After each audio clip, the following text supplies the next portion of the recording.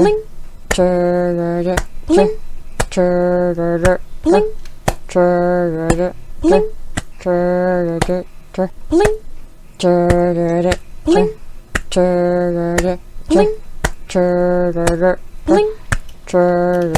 Up, down, beating down, falling so hard, I'm going down. Cool games, making me sweat, trying so hard, no I haven't won yet. I can't paint, I can't game, only thing to do is just to stay the same. I can't sing, I don't care. Yes, I'm amazing, but please don't you faint. Hello Kitty sitting on the bed, Noodle sleeping tight or barking away. I've got booze under my desk, all I have to do is just drink when I lose. Can't paint, I can't game, only thing to do is just to stay the same. I can't sing, I don't care. Yes, I'm amazing, don't you faint? See, I'm already going forward again. Yes, I'll always take a stand.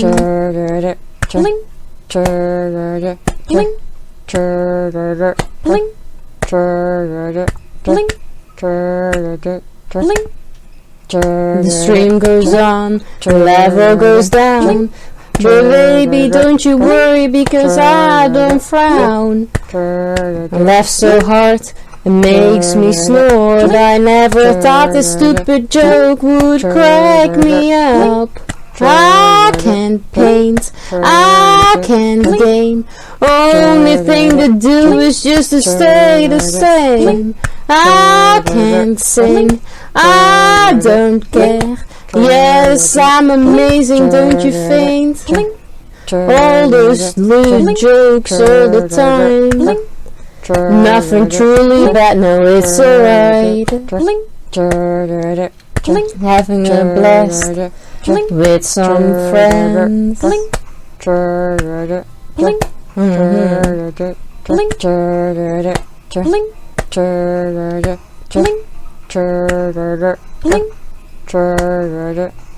No, I can't paint, I can't game, only thing to do is just to stay the same. No, I can't sing, I don't care.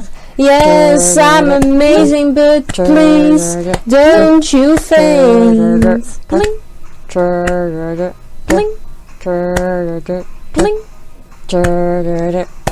No, I can't paint.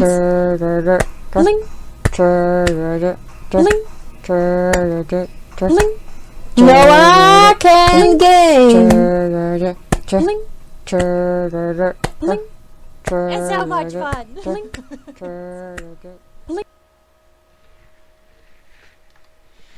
Hello, good morning. We're here with another stream, and today we will be doing a visual novel. I've actually only, I think, done one visual novel before, which had a fun story, and this one just looked very gorgeous. So I was very interested.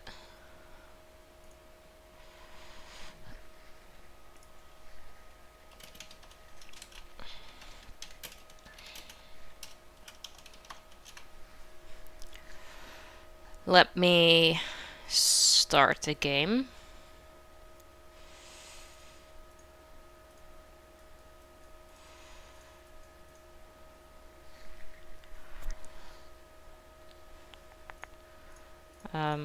I say as I continue with my booty farm real quick. Okay, save, close. There you go. Right. Iridescence? I am... like, I feel like I'm mispronouncing that. I'm sorry if I am. I already started the game to listen to the settings to see how the sound was doing.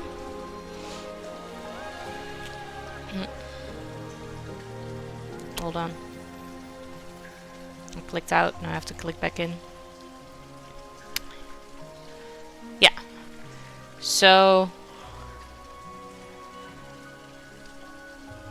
I don't know if this is still too loud. For me, this sounds pretty good.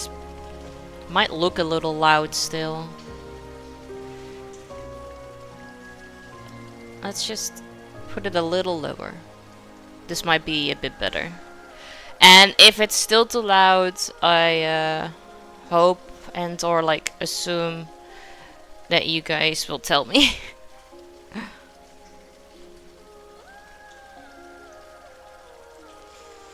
I got rid of this.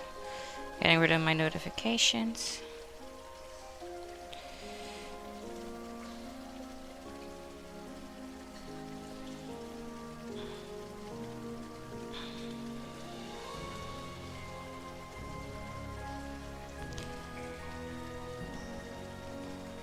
Alright.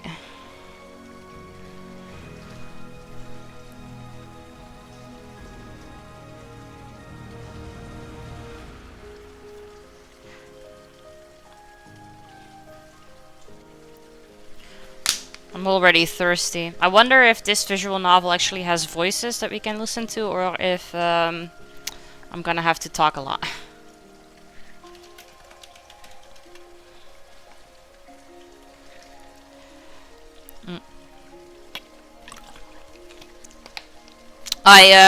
I received the key for this game,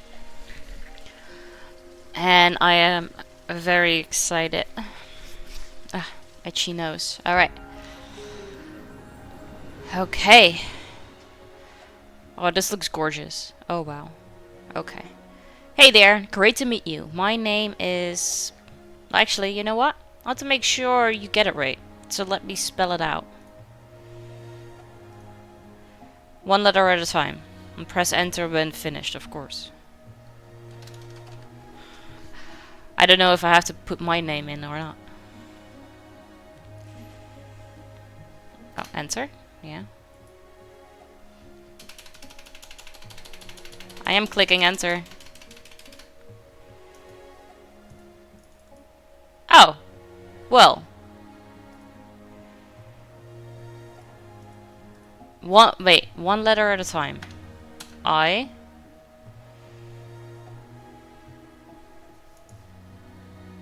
Oh. Hold up. That's not what I want.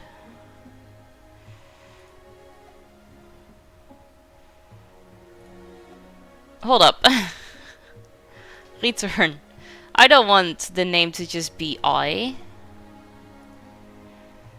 Sure you wanna go, you will lose unsaved. Yeah, I'm fine with that.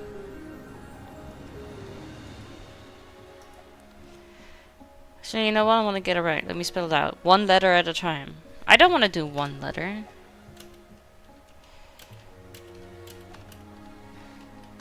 Can't even spell my entire name. Like that. There you go. Okay.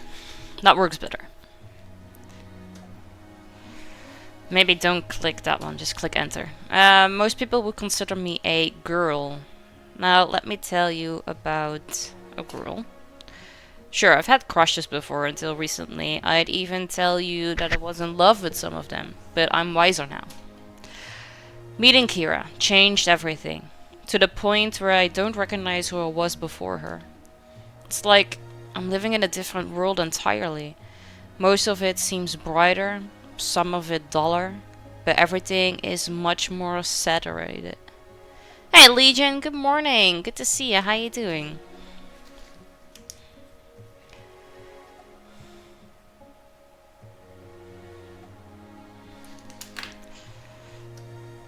I got notifications I want to get rid of.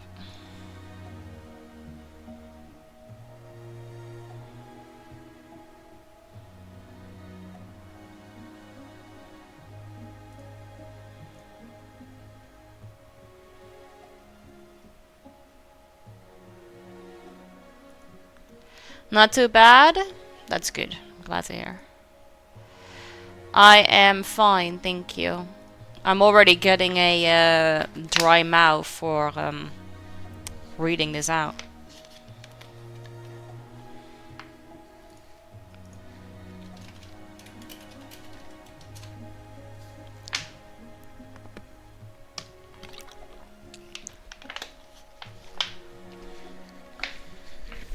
Alright.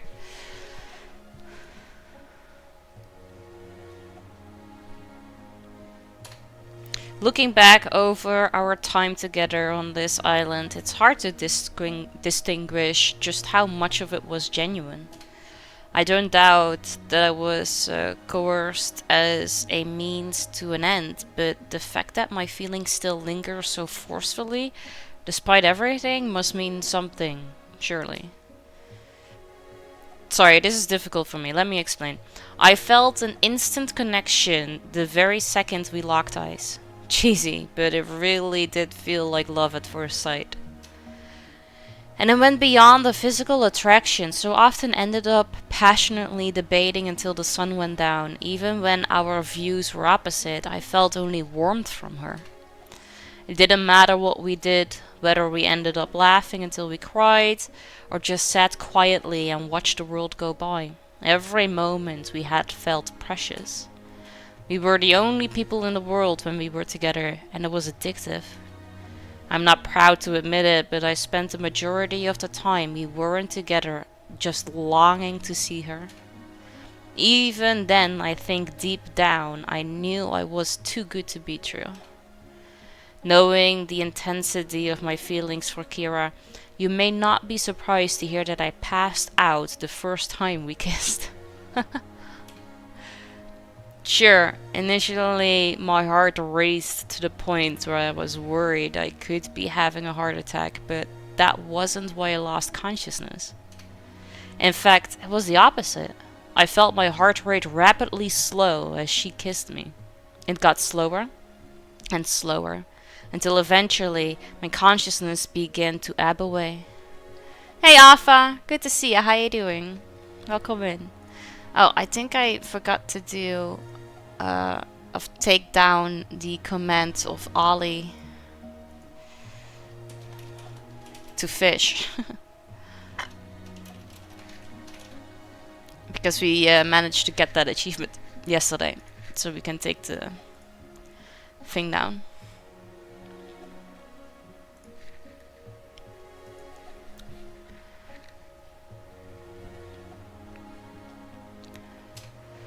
The piercing green of her eyes slowly seeped from her irises as my life force was drained from me and stolen by her. I wanted to move, to pull away, but I couldn't. I was trapped. At this point, I suspect you're wondering how I'm here, telling you all this. Well, despite Kira having ripped the souls from countless victims, this time was different. She hesitated just a moment before the last of my life left me and pulled away. Once my heart rate had stabilized and I awoke, Kira explained everything. Stabilized, my god.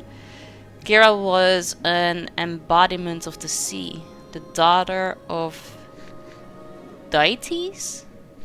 I don't know.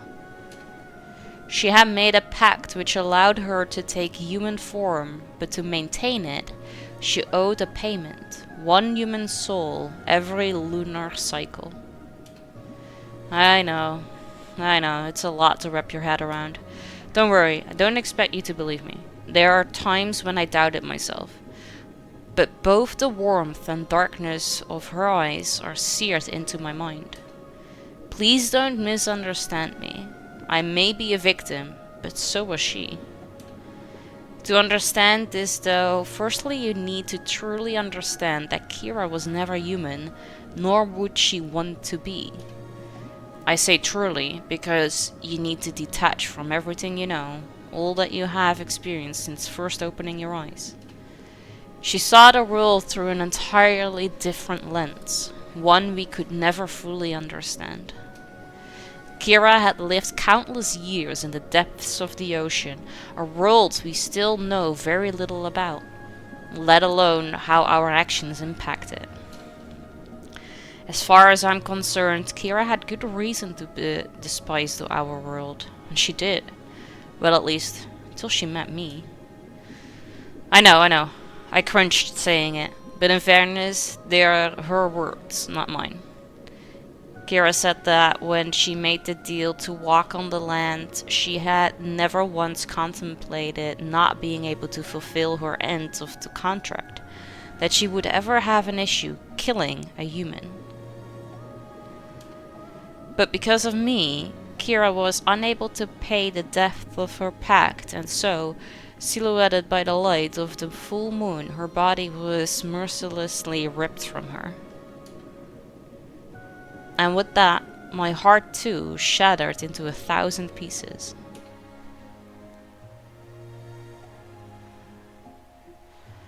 After that day, things were a blur, as if I was constantly squinting. But something happened that forced me to open my eyes wide.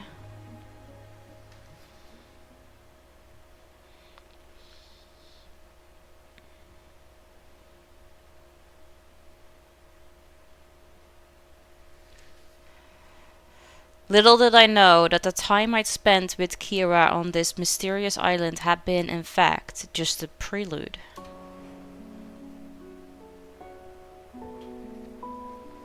Having fought through more than my fair share of hardships from a young age, I already had a tried and tested coping mechanism firmly in place.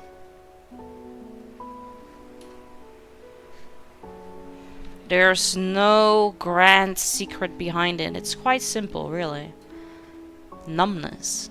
I merely avoid processing difficult situations altogether, not allowing any emotion to surface. I figured I'd just unbottle and work through it all later in life, once things get stabilized.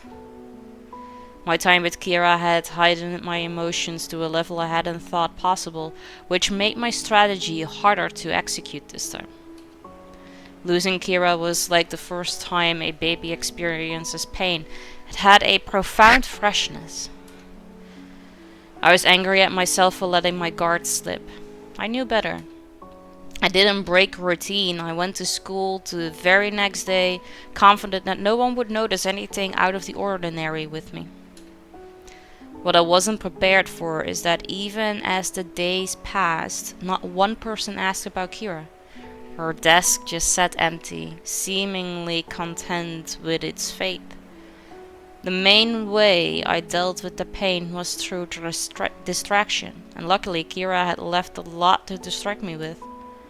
Reality had most definitely been turned on its head. As summer approached, I found myself taking walks along the coast after school, willing the cool sea breeze to travel through my ears and clear my mind. I should have known that it wouldn't be the wind, but the sea that would hear my silent pleading. It's ironic, really. This next chapter started much in the same way as the first. I walked, transfixed by the lapping waves, wondering how much they truly concealed as I used the wetness under my feet to navigate the tide line. If I'm being totally honest, what I was really wondering was if Kira was down there somewhere, at least in some capacity. It had been her world, her life, for countless years. She had poured her soul into guiding its fate and helped it overcome adversity time and time again. Surely it could return the favor. I gripped her bracelet, which I wore on my wrist, as the sharp shells dug into me. They relieved just a little of the pain. Unfortunately, this was one of many unhealthy coping mechanisms I'd unconsciously integrated into my daily life. The pain was quickly replaced with anger, as it so often was, more at myself than her. I ripped off the bracelet, the chain snapping as I did so. I clenched it tightly in my fist, seeking the pain to return. to force away the moisture I could feel welling in my eyes. With a primal cry, I hurled it far into the sea, the shells escaping the chain one by one as it flew towards the setting sun.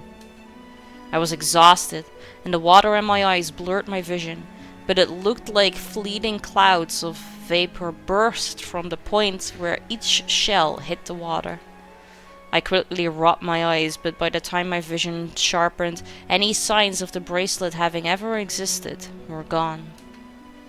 As I unclenched my fists, I felt my knees weaken. I fought the urge to fall to the warm sand and instead gulped down how I was feeling, closing my eyes and counting backwards from 5 as I did so.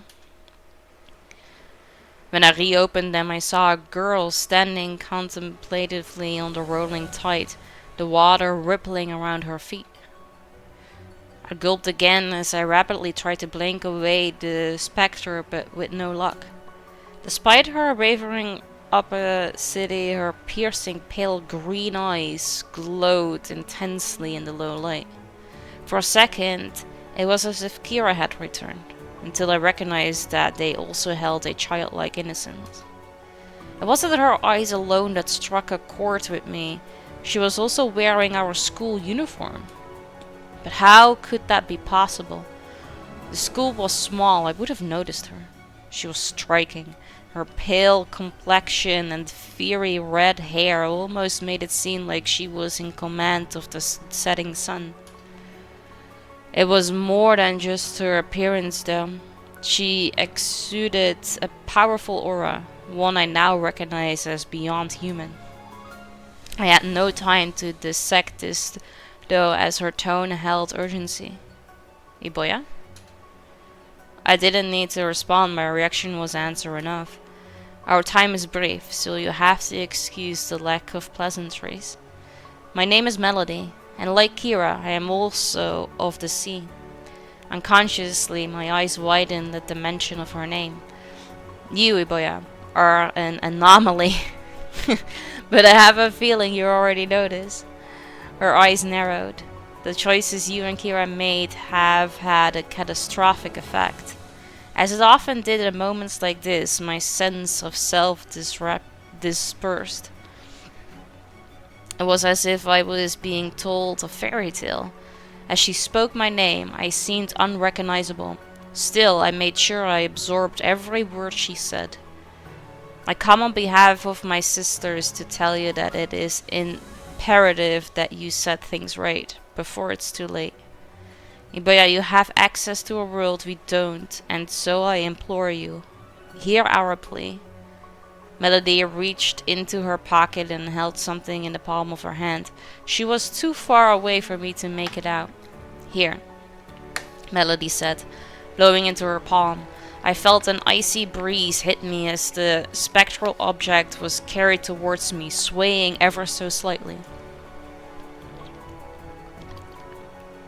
I raised my arm and barely felt it hit my open hand, but I instinctively closed my fingers around it all the same. I opened my fist to find a shimmering, iridescent feather, which, like Melody, wavered in opacity as if between two worlds. Study it carefully, as you're the only one who can do this. I looked up at her blankly. The sea is without a guardian, there is another, but she is lost. This feather is hers. Melody gave me a doubtless smile as she and the feather faded away. I used the remaining precious few seconds to etch its image into my mind. Iboya. Her voice was faint and she was gone before she could even really start her sentence. As the ripples where Melody had stood disappeared, I reconnected to my body. I felt a weight in my stomach and noticed my fingers were quivering. I was shaking all over. Melody had not only forced the pain I had been holding down to the first surface, but she had added extra weight on top of it. Everything, literally everything, now rested on my shoulders. And I wasn't strong enough. How could I be? I violently threw up, which only heightened the shaking. It was all too much. I'd never felt so pathetic, so frail. The journey home was grueling. As soon as I hobbled through the door, I made a beeline from the bottle of pills on the cabinet, hands still shaking. I reached in and took one. Slumped against the wall, I waited for what felt like forever, but the shaking didn't subside. I needed it to subside. For a split second, the longing I thought I'd trained away came creeping back. I wished more than anything that I had someone to look after me. Took another pill. And another. I closed my eyes tight and waited again. Nothing. I picked up a fourth pill, panting heavily and sweating profusely. As I reached towards my mouth, the combination of my clamminess and the violent shaking sent the pill flying out of my hand and across the floor. Without making a sound, tears began streaming down my face. I pulled myself into the bed as my body withered. I gave up trying to resist and let the pain take control, until eventually it took all I had to give. I was grateful when I felt my consciousness ebb away. A stabbing pain in my stomach woke me early the next morning, which didn't surprise me. My head was spinning as I ran to the bathroom and violently threw up. As my stomach had been empty, it was painful, but I was just grateful I hadn't taken more pills. Although sore, I felt better as I sipped some water and nibbled on a bit of stale bread. It was a strange feeling. Probably hard to comprehend unless you've experienced something similar yourself, but a part of me felt renewed. It was as if I had needed that intensity to fill the few remaining blank areas of my slate with scribbles, leaving me with no choice but to wipe it clean and start afresh. I decided to get some fresh air, but took things slowly to give my body a bit of a break. I ambled around town for a few hours, striking things I'd avoided from my to-do list. All the shopkeepers seemed genuinely happy to see me, and perhaps seeing I was in need of it. They were keen to chat, which I appreciated. None of them mentioned Kira, even though I had always been with her, which was odd.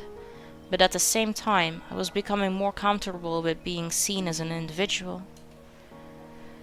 After a relatively productive day, I decided that some crab fishing, which I secretly enjoyed far more than I had let on, would help clear my mind. I received a phone call on my way there. This is a call to remind you that you have your affairs in order, as you will be relocated after your final exams. My throat tightened.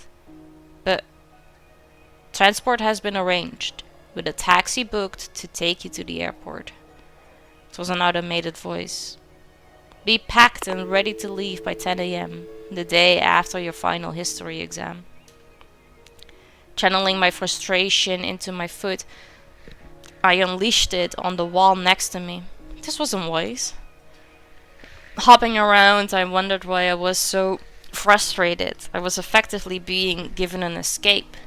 Chance to leave the pain and responsibility behind. Like to say that the frustration came from an unhonorable place, that I understood that gravity of my role and that I wanted to finish Kira's story for her. But that wouldn't be true. In actuality, I'd merely reached the end of my tether. I had neither the physical nor mental capacity to move again. It was never discussed openly, but I understood why I had been moved around my whole life. I didn't need to be told that I wasn't like everyone else, believe me, I knew. Still, understanding the reason didn't make it any easier. I had always vehemently stuck to the unspoken rules placed on me. I kept my head down and got on with things. I made a point of never drawing attention to myself. Kira was the one who approached me. She was the one who changed things. I had wanted to keep my distance, but I couldn't. I just couldn't. I sat on the dock for what must have been hours, letting both time and my thoughts meander by. I was catching far fewer crabs than when I came with Kira. I wondered if her presence had drawn them in. I absent-mindedly played with my phone as I considered my situation, gliding it back and forth across the withered planks, making sure it didn't fall through the gaps. Just who is Melody? She must be connected to the bracelet somehow. Then it struck me. Something Kira had mentioned suddenly came back to me. She told me each of the shells on the bracelet belonged to a dear friend. Maybe one of them was Melody's. I froze as a gust of wind interrupted my thought. It sounded like it carried a single note with it, almost as if someone or something had flown past.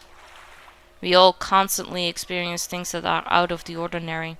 The brain is good at brushing them off, keeping reality regret. If something like this had happened previously, I probably wouldn't have given it a second thought, but my eyes had been opened. I was learning to listen more. Someone was trying to tell me something. I was sure of it. I unpaused and continued gliding my phone back and forth as I wondered how I'd even find the feather.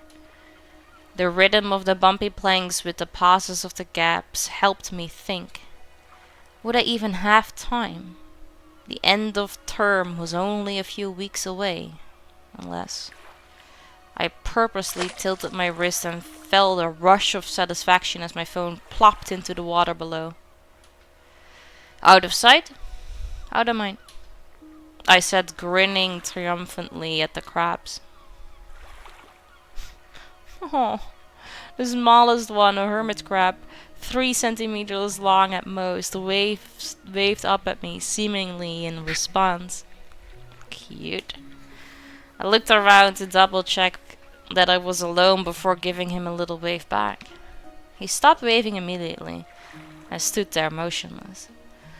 This made me laugh a lot harder than it should have. Love you too, bud, I said affectionately. Right.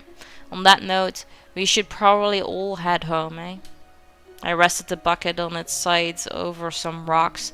The larger crabs scuttled out immediately, but my new buddy was steadfast. I tried gently prodding him in the right direction, but he definitely retreated into his shell. As I pondered my next move, he shiveringly peered out. He looked at me and waved hopefully.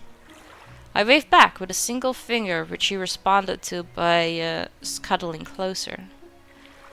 Want to hang out for a little while longer, bud? Sleep over at mine? He was still waving, which I took as a yes. I added some more seawater and a few rocks to the bucket before heading off. I chatted to Marvin. He looked like a Marvin. On the way back as he excitedly scurried around his holiday home. Come on. If I can fall in love with someone from the sea, is chatting to a crab really that odd? All jokes aside, I was grateful for the company, even if it was only just one small step removed from talking to myself. I fell into a deep sleep at night, which was something I desperately needed. I felt a sense of peace when I woke up, warmth emanated from the window. I buried my head under the duvet and to try and delay my transition into the waking world. I let my eyes acclimatize to the filtered light before poking my head out to check the time. 10:23. I'd sleep for almost 12 hours. Result? My body had definitely needed it. My symptoms were a lot more manageable when I was well rested.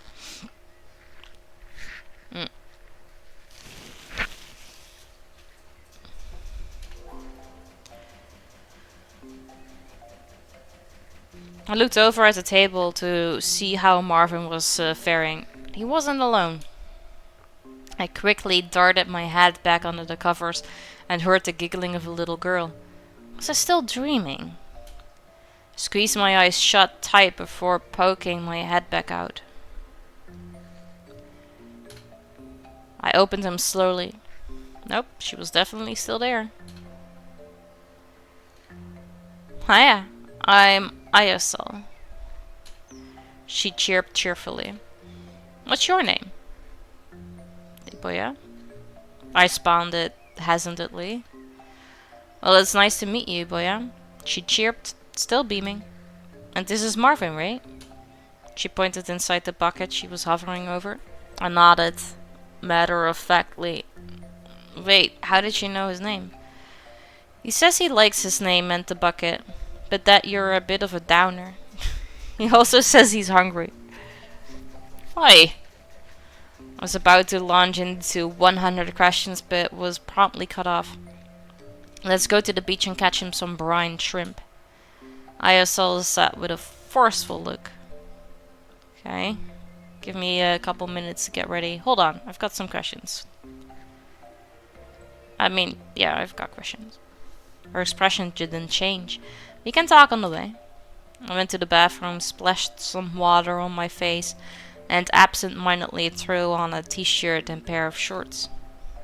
Ayasal looked up from the bucket and smiled as I re-emerged. Ready? She asked, holding out her hand. I couldn't help but return her smile as I took it. The journey felt reminiscent for walking a dog. Ayasal was very energetic, constantly bounding ahead to take a closer look at something, before running back, seemingly overjoyed, and taking my hand. There was something very charming about her expression as she ran back. It was accomplished, almost smug, and it made me chuckle every time. It's okay, you don't have to be shy. I like questions. Okay now. How old are you? She put a finger over her mouth and looked up at the sky for a minute. I don't remember, she said, smiling blankly. I decided not to push it. Why were you in my room this morning? Because you're my friend? She looked determined. Have you met before? Don't remember exactly, but yes, I promise we're friends. You don't remember? I don't know the words to say it. She looked uneasy.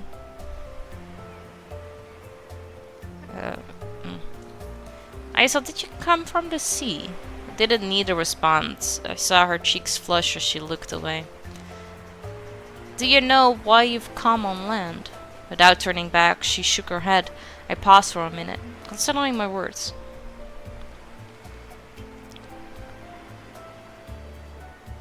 Isel went to speak but stopped herself. I waited a moment, but she didn't continue.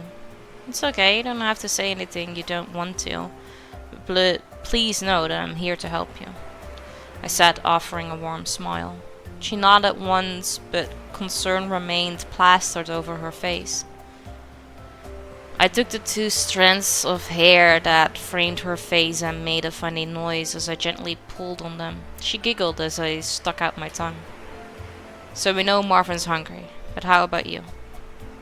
She nodded as she rubbed her face. How about a pastry and a milkshake? I mean, she comes from the sea, but she is human-like now, right?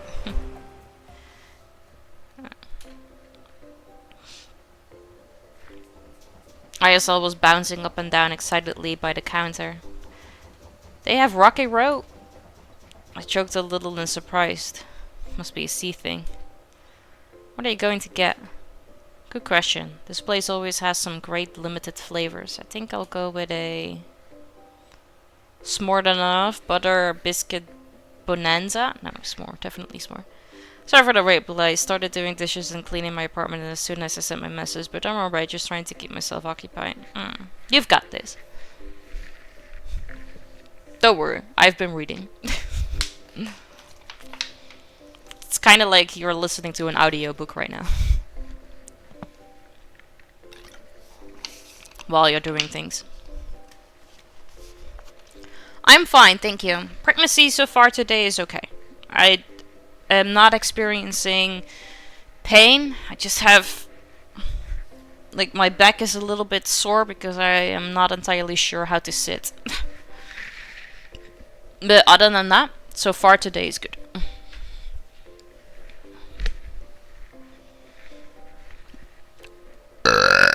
Sorry.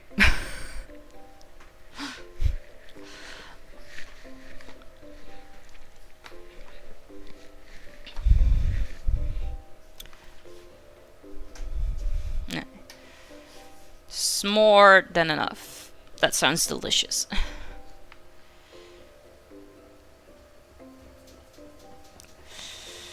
Aye. Good choice. Want to go and choose a table and I'll get the goods? Although popular, it was too early to be busy, so I was easily able to keep an eye on her. ISL had gone straight to the glass rail that lined the patio, holding herself up on her tiptoes. She peered over the edge, seemingly transfixed on the sea. I put down our milkshakes on the table and went to put my hands on her shoulder, but there was an intensity in the air which made me hesitate. That was a solid 7 out of 10. The sound was good, but just a tad too short. I'll take you. I'll take the 7. 7 is good.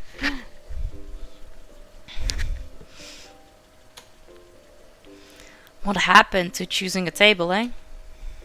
She turned around sharply, her eyes glazed. Ayasa? See, it's... She whispered, barely audible. Color slowly returned to her face as she watched my expression blankly. Her expression shifted to embarrassment once she realized what had happened. I mean, we can drink them on our way to the sea, please? She stuttered, cheeks flushed.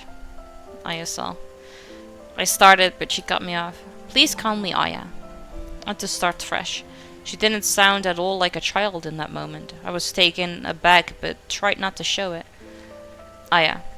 Suits you well. I have a milkshake for my friend Ayasal, but I suppose you can have it instead, Aya. She smiled from ear to ear as I handed it to her. Come on then, let's go. We can't leave Marvin out.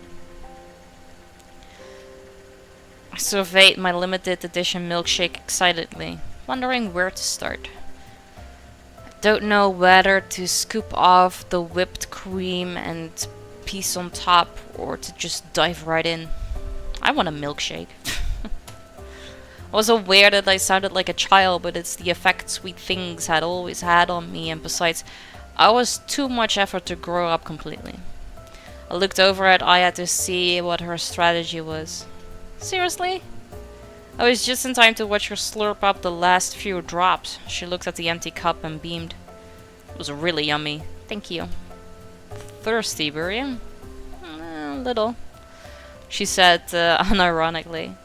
Can I please try some of yours? Aibo doesn't share food. I mean, you can try, but leave some in. Please. I already called after taking just a little sip. Okay.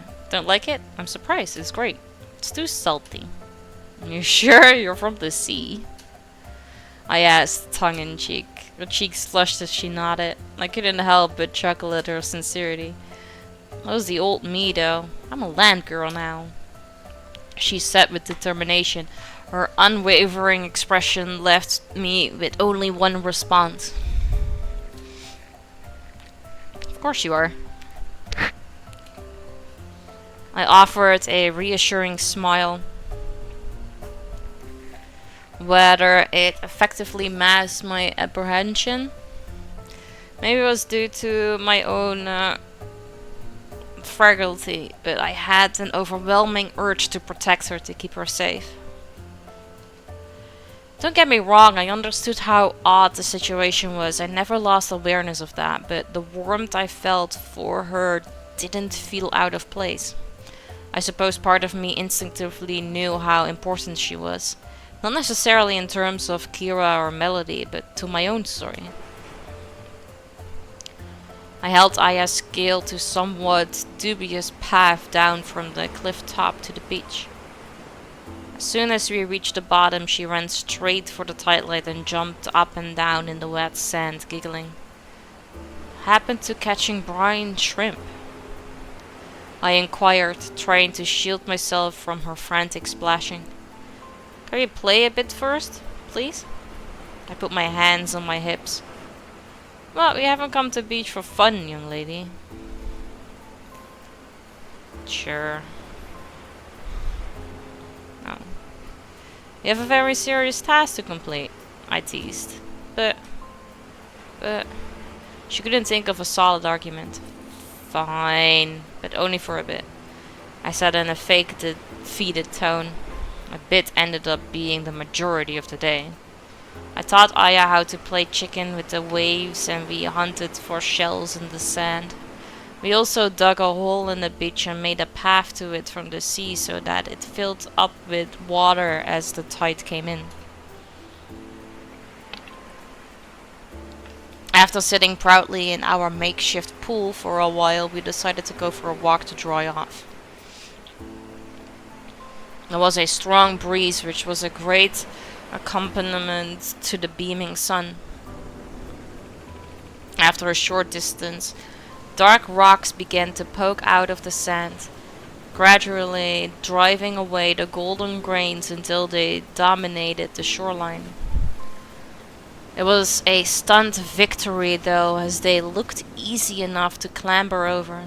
I asked Aya if she needed a hand all the same. She looked scared. What's up? Can I go around, please?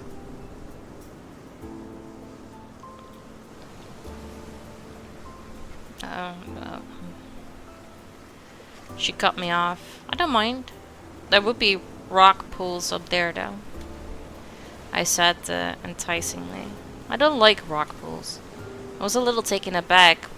Kid doesn't like rock pools. Convinced she'd have fun if she gave it a go, I tried talking her into it. If we're lucky, there may even be some little critters to look at. Aya looked like she was on the brink of tears and the penny dropped. Despite everything, I wasn't used to looking at the world from anything but a human perspective. I'm really sorry, Aya. I'll try to be more thoughtful. I'm not mad. Her voice was shaking a little. I'm sad. Aya sniffed, rapidly losing her composure. They must be so scared, trapped all alone, away from their families. They're just like me. She burst into tears as I knelt down. She tightly gripped the sides of my shirt and thumped into my chest. I know it's difficult, but you have me, and I promise I'll get you back home.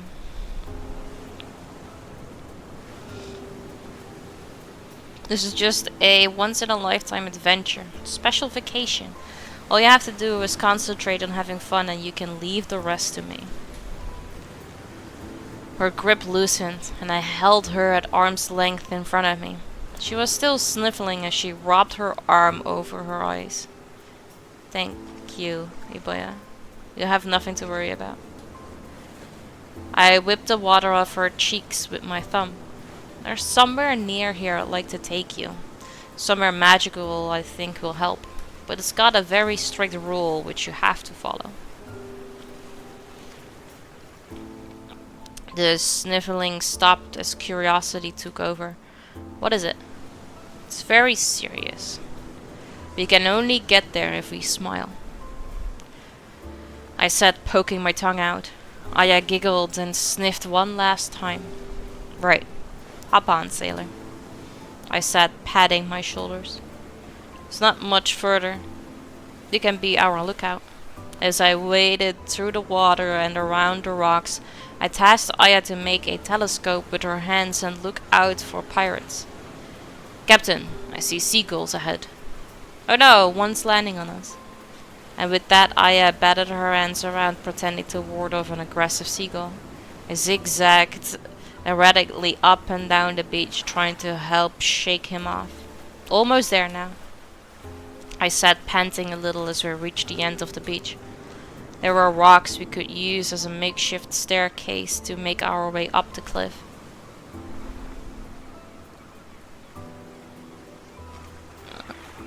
Hold on tight. The rocks were large and mostly smooth, so it wasn't a difficult climb, but I played it up to drum up excitement. The scene was every bit as beautiful as I'd imagined. Since the day Kira had pointed it out from the beach, I'd always wanted to come up here. Hey boy, check it out. Kira said, pointing towards the top of the cliff. Beautiful, isn't it? It almost looks like a stage. The large area of smooth rock hung majestically over the side of the water. It had a breathtaking view of the stacks that protruded out at various heights above the water, a stark reminder of the Peninsula past. With birds circling sinisterly around them, they had seemed like imposing towers from the beach below, actively warding off intruders. From this height, though, I could see they were in fact wonderful homes that provided shelter and a great vantage point for their guests. It's amazing what a difference perspective can make. Yeah, guess what? What? It's a special stage, just for you. Aya's eyes were wide, sparkling in the sun. The whole sea is your audience. Well, and me, if you don't mind. I'll sit and watch. I said enthusiastically, crossing my legs. What should I do? Whatever you like. Dance, sing, or just jump around. Don't think I can do it very good, but there's a song I used to sing with Mommy. Great, I'd love to hear it. I exclaimed, consciously emanating encouragement. Still standing, Aya closed her eyes and clasped her hands together, holding them to her chest. Her voice was quiet, but it was beautiful. She sang in a language I hadn't heard before, but the words held a layer of sweetness as they wavered softly like silk on a calm sea.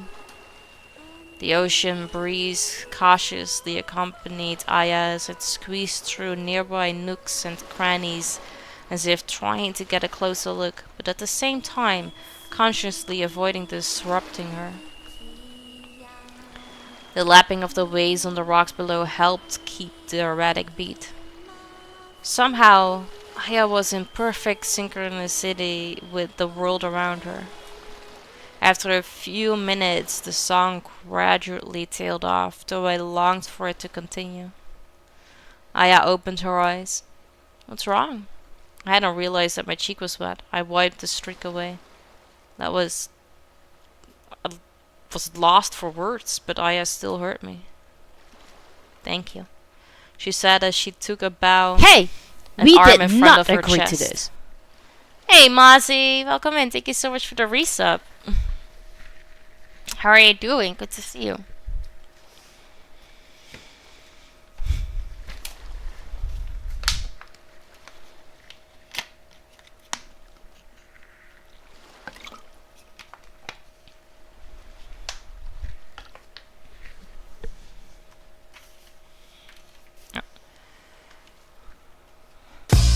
No problem. I hope work is going well. Okay, I can take these out because we are done with those.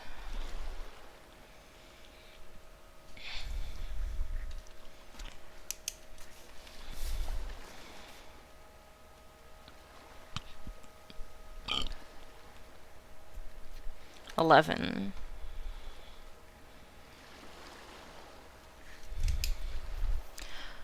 I'm fine.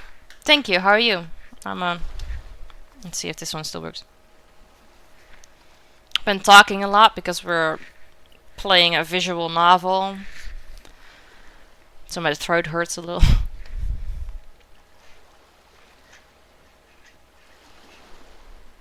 No, that one is basically done.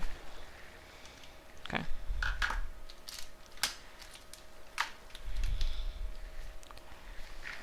Yeah, it is insane how long people are having issues when it comes to being sick.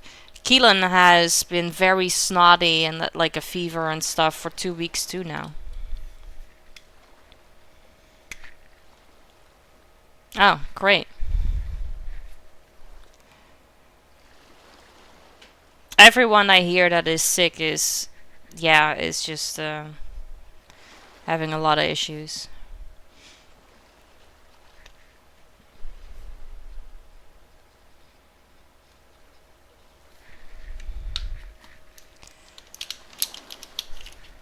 Hey, Pyotr, good to see you. How you doing? Welcome in. Is that a crosshair? Yeah, yes it is. It's an old one though, but it still works perfectly fine.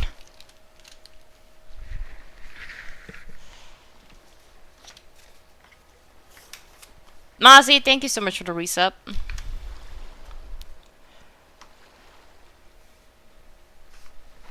Yeah, good eye.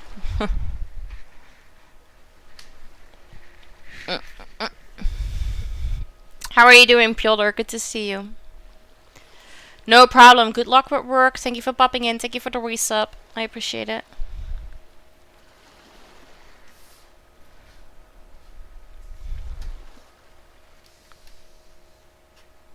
Alright. She said as she took a bow, an arm in front of her chest. As I reconnected with reality, I noticed that the sun was beginning to set. Aya followed my gaze. We should get back. I feed Marvin before his bedtime. Which in reality meant that it probably wasn't far off Aya's bedtime. She looked disappointed. Everything's going great? Nice. Glad to hear that. Yeah. What do we say we buy Marvin a new home on our way back? I'm fine, thank you. Thank you for asking. Okay. I'll help choose. As soon as we walked through the door of the pet shop, Aya ran over to the shelf crammed with stuffed toys. Poi Poi! I hadn't seen her this excited before. Poi Poi? I repeated, baffled. She looked just like a friend I used to have. Oh, it's a Kami from that Kami Curtis series. They've become really popular recently. Each Kami's a guardian of something, apparently. No idea what this one's meant to be, but a Kami of though. Poi Poi is an it's an octopus. Poi Poi is an octopus. I exclaimed this wrongly, stumbling over the words a little as she hugged the toy tightly. I made a mental note to not only hang out with humans in the future. You're never going to put that down, are you? Nope. Oh yeah, I carried Poi Poi around the store, showing it to various tropical fish and explaining what made each one special. Needless to say, I purchased it along with a small fish bowl and some food for Marvin. Our first course of action, after Aya had introduced Marvin to Poi Poi of course, was making sure that everyone had somewhere comfy to sleep. Aya translated for Marvin to make sure that we set up his home exactly as he wanted. He is quite particular. As I had a spare futon, I offered Aya the bed, but she insisted we build a pillow fort so that she could sleep on the floor next to Marvin. I had some studying to do, but Aya was more than happy chatting away to her new friends. She sat with Poi Poi on her left and Marvin on her right, so that they formed a semicircle. It was sweet to watch Aya ask Marvin questions about his family and then listened intently and nod as he chirped his responses. From their conversation I gathered that Marvin was only a bit older than Aya and was excited to be on an adventure. Aya replied by saying that she felt very lucky to be on an adventure with her friends. Marvin waved enthusiastically in agreement. I decided to take a break from studying and use the opportunity to ask Marvin some questions through Aya. As, after all, how often do you get access to the inner workings of a crab? I decided I'd start with the basics. So, what's it like being a crab, buddy? Marvin responded with a few low-pitched chirps and Aya laughed.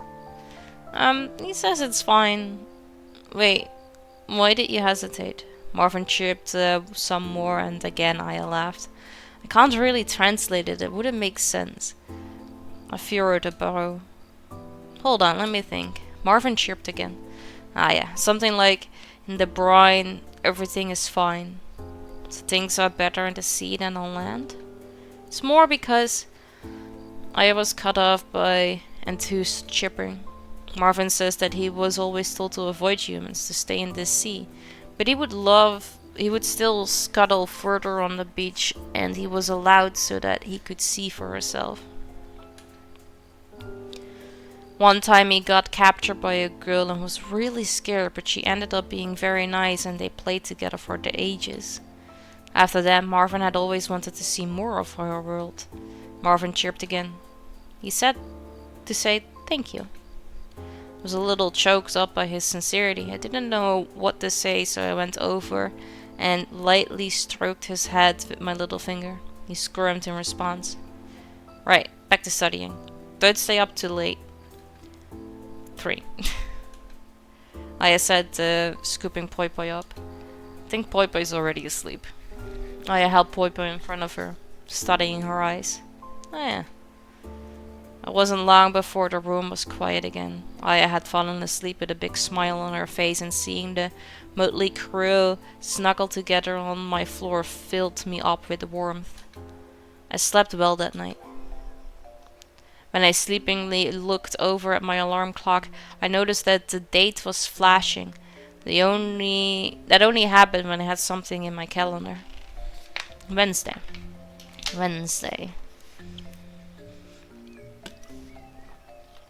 Of course.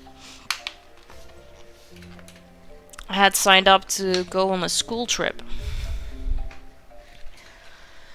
I groaned. Normally dodge that kind of thing, but Kira had convinced me to sign up for it. She said it was important that she went, but didn't want to go alone, that she needed me. Morning, sleepyhead. I heard from the other side of the room. I had been looking out the window, perhaps watching the sea. Why did you groan? I forgot I had a school trip booked for today. I need to call up and get out of it. I love school trips. Can I come? Wait, so, earlier I apparently threw my phone in the water, so how am I gonna call, or how is my calendar flickering? Can I come? It's gonna be fun. I'm not sure, to be honest. Kira kind of dragged me into it. It's a tiny island just off the coast. The only thing there is a ruin of an ancient temple. It's a bit of a miracle of nature. The sea should have eroded the island away, but somehow it's still standing. I trailed off as the cogs turned in my head. I abruptly snapped me back into the moment. Who is Kira? My chest tightened. I didn't know how to answer. An old friend. Her expression changed and she suddenly seemed years older. It sounds important. Oh, yeah? I think I know the place. It's the one with the pillars on them, isn't it? Yeah, that sounds about right. She had a look of concern mixed with desperation. She went to speak, but stopped herself. Okay. How did I find a hidden shell? I didn't do anything. Would you like to come with me? I don't think I should.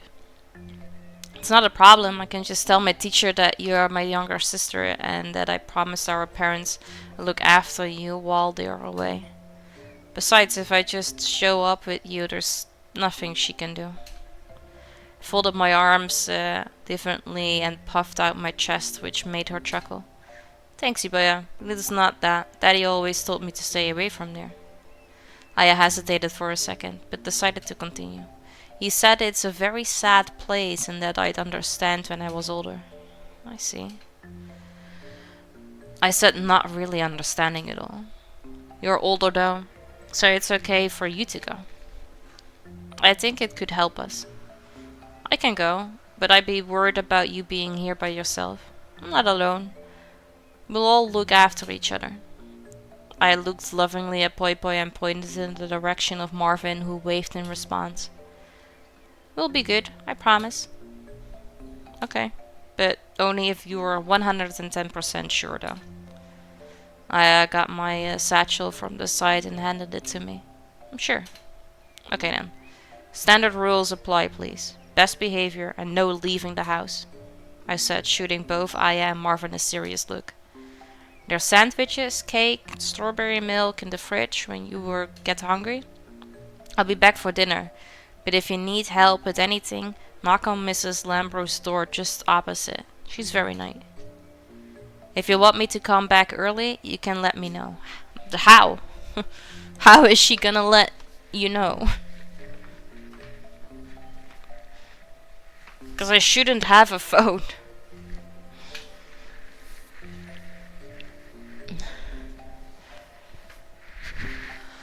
I sat slowly backing towards the door on the fence about whether or not I'd actually leave. If you change your mind, I won't be angry. Aye aye, Captain, she said with a salute. With slight trepidation, I slung my satchel over my shoulder, ruffled Aya's hair, and gave the room a final once-over before shutting the door behind me. I stood slumped over the edge of the rail, watching the wake from the boat disrupt the calm. Sparks of light danced furtively on the surface, seemingly oblivious to the disturbance.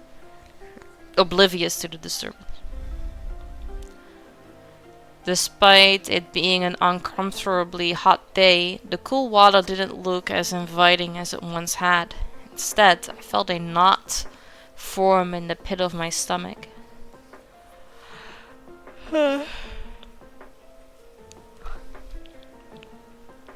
Yawn. Watching the sea is a great way to meditate. Laya, a classmate, sat leaning on the rail next to me.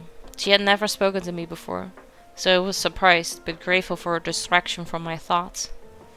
But I'm guessing you already knew that, and so by telling you, all I've done is disturb the tranquility. I'm like a meditation wrecking ball, aren't I? Smashing any piece I find to pieces. Not peace, like in piece of pie, but peace, as in peace and love, man. I'll smash peace to pieces. Apologies. I'll leave you to it. Oh, no. I sat laughing.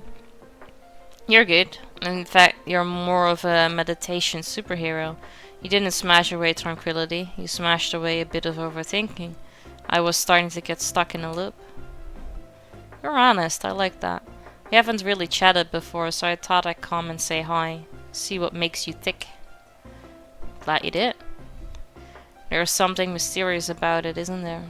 Laya said, nodding towards the sea. I'm unsure if it's magical or sinister.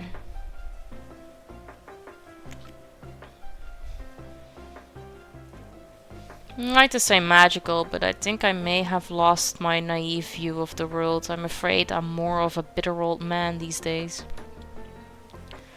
Did wonder why you'd brought a walking stick with you. She playfully elbowed me before continuing.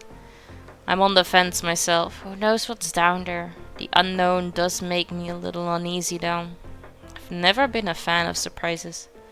She turned around so that now her back was resting against the rail and looked up at the clouds.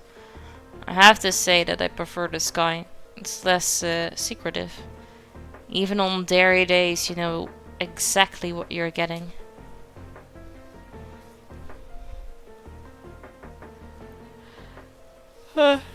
No, that's angry. I get that. Also, no 2 days are ever the same. It's a good reminder that you never know what tomorrow may bring. I chuckled. I even took myself aback with my own sincerity. It was actually quite beautiful. She punched my arm teasingly, which made me grin. I assumed you would be a deep thinker, and I wasn't wrong. It's been nice to have a bit of a break from the still classroom banter, but the ruins are calling. What do you think? Shall we go and see what they're saying? I held my hand to my ear and leaned towards them, briefly pausing before nodding a couple of times. Not much. Yeah, it's a visual novel, and the story is about a mysterious girl from the sea. And that's all I know.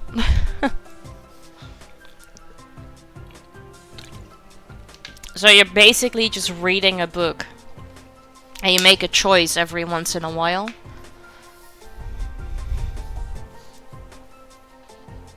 Laya shook her head. Damn, just when I thought I was safe as well. You're no better than the others. She shot me a wink as she got off the boat and rejoined the main group.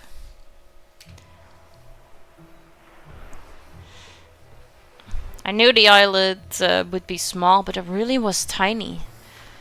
It was closer to the size of a patch of land you'd find in the middle of a lake rather than something you'd find at sea. The biggest difference is that it was completely barren, devoid of any greenery, which was unsurprising really, as the islet barely protruded above sea level. All this only served to heighten the grandeur of the marble columns that defiantly fought time. Even though the stone was worn, they still glistened ever so slightly when caught by the sun. The base of each column housed an army of barnacles that ferociously clung onto their home. They were layered on top of each other too, which was unusual, almost as if they didn't want to risk leaving any patch of stone exposed to the sea. We stood silently taking in our surroundings as Miss Gillick waved around the remains. She studied them intently, like the face of an old friend she hadn't seen in a while. As was typical, Tom pierced the silence. Miss, don't remember ever seeing barnacles back home. Why are there so many here? Tom was right, they weren't just on the pillars. They were also scattered in patches across the floor. Never seen anything like it either. Good question. They are actually one of the things that makes this island so special. She said as she lightly ran her fingers over them. As far as we know, this islet averaged the highest number of barnacles per square foot of any equivalent landmass in the world. As such, this islet has been used to monitor the sea level by oceanologists for centuries now.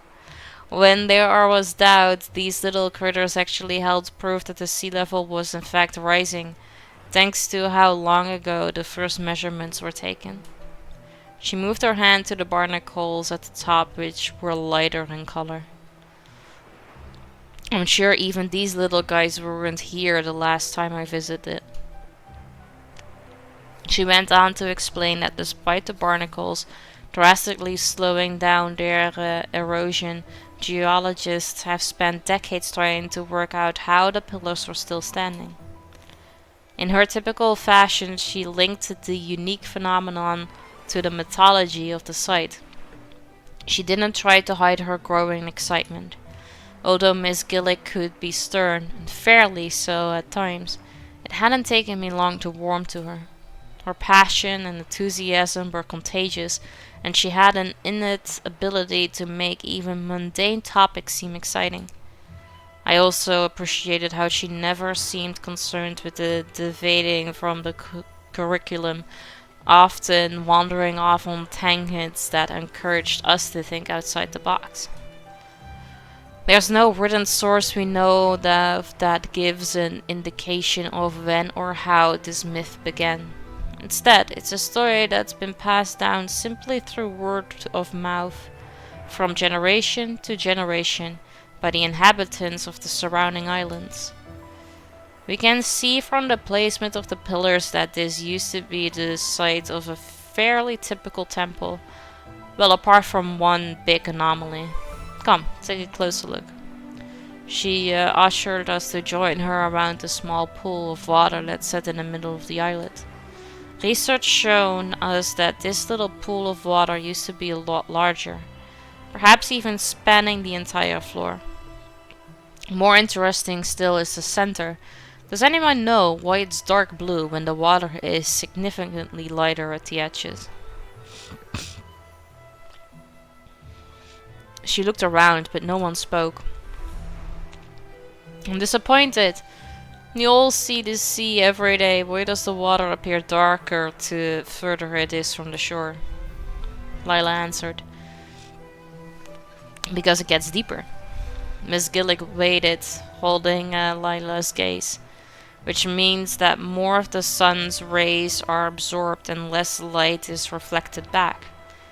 Exactly. Oh. Oh, it's been a while since we had one of those. No mods here today because mods are at work. Wait, first copy this. And then we will ban you. And then we will put this one in as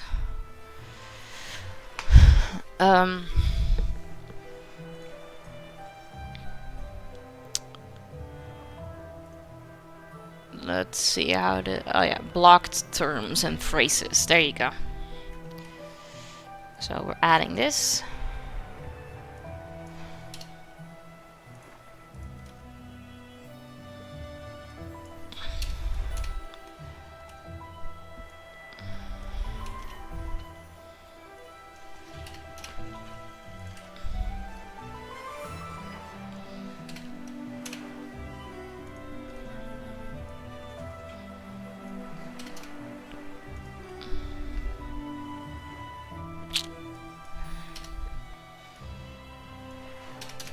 There you go.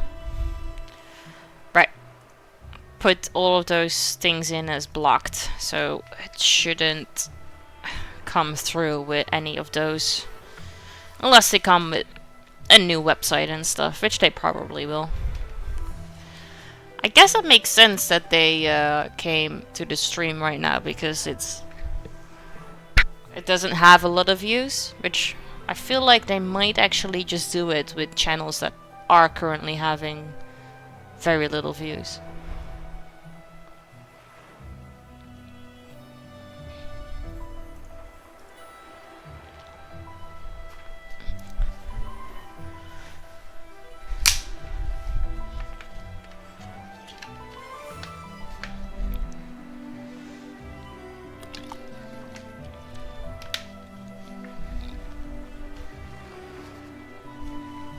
Yeah.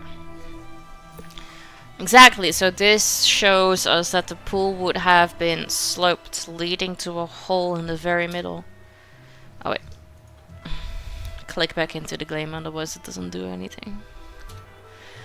I had already been fixated on the rich blue of the middle of the pool since walking over, but now it became almost like a trance as I tried to see through it, down to the sea below.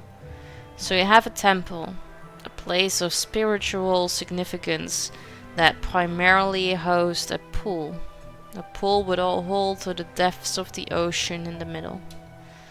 It's said that this temple acted as a link between the worlds of the land and the sea, the meeting place of Gaia and Poseidon. As she said the words, it felt as if I was struck by a bolt of lightning. I immediately lost consciousness. I was harshly awoken by a sharp pain in my back. I was wet too. Was it blood? As I reached from my back, I realized I was in a shallow water. I felt my eyes roll as I rapidly blinked, trying to reconnect with reality. There were gasps all around me. What was happening? The moonlight was bright, but it was obscured. I was in a building with no walls, but there were pillars, and beyond the pillars the sea, spreading out into blackness in all directions. I was in the temple Miss Gillick had described, but how? Was I dreaming? Had I died? There were people here too, wearing colorful tunics, standing around the pillars watching the pool. One of them reached out to me. Are you okay, son? You must have lost your balance. I took his hand and he pulled me up. He took a step back so that I could stand in front of him. No harm done. The ceremony is about to begin. He rested one hand on my shoulder and gestured with the other to the half-submerged crowned figure that stood imposingly near the middle of the pool. The figure responded to the man with a single nod before speaking in a booming voice. Thank you all for being a part of this momentous occasion. As decided by the fates, from this day onward, I graciously relinquish my title to the sea's new guardian. She has always been a brilliant ray of sunshine, even on grey days, and I'm so happy that her light will finally have the reach it deserves. It is my great honor to formally introduce you all to my precious daughter. And with that, a head gracefully emerged from the water in front of him. It was Kira. I went to shout her name, but no words came out. With us all bearing witness, do you vow not only to protect the world of the sea, but to continue nurturing our sacred alliance with the land, so that both worlds may prosper? She bowed her head sincerely, her pearl tiara glittering in the moonlight. You will be magnificent, my heart. The vulnerability and sincerity of his words made them palpable, touching all those present. I hereby adopt this new era, the Iridescence. His voice boomed as if being shouted from within my mind. As his words echoed, my consciousness ebbed. I heard the crowd erupt into applause as I felt myself fall into the blackness. Boya! Layla exclaimed with a sigh of relief. I was back with my class. Lila was kneeling next to me and Miss Gillick stood above me, concern plastered over her face. Gosh, are you okay? My upper back ached as I raised myself up with my elbows, but the pain wasn't intense. Slowly now, there was a bit of a bump you had. Yeah, you went down pretty hard there, champ. Lila said softly, supporting my shoulders. Sorry, I said sheepishly as I felt my cheeks flush. It's quite alright. Do you feel any pain anywhere? As Lila helped me stand, I noticed I was sore in a few places, but I hadn't done any serious damage. I'm okay. Really. Okay, keep an eye on him, please, though, Lila. Lila closed one eye and moved the other towards me menacingly. That reminds me, our driver has been giving me evils, which means we don't have much time left, so I'll continue. Do speak up though if anyone needs anything. Tom went to speak. Apart from you. The class snickered. It said that as the harmony between our worlds began to dissipate, the temple crumbled away, and along with it, so did the communication between the two gods. Over time, this distance grew, leaving room for a new age of bitterness and ill will to prosper. Despite the temple's current state, it is said that during nights when the moon is full and clear, the pool still functions as a mirror between worlds, providing a glimpse into what once was. Out of respect for this myth, no boats travel near here on such nights. The tide had risen significantly during our brief time on the islet, as the ferryman politely pointed out, exclaiming that the aged dock wouldn't remain usable for much longer. Miss Gillet completely ignored him and continued her exposition, meandering around the pillars. Lila shot me a grin. It's almost impossible to accurately imagine how this temple would have looked in its heyday. But what I can tell you for certain is that there was no other temple like it. My last question for the day is, from the style of these pillars, during what period do you think the temple was constructed? The ferryman was anxiously watching the water visibly rising over the dock.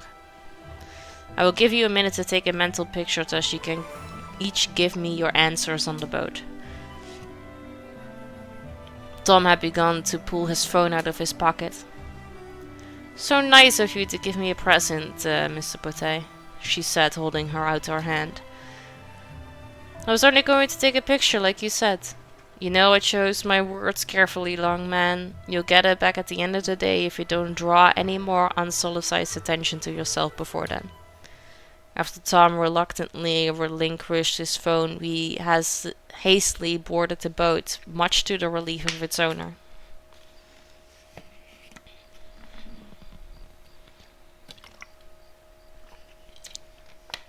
I returned from the trip not only knackered, but a bit out of it.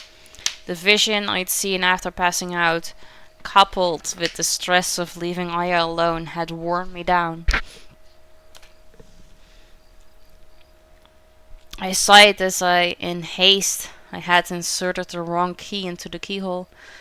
I consciously wore a smile though as I opened the door. Sorry, but I wasn't able to bring you back, eh? My voice stilled off before completing the silence. Oh yeah? I called, trying to keep my composure. Surely she was just in the bathroom. Hey, Chef Wombat, welcome in. Good to see you. How you doing? Good morning. There was no answer. Oh yeah? I called again, no longer masking my anxiety as I frantically surveyed the small apartment. If you're hiding, you need to come out. This isn't the game. As I raised my hand to open the cupboard door, I could see it shaking erratically. Shit. Exhaustion and stress were causing my motor functions to start to waver. I noticed out of the corner of my eye that Marvin and Poi Poi were also missing. Maybe Aya had taken them somewhere. Popping in before work? How was work yesterday? Did you have a good day? Damn. How could I have been so stupid enough to trust a little kid with their own well-being? What was wrong with me? Yeah, this is a visual novel about with a story about a mysterious girl from the sea. But it only came out like a couple days ago.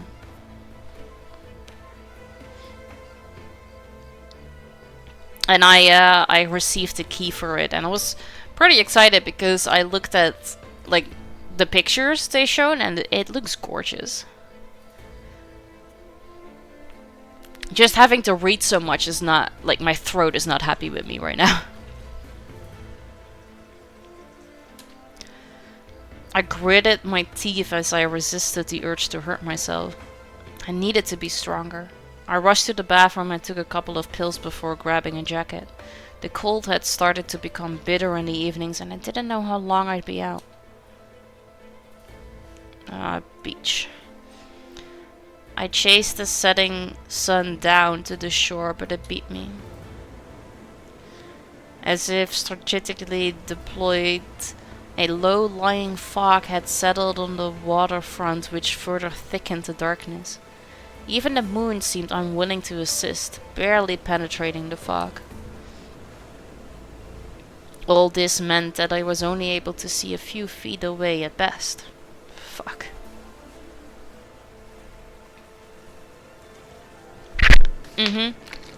Got my water right here.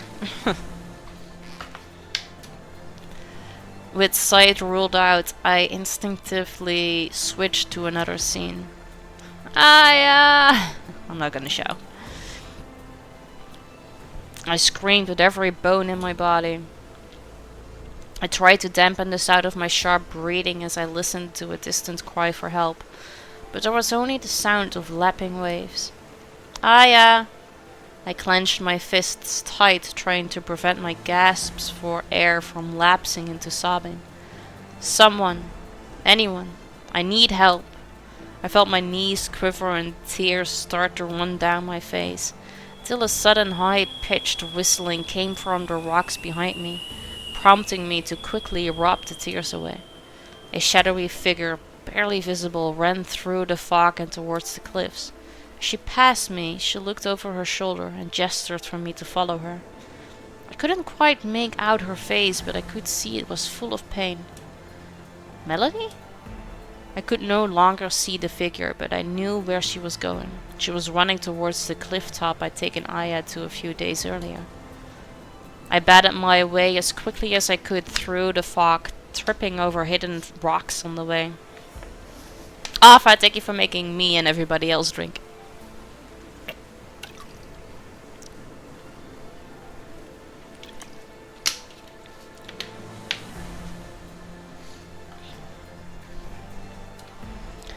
As I approached the cliff face, I heard the whistling again, but it was more human-like this time, more like a call.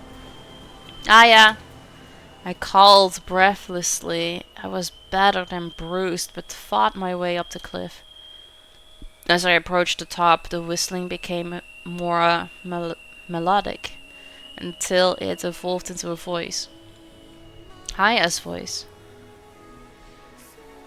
The top of the fog sat just below the stage, with everything above it being crystal clear. It was as if I'd entered another world, somewhere beautiful and magical, disconnected from the weight of reality.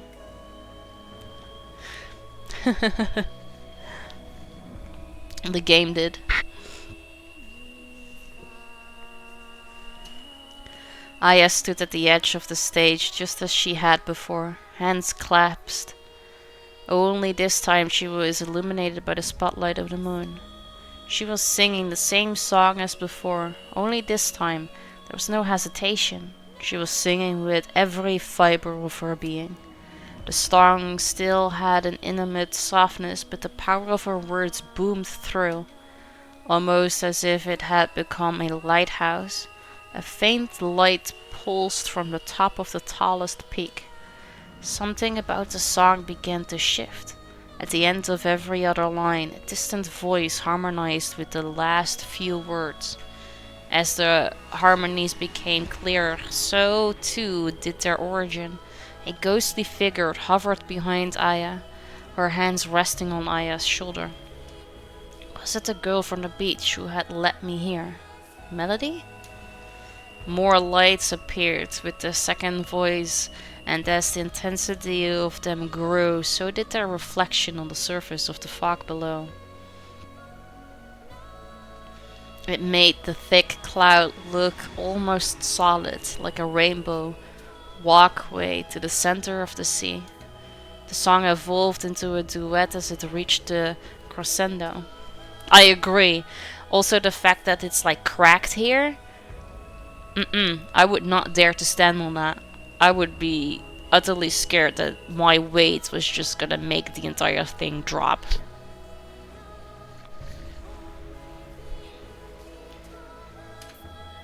Their voices were so different, yet at the same time it was as if they were one, unable to exist without one another. The light that emanated from the spire furthest away outshone the others. It pulsed rhythmically, almost like a heartbeat. Piece of Aya. The duo held an extended harmony, as if putting their entire life force into a single note. Melody's hair turned snow white as her voice waned, and in a split second everything came crashing down. The warmest note was superseded by the coldest scream as the apparition disappeared and Aya fell lifelessly forward. My heart stopped and I ran to the edge of the cliff. Aya lay unconscious on top of the clouds, having only fallen a few meters. The glow intensified beneath her. I lay on my stomach and tried to reach down to her, but she was too far. I had no choice. I took a deep breath before jumping down to join her. Oh, what? Have you ever seen those videos of people standing on frozen lakes? Terrifying. Yeah, no. Like, as soon as you like step on it and they kind of like and no. Welcome back from Agile Alpha. Thank you for watching them. My feet sunk slightly into the clouds, and for a second I thought I'd fall through, but I didn't. Aya? I whispered hoarsely. There was no response. I put the back of my hand over her mouth and felt her warm breath. Okay, she's alive. That's the main thing, I thought to myself. I collapsed next to her, giving myself a moment to focus on my own breathing as I tried to slow my heart rate. There was no way to reach back up from here, and I had a feeling that the unlit cloud wouldn't be solid, which left us with only one option: to follow the path. Oof, buddy. I think you made a terrible mistake. Yeah, you sure you wanted wanted to waste your prime sop on me? Thank you though. I appreciate that.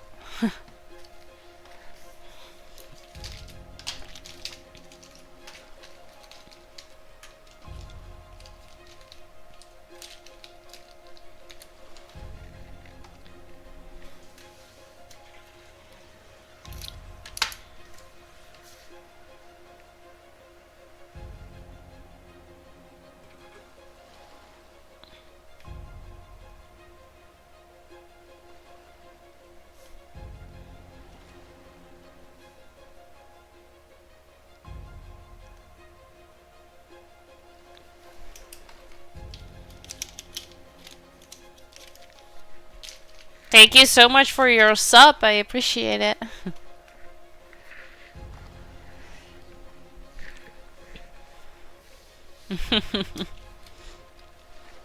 Well, I'm glad you don't see it as a waste.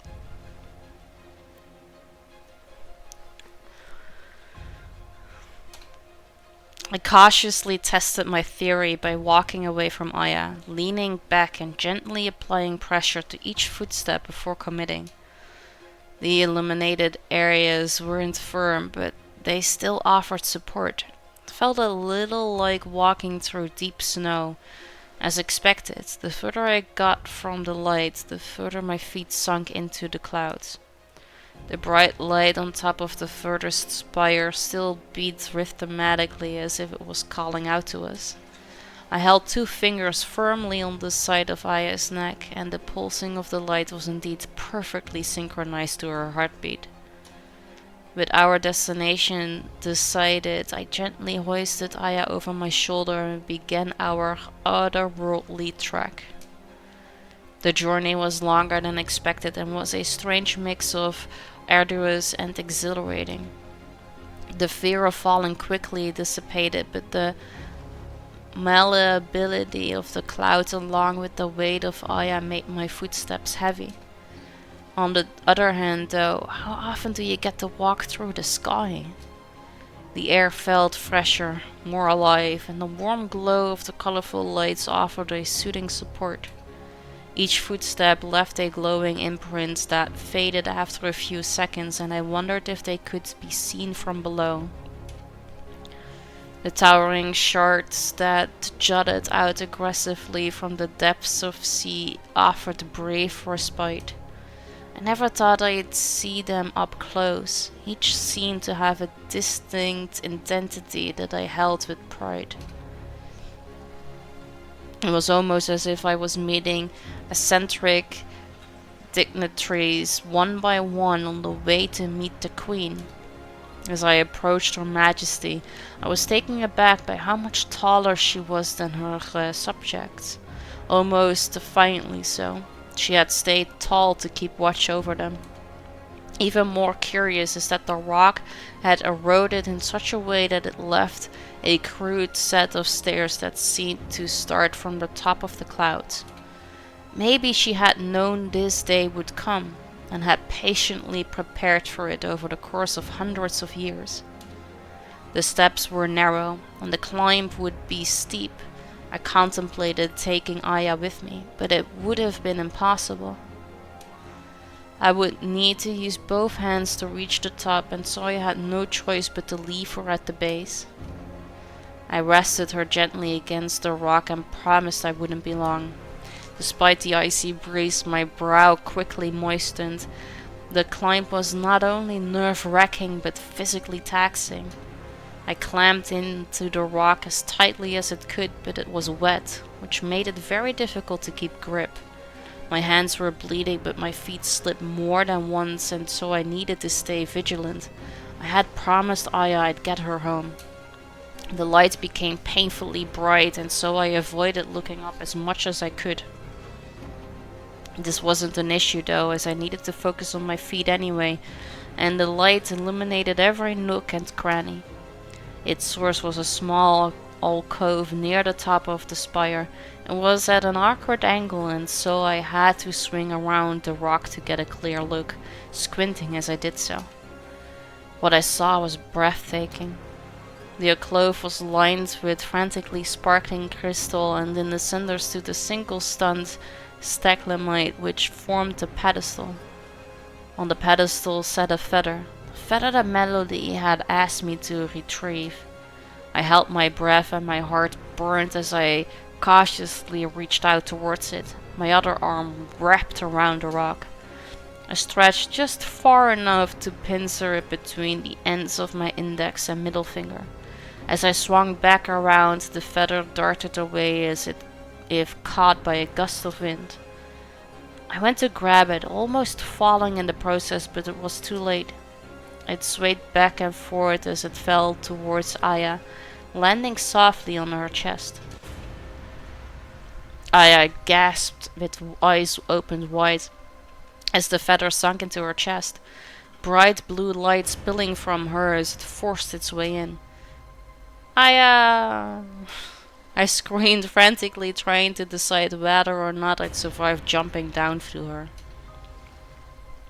Slashes of colored lights curled edged away at her skin.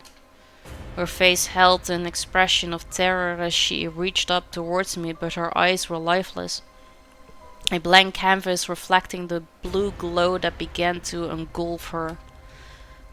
Iboya, she croaked in her voice I hadn't heard before. It made a horrific sight. I wanted nothing more than to look away, but I couldn't. As she tried to stand up, the light beneath her disappeared as she suddenly fell straight through the clouds.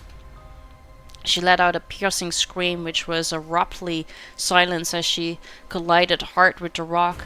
The glow that had engulfed her immediately disappeared. The ordeal concluded with a sharp splash seconds later. Without thinking, I closed my eyes and jumped from my perch. I expected to fall through the cloud too, but that wasn't the case. Instead, my feet sunk into the fluffy mass at odd angles, causing my legs to buckle, but I felt no pain.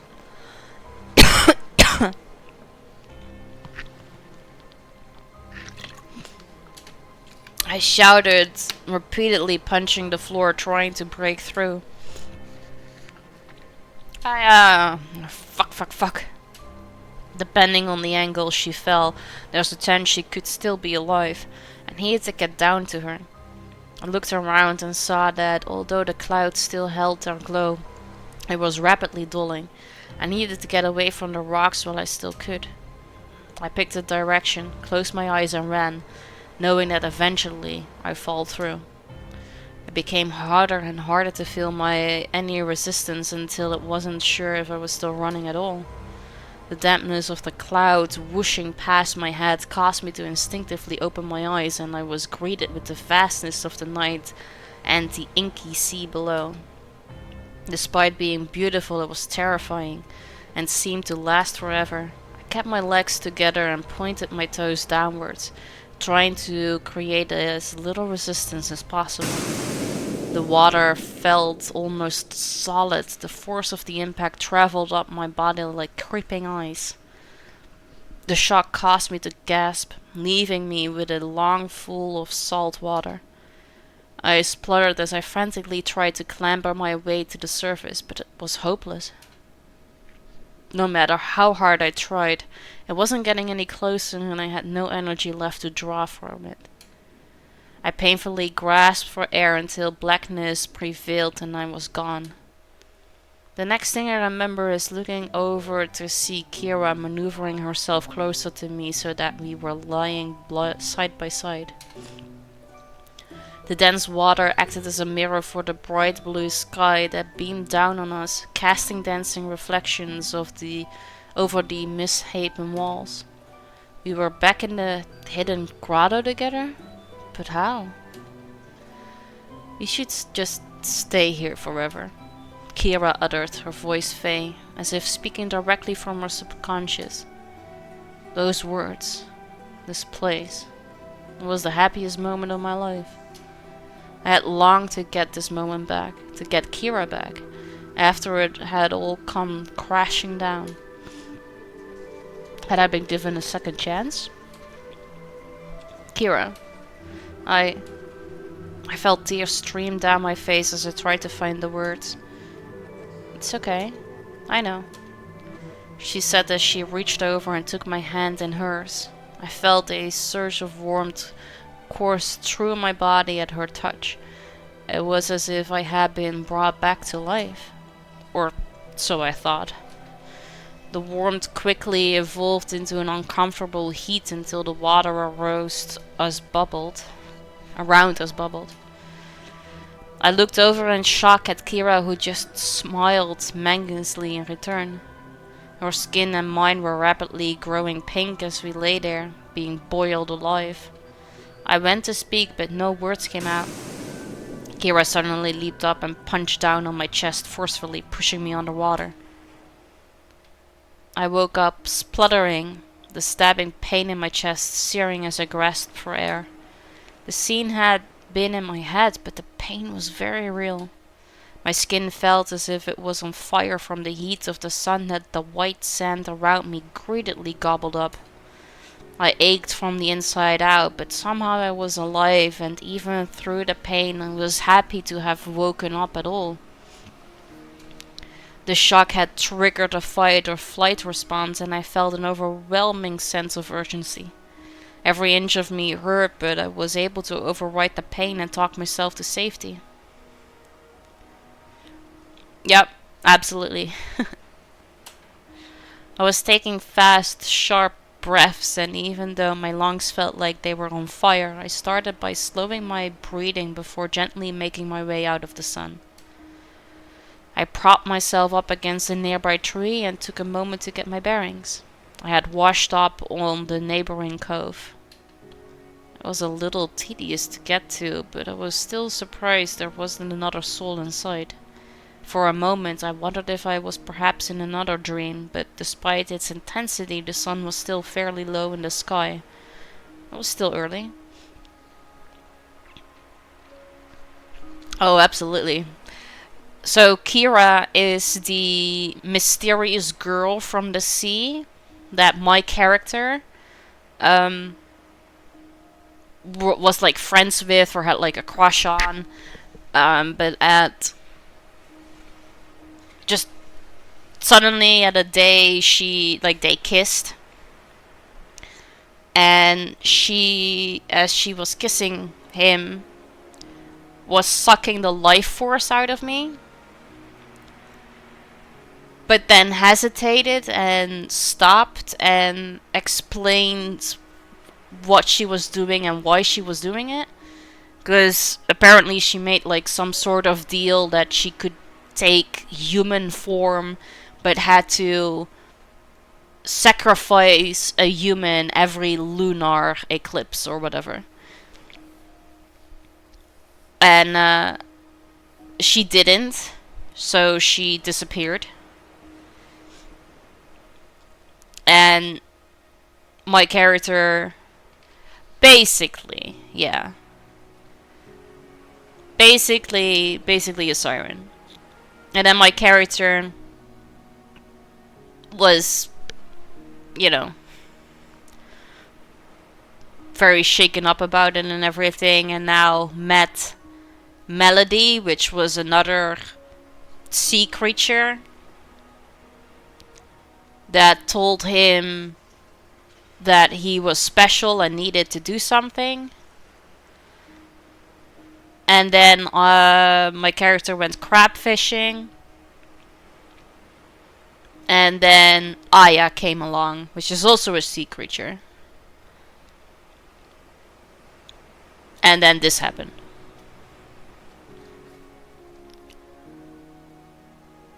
It's all still very vague.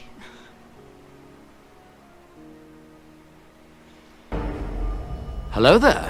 It is a visual novel, yes. Hey, Thai guy. Welcome in. How you doing? My voice is already starting to crack a little. I've been talking a lot. I don't know. Yeah, bestiality is not really my thing.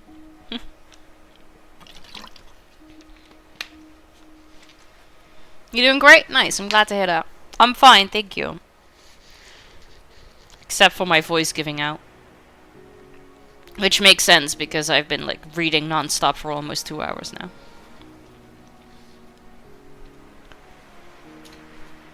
Right. Most importantly, I knew my way back from here. Every step home was not only physically taxing, but mentally taxing too, as the image of Aya reaching up to me as she fell didn't leave my mind for a second. I awoke the next day still sore through and through, the epicenter of which was most definitely my chest, but I also felt somewhat able to function again. I'm not sure if it was the intensity of the dream or if I was still in shock, but the events of the previous night just didn't feel real. Maybe that too, yeah. I felt disconnected, as if I had been merely a bystander watching a twisted play unfold. I hobbled to the bathroom and ran a cool shower. I was pleased to see that I was a lot less sunburned than I anticipated. I knew I needed to look after myself, but I also needed to try to make any sense of what had happened. Yeah, because they were also talking about Poseidon and stuff. So, you know, basically Ariel. It kind of sounds like Ariel. Ariel kind of made like a deal too, that she could get legs, but instead of having to kill people, she just lost her voice. She, in order to get legs, needs to kill people. But then did it and disappeared.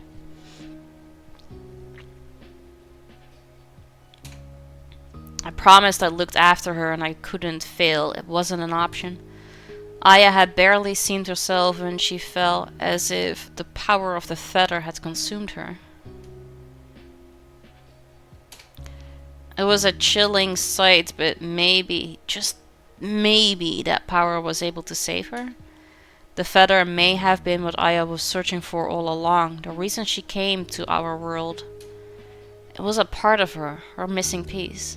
But that would mean I needed to find her. She needed to be okay. My mind raced, but my body was useless. I forced myself to sip water and nibble on crackers as I slowly regained some strength. Physically, I felt significantly better the next morning, but that only seemed to create more room for the anxiety to grow. Thankfully, though, the sense of gratitude I'd felt when waking up on the beach still also lingered. Most importantly, I was alive, and therefore it wasn't over yet. I desperately needed sugar, so I decided to treat myself to a milkshake and pastry for breakfast. Oh, that sounds really good. In the back of my mind, I think part of me hoped Aya would be sat there waiting for me. After ordering, I went over to the rail just as Aya had done, hoping to see what she had. I absently-mindedly sipped on my limited edition shake as I scanned the coastline, and to my surprise, something definitely was different. It took me a minute to clock it, but the spires that jutted out from the sea, they weren't as tall or severe looking. There was also one missing. The one the feather had been on? How could that be? The creme brulee cheesecake shake? I knew you had good taste. Oh my god, that milkshake sounds fucking delicious. Oh, give me. Hey buds, thank you so much for the raid. How are you doing? Welcome in. Bro even has a fish shrine above his bed. I don't think he wants Leia to get legs. Maybe. But Lila is actually human. She is one of my class mates. Hey kitty, welcome in. How you doing? Meow.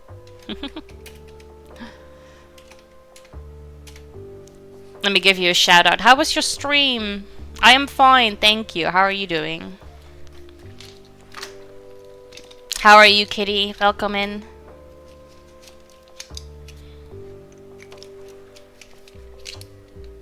Come on. You're perfect. Good. Glad to hear.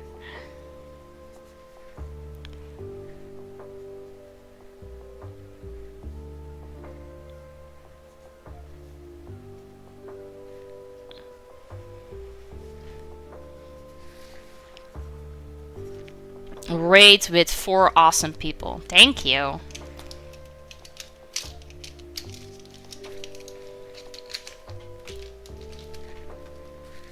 Thank you for the raid. Very much appreciate it.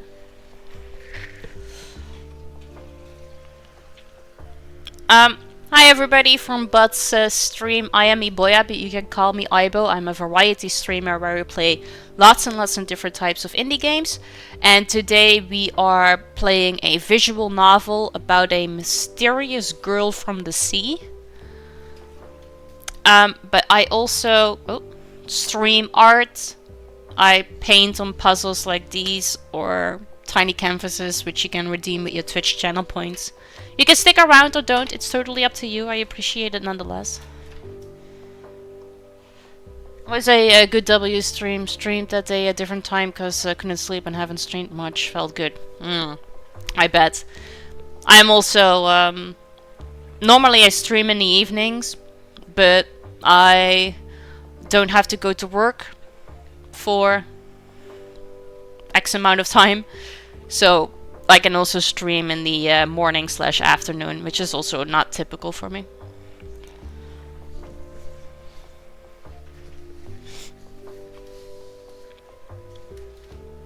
I want that milkshake though, honestly.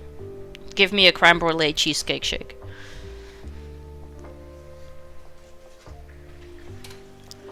Oh wait, I have to click back in. Y'all look thirsty? Oh, thank you. Yes, I do. Thank you for making me and everybody else drink.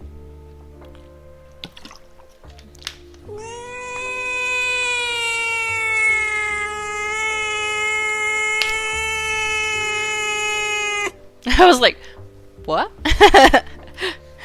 What's that? But it's another cat. I'm a cat.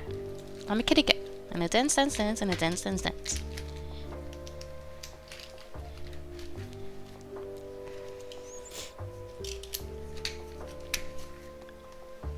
Yeah, I was like, hold on.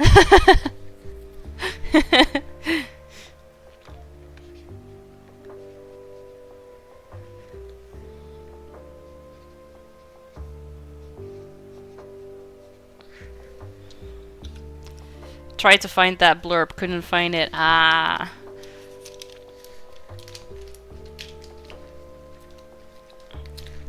Thank you for the bits though, I appreciate it.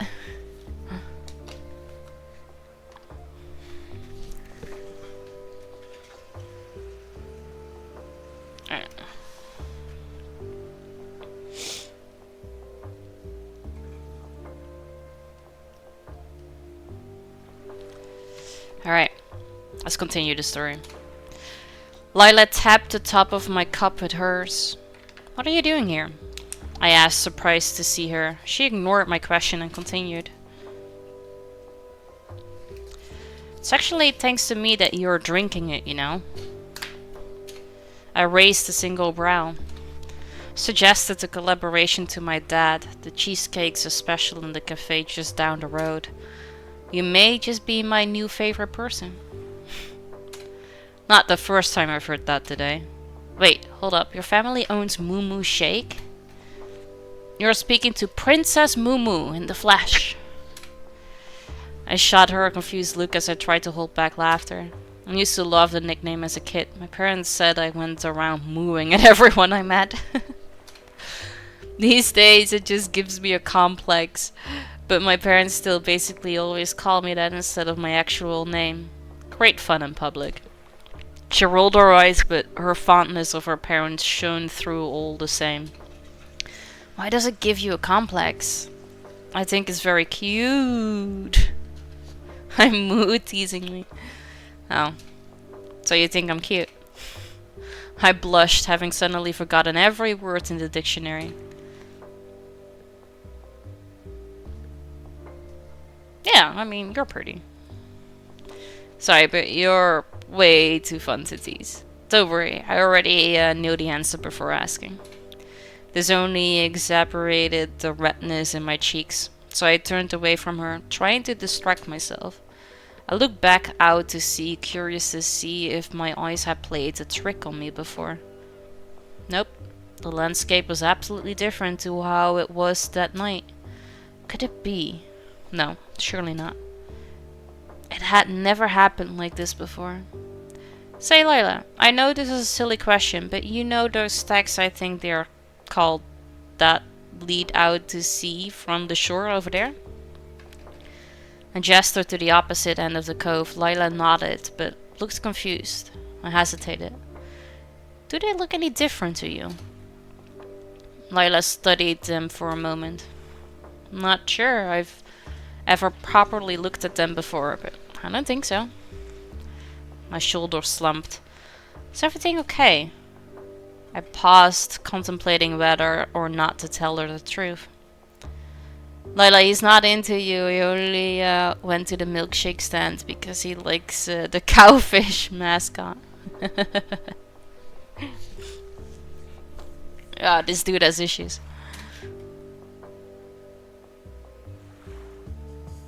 Ooh, is she gonna believe me if I tell her the truth? She might just think I'm good with stories. Tell her the truth. It's a long story, but I'm looking for someone. I trailed off as I didn't know what else to say. She's important, and I'm worried something bad happened to her. Lila's eyes widened. Where shall we start? Start? We can split up if you think that would be best. Her eyes were fierce, but emanated kindness. I felt a lump from my throat.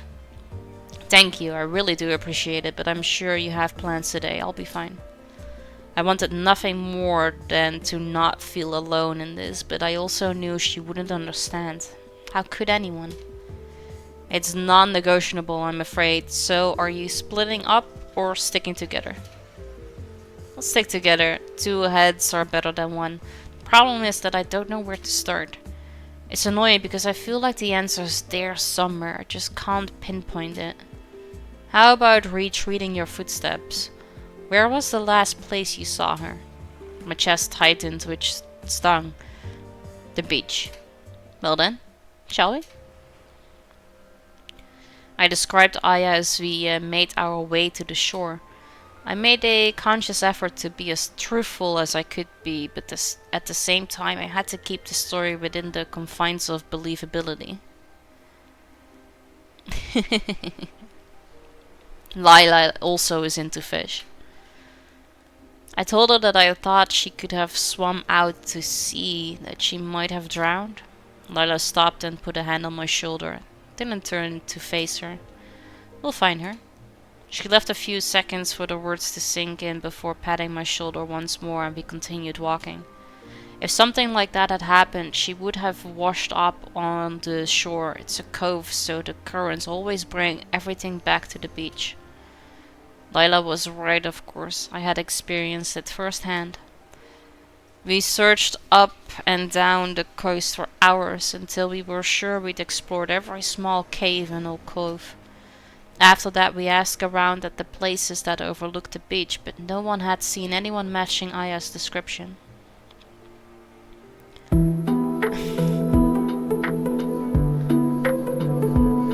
Hey Abin!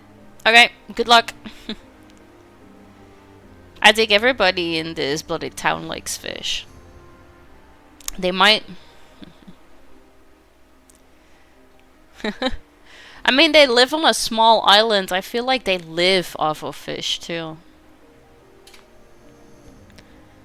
I wondered if I was going mad, but Lila's positivity never faltered, even for a second, which kept me together. We decided to head further inland as the sun sank lower in the sky until Lila's pace slowed significantly. I turned back to see her standing there, looking at her feet. I went to speak, but she beat me to it. There's something I can't shake, something I had forgotten for a long time. Hearing the description of her again and again has brought the memory back. I don't know what it means, if it means anything at all. Her thought trailed off. I could tell she was about to say something along the lines of, never mind. But I didn't let her. Please, it could be important. Lila was visibly uncomfortable, keeping her head down.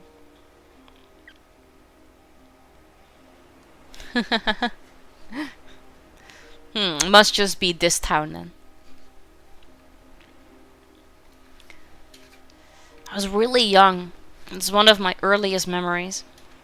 I remember being taken aback at seeing my parents weep. I don't think I'd realized they could cry too. They said it was a tragedy, that she was only a little older than me. It's strange. I had seen her the afternoon before. A young girl like that would have usually disappeared into the crowd, but she stood out with her pale blue hair. It seemed to almost change colors in the sun. At some angles it took on a greener hue, and others it looked almost blonde. I felt my heart rate rise. Never seen anyone like her before. In my head, she was a princess that had escaped her castle. I didn't see her parents with her, but she walked with a sense of poise, the sort of confidence you never see in someone so young. She must have felt my eyes on her as she looked over at me through the crowd. She smiled and waved when she saw me. I remember feeling butterflies in my tummy, but I mustered up the confidence to wave back. I wanted to go up to her, but she only stopped for a moment. She seemed to be on her way somewhere. When I got up the next morning, my parents were standing awkwardly in the kitchen, looking up at the TV. They'd stopped midway through whatever they were doing. I looked up at the TV too and saw the girl from the market. She was lying face down on the beach. "Mommy, it's the princess. What's wrong with her?" I yelled. They said the look on my face broke their hearts. Lila looked up at me. Tears were running down my face and splashing off my shoes. Her eyes had welled up too. Well, technically, I'm the one that's stealing because she met her before. Welcome back. A young girl had been found washed up on the shore by a dog walker. The pretty girl who waved at me the day before, she had drowned. No one knew who she was. She was never identified. But do you think that girl... Do you think that was Aya? Tears now also ran down Lila's face. Lila's story, plus all the people we'd asked, no one had seen her but me. It could only mean one thing. I didn't know what to say. I didn't think there was anything I could say. I wanted to be alone. Sorry.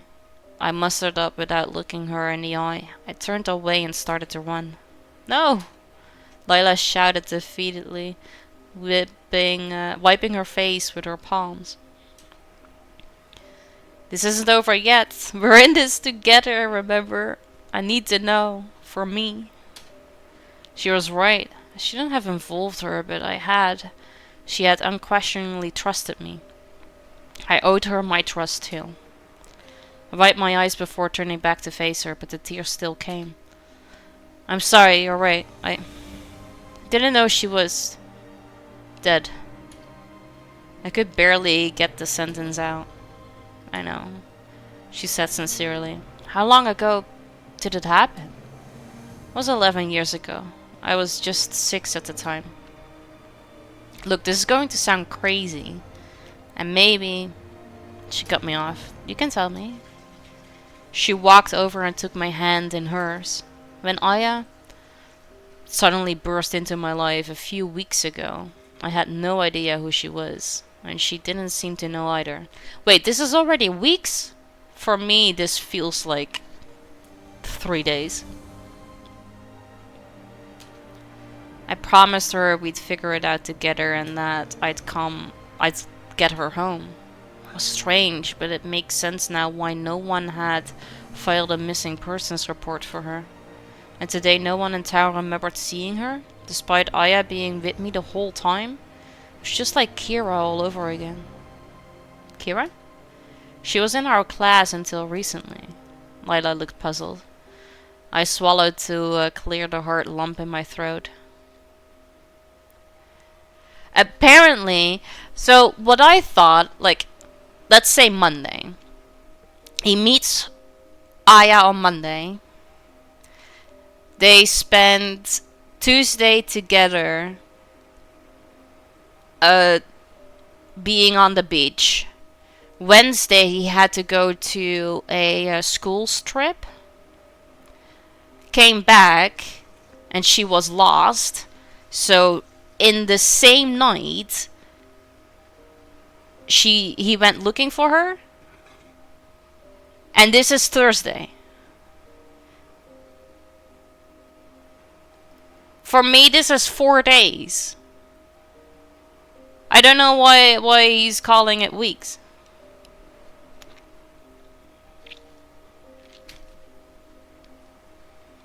Timeline seems a bit off.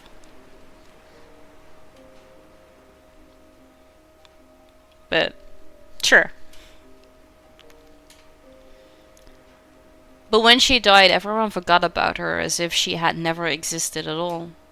I never said it out loud before, not even to myself. I don't think they are from our time. Lila's expression remained unchanged. She hesitated before speaking. Yes, I died years ago. No, you don't understand. I mean, I sometimes... I looked at Lila longingly, silently begging her to not make me say it. I felt like I was going to throw up. See, events or people from other times? Lila remained silent for a moment before opening her mouth to speak, but she stopped herself. I wasn't sure it was true myself, but it's happened before. As time passed, I was able to convince myself the events were just dreams or episodes, as my parents called them. But I don't think it's ever been this vivid or prolonged before. This island, it triggered them to a whole nother level. Lila was studying my face. Some of the warmth had left her eyes. I could tell she saw me differently now. I couldn't stop though. It was as if someone had demolished a dam and the water it held back had no choice but to flood through. For as long as I can remember, but without being directly told, I knew never to talk about it to anyone. I loathed myself whenever it happened, but I can't do that anymore. I don't have room left for any more shame. Right? The trauma is just... dang. I think it affects me physically too, you know. It would explain why my symptoms have been so much worse since I've been here. The doctors don't know what it is, but medication for chronic seizures usually keeps it at bay. Lila's face softened and concern filled her eyes, which immediately made me feel guilty. I'm sorry, I've never said any of this out loud. I don't know how much I could say or if I'm even saying the right things at all. Lila giggled. It's okay, I don't know what to say either. I used to think I was crazy and I'm still unconvinced I'm not. But multiple times I found out that the person I met had existed. Someone I could have never heard of. Just like Aya.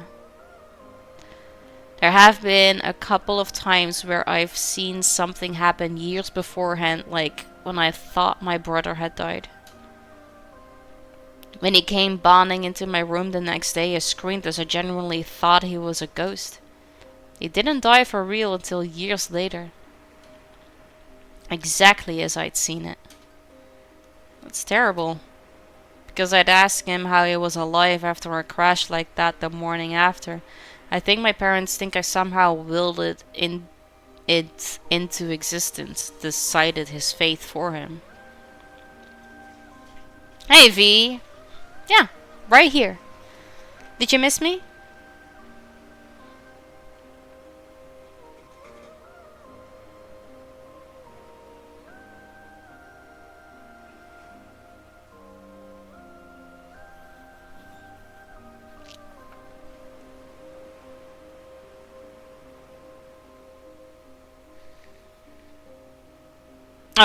Oh, right. I see that your headache is a little better. I'm glad to hear.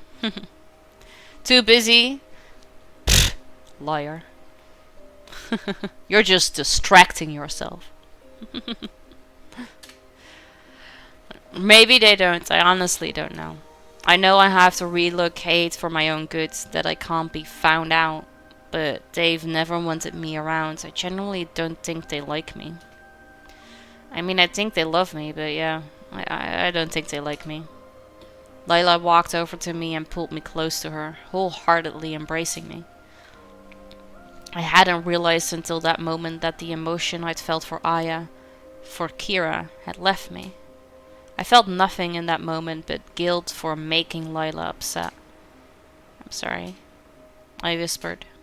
Hey, it's okay. We'll figure this out, she said gently. I hadn't expected this. I don't know if she believed me. Maybe it didn't matter. She was there for me, and that's all I had ever really wanted from anyone. Lila walked me home after our chat and made sure I had everything I needed before we parted ways. I was exhausted and fell asleep quickly. I awoke the next morning with a pit of anxiety in my stomach. Fucking idiot, I said viciously to myself under my breath. Why had I told her? I barely knew her. I winced as I opened my laptop. One new notification. A message from Lila. Fuck. I took a deep breath before opening it. Hey, I hope you're okay. I know that was a lot. Could you please meet me this morning? I was relieved. It wasn't as bad as I had feared, but the fact she wanted to see me right away made me anxious. Of course. Where and when? She replied right away. I'll grab us breakfast at Moo Moo Shake and we can go for a walk? I'll get the breakfast. It's the least I can do. No, it's fine. I know the owner. Well, if you insist, I'll make my way over in a minute. Super. I got dressed, brushed my teeth, and made my way out. It was a lovely day. Not too hot. Seeing Lila wasn't uncomfortable at all. She greeted me with a warm smile and beckoned me over. Hey, what shake do you fancy? Surely it's gotta be the Princess Piddle Puffs. Oh, Moo Moo Mochi Mochi? Matcha? I've never had matcha before.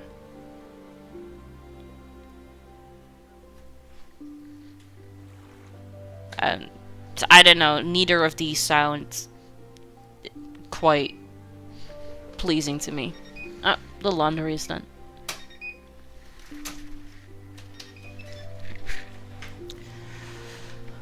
Up at 5:30, wait for dentist to open and make emergency appointment for mom. Oh, well, what happened? What did she do? Get dad up, fix heating, get Nancy up. 10:30, mom's appointment now, waiting for phone call from social work. From social work? For what? Help for you with like the headaches, or just like overall with everything? Temporary filling. Ah, okay. I have to go to the dentist tomorrow, but it's always just to, you know, my yearly checkup.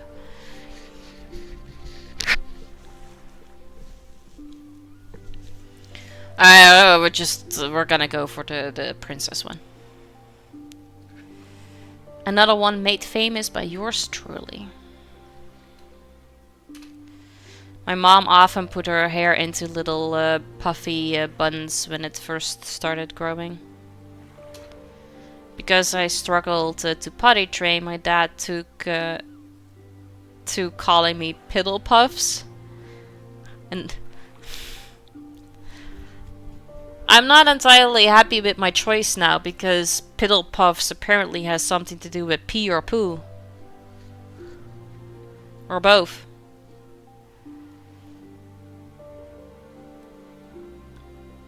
Installing grab rails and stuff to help mom and get off the toilet. Ah, okay, yeah. Okay, cool.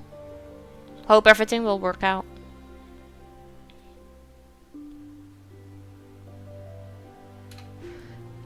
Knowing I'd be unable to shake the association, I immediately regretted my choice. Exactly. That's exactly my thought. We decided to get out of the sun and drink them on our way down on the beach. So I've been thinking. What if you're meeting these people for a reason? This took me aback. I had always considered it a curse, a punishment for something. What would the reason be? I don't know. Maybe we can work that out together. Tell me more about Aya and Kira, was it? Sure, you might want to sit down. It felt good to talk about them. It made them more real, as if they were still here. Lila took the information in her stride, and again, I wasn't sure if she believed me, but it didn't really matter. She listened, and that's what counted to me. So I was right then. Lila was looking at me intensely, but it wasn't clicking. There was something more behind all of this. What do you mean? Kira, Melody, and Aya? You're inherently linked to the world under the sea. It must need something with your gift. No, it must need you. Gift? That word threw me. But maybe Lila was right. This was bigger than me. So let's go through what we know about each of them. We don't know when it was or if it's yet to happen, but the seed lost its guardian when Kira fell in love with you. Melody came from the future to try and prevent a calamity that happens in her time. She's also linked to Aya in some way, at least through their song. And Aya... Layla stopped to think. Aya was missing a piece of herself when she died. Maybe that's even how she died, looking for it. Well, now that you've found Aya's feather and she's whole again, maybe you've changed history and she's still out there? At that moment, the remnants of Aya's scream echoing as she collided with the rocks rang in my ears. Really hope so. Lila was lost in thought. You know what? I have an idea. Meet me at the dock at 8 p.m. I raised a brow in response. Trust me. I do. The dock was small, so it was hard to spot Lila. So it wasn't hard to spot Lila. She was by a small boat branded Joy.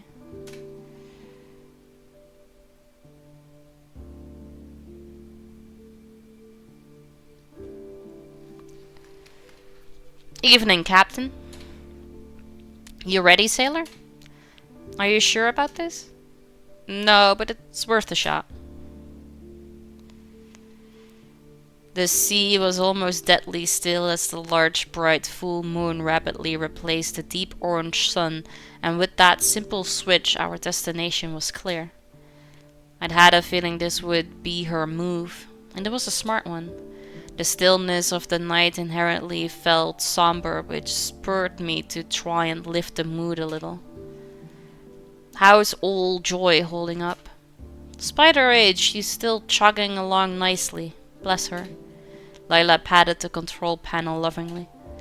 You know, Joy wasn't her original name. She was only rechristened last year. Oh yeah? It's cheesy, but Dad renamed her to surprise me. He grew up going fishing on the boat with his dad and was gifted it on his 18th birthday. It was always been his absolute favorite thing. It was a running joke that he loved her more than me. Him and I had gone through a bit of a rough patch. She hesitated before continuing, choosing her words carefully. It turns out I'm not the person he hoped I'd be. The whole thing was a learning experience for us, both though, and we're closer than ever now. I could tell she was emotional as we went down the dock. He showed me the freshly painted boat and handed me the keys, saying, "No, it's a little early, but she's yours." He finished up by saying, "You have and always will be my pride and joy." It's silly, Lila said, wiping her eyes.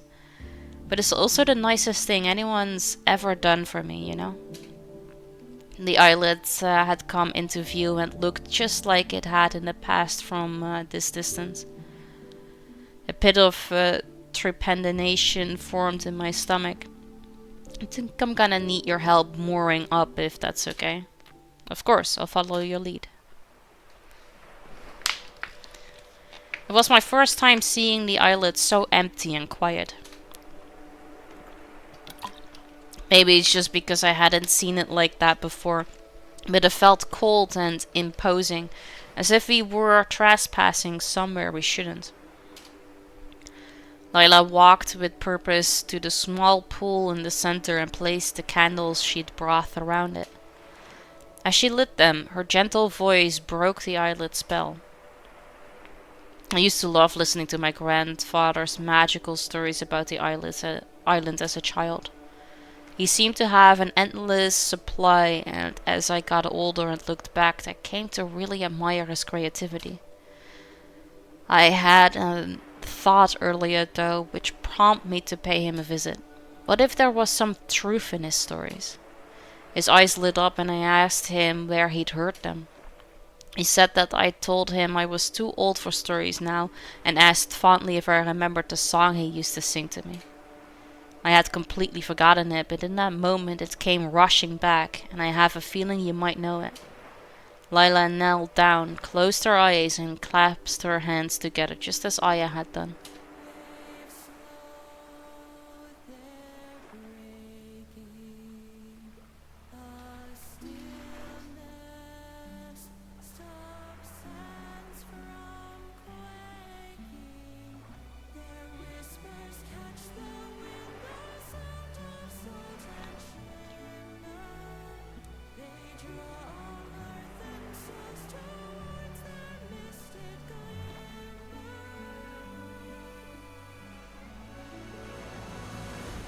As the song progressed, light began to spill from the pool until it became almost blinding. I wanted to look away but couldn't. When the song reached its crescendo, a figure suddenly jumped from the pool high into the air. It was hard to make out in the darkness, but it spread its wings wide before gracefully diving back into the pool. She emerged again and rested on the edge, looking up at us. Half fish, half human. Her tail was covered in iridescent scales which continued up her body, gradually dispersing as they got further from their source. She also possessed beautiful scaled wings that shimmered whitely in the moonlight. Despite her now looking our age, I recognized her immediately. Aya? She looked through me, unable to connect, but the side of her mouth raised slightly. Lila, who had previously been paralyzed by shock, gasped and stepped away. It has been a while since I heard that name. She spoke with multiple voices at once, but no emotion. I could tell this wasn't by choice. It's really good to see you, I exclaimed, trying to hold back the tears. She bowed her head in silent response. Otherworldly power emanated through her every movement. I have awakened. I owe you my thanks. She held her hand forward, palm up. I gently placed my hand on hers. It didn't feel like human skin. She was covered in a greasy film of some kind. She locked my hand in place with her long fingers and gripped my wrist firmly with her other hand. Her grip tightened and I felt a burning sensation. I tried to pull away, but I couldn't. She had me locked in place, until suddenly she let go. The skin where she'd gripped had been replaced with a crude band of iridescent scales that wrapped around my wrist. With this, we are linked. Use it to save my sisters. I implore you. She bowed deeply, her scales glimmering beautifully in the moonlight. Thank you, Iboya, for everything. Truly. She dove back under the water, and with it the light of the pool faded away. The night suddenly felt cold and my legs were like jelly, but I stayed standing. I looked over at Lila, who stood rigidly, mouth agape. This time I placed my hand on her shoulder. You kept your promise. Thank you. Without looking at me, she pulled me into a tight embrace.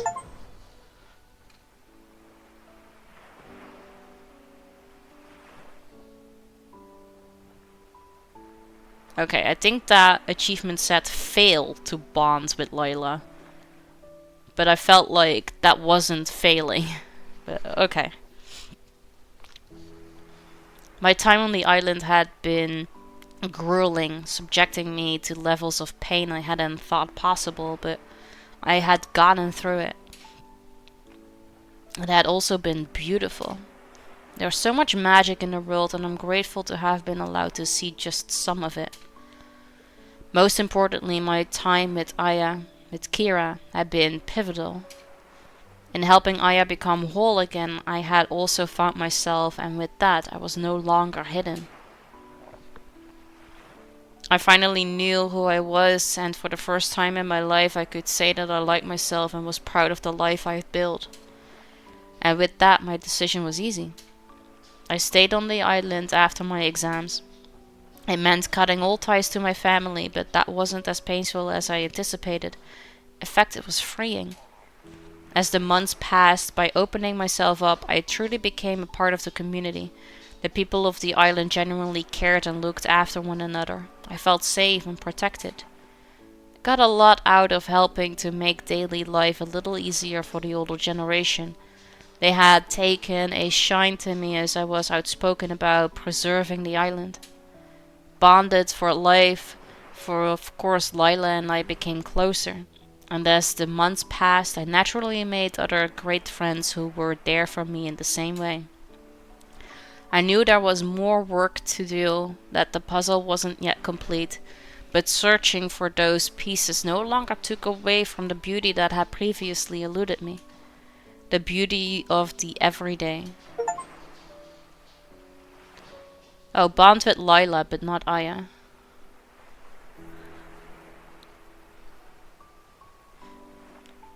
Oh, okay, we finished it. We finished the story.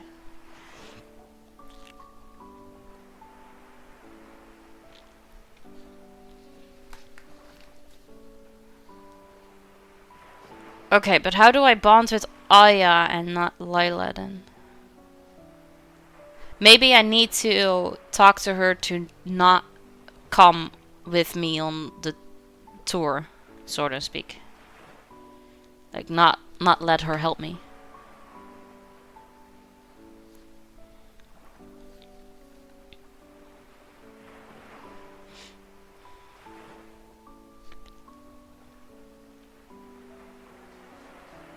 Oh, I didn't think this would be finished actually, because what about Kira? What about Melody?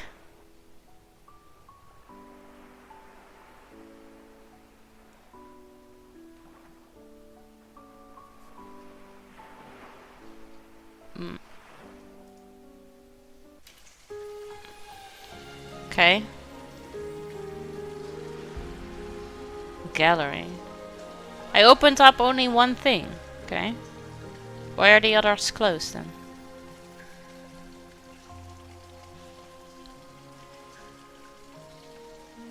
One phone call down? Nice. On to the next.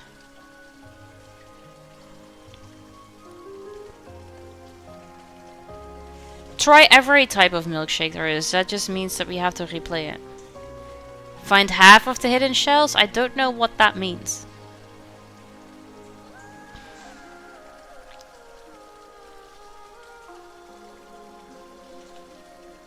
So which one do I have? Bond with Layla, but not Aya. Fail to bond with Layla. That makes no sense. How do I get the bond with Layla, but also not with Layla? Oh, that's a long call. Dang.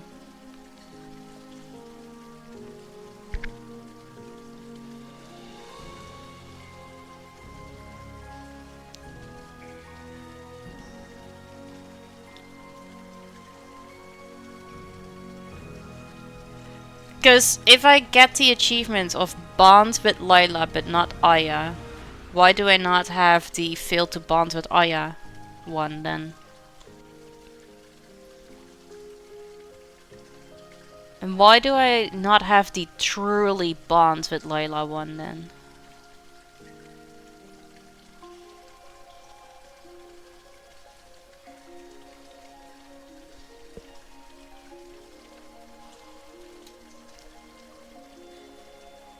Don't know.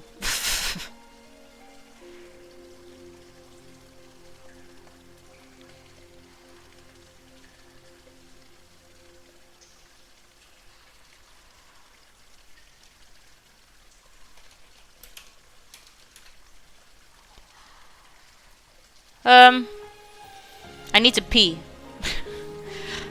Before I decide if we are gonna read all of this, I'm gonna have to pee. So I will be right back.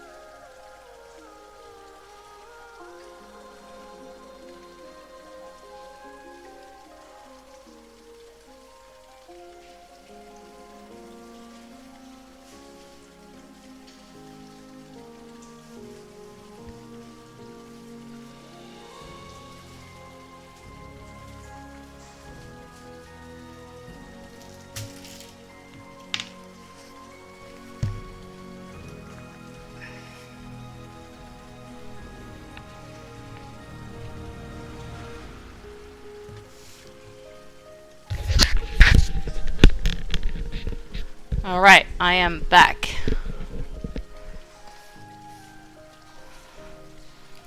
Thank you. I hope there's like a way to kinda skip through the story a little bit faster, cause I'm not gonna read the entire fucking thing again. But I do wanna get to the point where we have to make like the choices in order to see if we can get one of the other achievements. Welcome back. I finished the story. Apparently. Like, we saved Aya. But I don't know anything about Kira or Melody.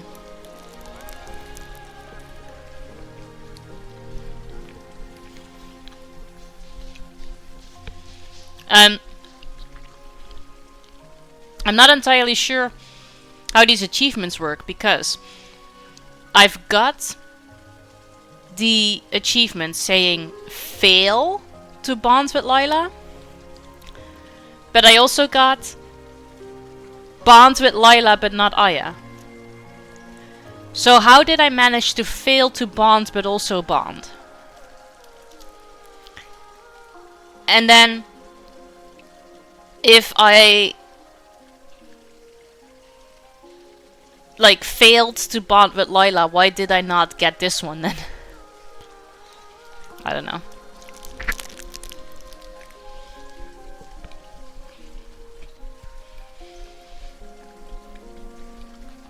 How about load? We went through the entire thing in one go, so I didn't really have to make saves. I also don't understand how we only got one thing from the gallery and not more.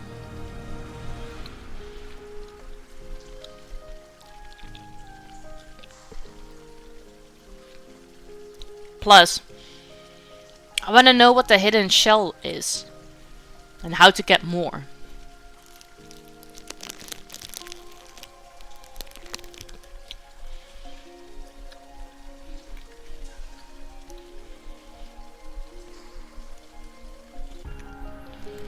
We'll see. What is this? History.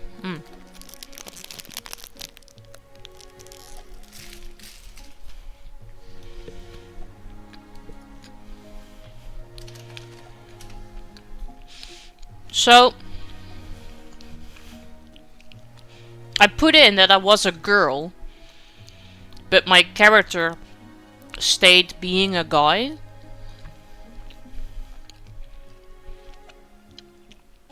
So I don't know why this is even an option, because it doesn't matter.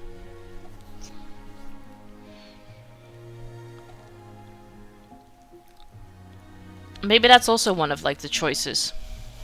Maybe it changes choices. Let's be a dude this time.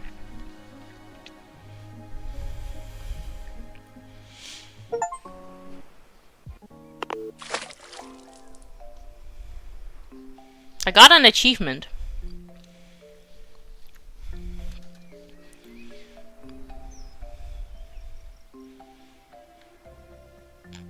It's a new day and the sky is still blue.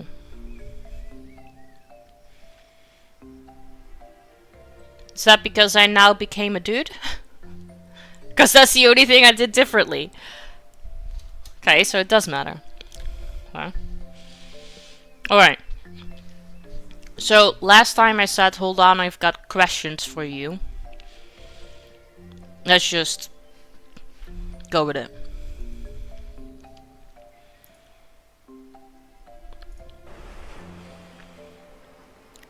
Okay, so I asked how old she was. Where are your mommy and daddy?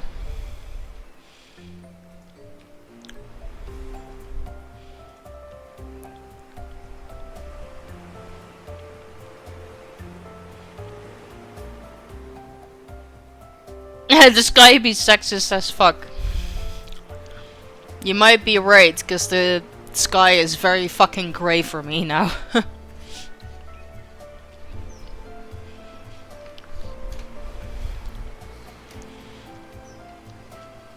Okay, why were you in my room this morning? How did you know that Marvin was hungry?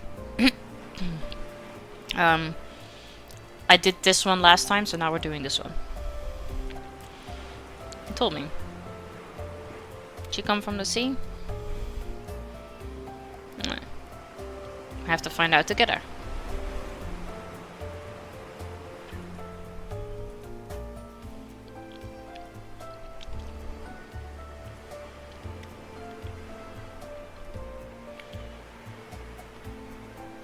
Alright. Okay. Last time we did this one too, but there is an achievement about tasting every different type of milkshake, so I am going with the milkshake option this time too. And we went with the s'mores one. Right now we're going with the butter biscuit.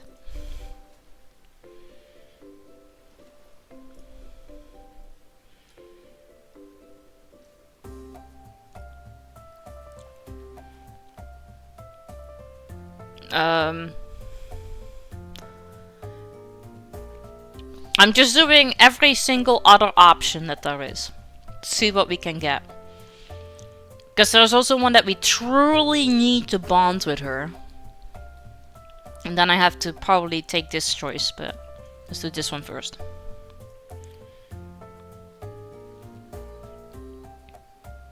No.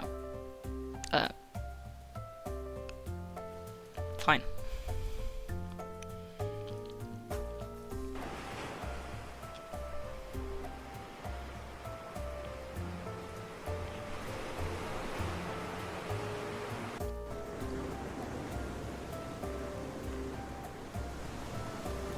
I can't remember which one I did. You get wet, but she didn't mind.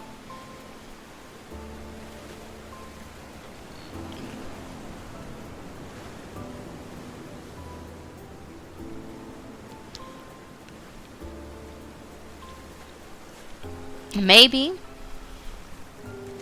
I don't know.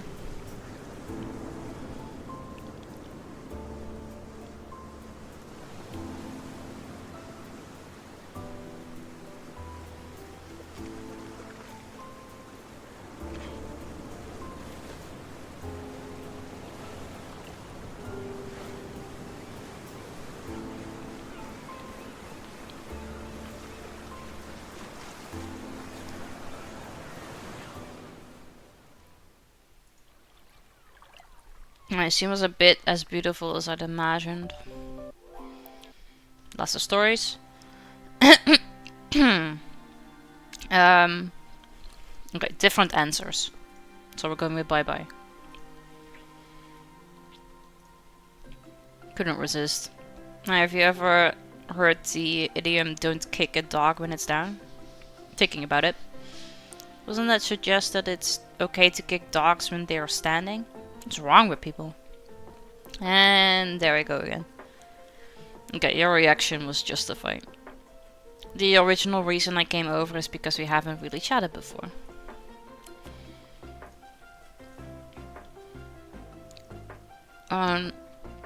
This one.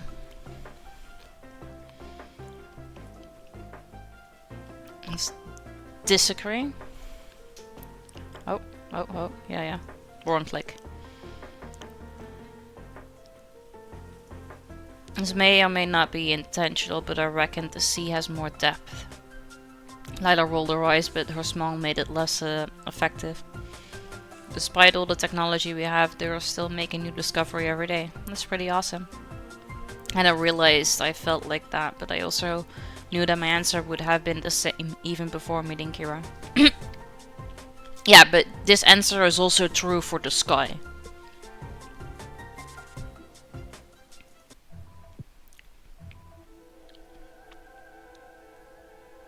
Oh, we have a new option.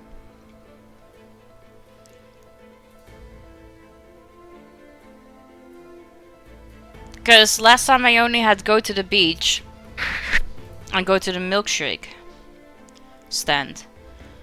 So they added go to town. Let's do go to town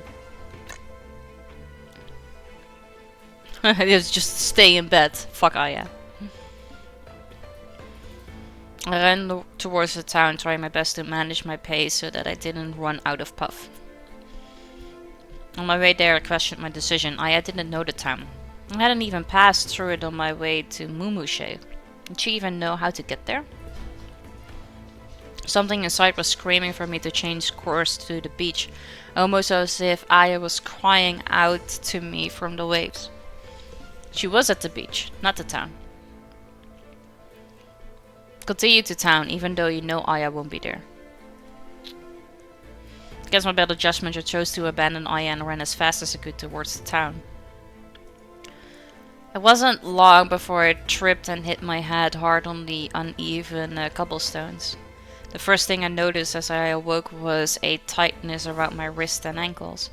I was strapped to a soiled bed in a room which somehow felt familiar, yet at the same time was entirely unrecognizable. I tried to shake my limbs to free myself, but they barely moved.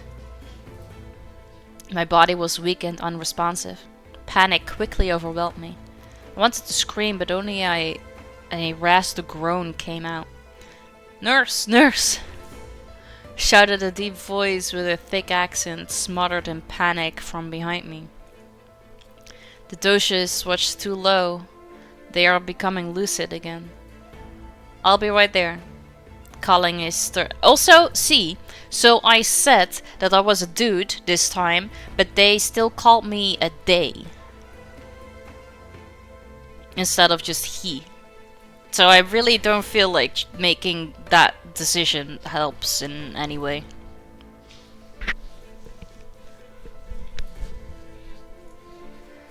A man leaned closer and spoke in a hushed tone. "Did you see her again? The feral girl in the stained dress?" I had no idea who he was talking about, yet at the same time, it was like she was in the room with us. I tried to swallow away the lump in my throat, but no saliva came. "Hast du sie beruhigt?" Why are we speaking German? "Did you get to touch her this time?" My mouth wouldn't move, but I felt my eyes widen. He shot me a wild, hungry grin, seemingly in response. He leaned back in his chair, maintaining eye contact as footsteps approached us from the hallway. "Entschuldigung," shouted a motionless voice as a needle was stabbed into my arm and everything began to slip away again. Oh! We are in like some sort of mental institution this time.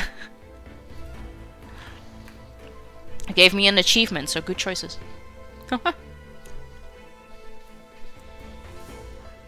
Alright.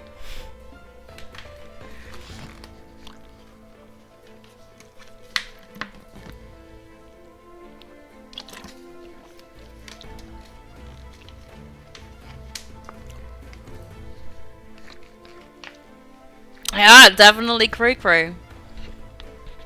Oh, that's nice. That was the hidden achievement. Okay. This might have been the true ending.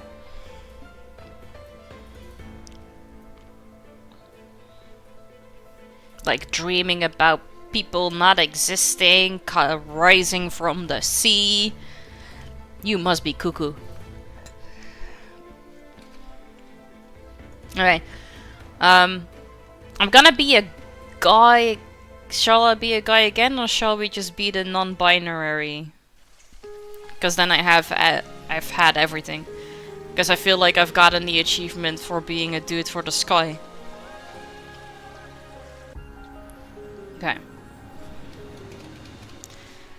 Yeah, apparently. Alright. That didn't give me a achievement this time.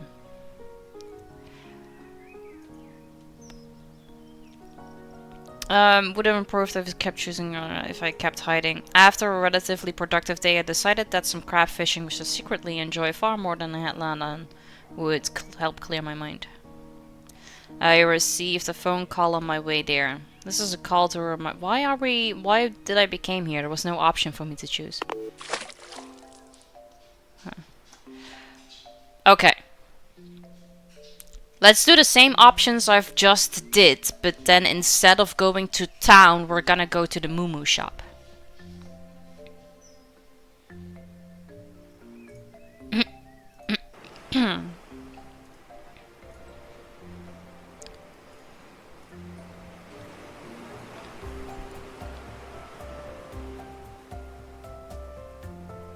I don't have to do the pastry and milkshake one, per se, because I've gotten the other option. But if I don't do this one, we might not even be able to go to the Moo shop. So let's do this one. This one.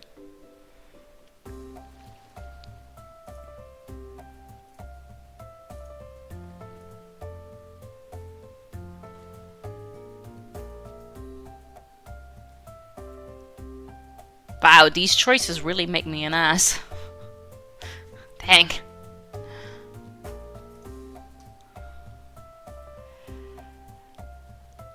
Something wasn't right. It was more than that. Nothing was right. I didn't recognize myself because none of it was real. It was like I was the lead actor in the play conforming to a pre-written script. No choices was my own. This wasn't right. I needed to wake up. I closed my eyes tightly and let the sound of Aya's sobbing drift away until there was only blackness and silence. The first thing I noticed as I awoke was a tightness around. We're being in the mental thing again. Okay, so just being an utter and complete ass brings you back to the mental institution. Okay. Can I just skip this? Yeah.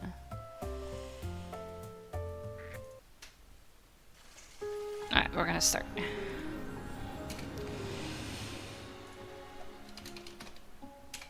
Let's be the guy again then, actually. Really don't know if that matters, but it's fine.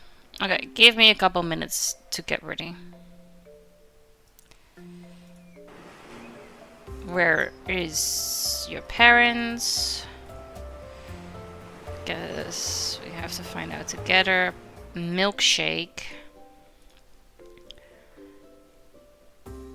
Based assholes do have something wrong with their heads. See? So it's kind of justified.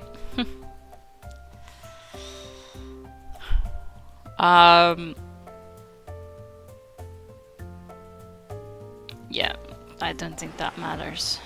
Sure. You can. Let's just start off.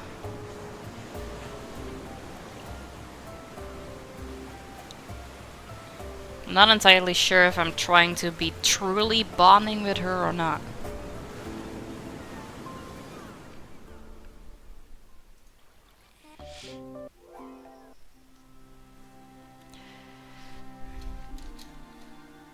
Let's see. Yeah, truly bond with Aya. And I also still need to truly bond with Layla as well. Hey Piglets, good to see you. How you doing? I really thought I had all of the answers with her right though, but apparently I didn't. Alright, go to the milkshake parlor. I didn't have this option the first time, so I don't know why. I don't know. I guess I just made the right choices for not having to go to town. Okay, let's go to the milkshake parlor. Acted strangely when we were there before. Had she seen something that made her want to go back? At the very least, hopefully someone there would have seen her. I was lucky. Mike was working that night and I had built a bit of a rapport with him. Mike, you didn't happen to see a young girl with blue hair here earlier, did you? Blue hair? I'm afraid not. I'm sure I would have remembered that. You look worried, Abaya. Is everything alright? I didn't even stop to answer. My heart sank. Where now? Okay, we have to continue this entire thing, so we need to go to the...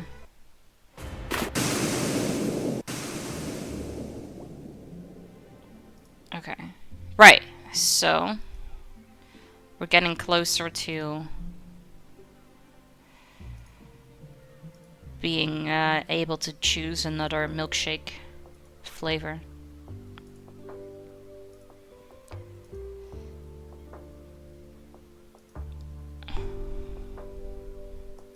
This is all the same. Yeah. So I told the truth. Catch me on the flippy flip, flippy flip, flippy flip. Catch me on the flippy flip, catch me on the flippy flip, flippy flip. Oh no! Have a good lurk. Let's make something up this time. The story Miss Gillick told us really got me thinking. I gave myself a mental high five. That was a good save. It's funny, I've heard stories like that one since I was a kid. It was only you falling that snapped me out of the daze, and I was starting to fall into. Sound of a... Oh. Hi. She elbowed me teasingly. I also wasn't talking to Yuvi. I was reading what this was. Glad I could be of service, I responded, mocking having taken offense. In all seriousness, if you know any other local myths, I would love to hear them. Lila's brow rose slightly so I continued. I want to learn all I can about this place while I'm here. Don't tell me you're leaving. I nodded sheepishly. Right, that's it. I'm cancelling my plans. We're hanging out today. This caught me really off guard. I felt my cheeks flush as I looked for an appropriate response. Thank you, but she cut me off. I'm not willing to negotiate on this one, sailor. I felt a lump form in my throat. Usually the moment my peers found out I wouldn't be around for long, they immediately distanced themselves from me. No one had responded like this before. What's on the agenda for today then? Did you have any plans? I wanted to open up to her. I knew in my core that I could trust her. Let's keep lying. Wait.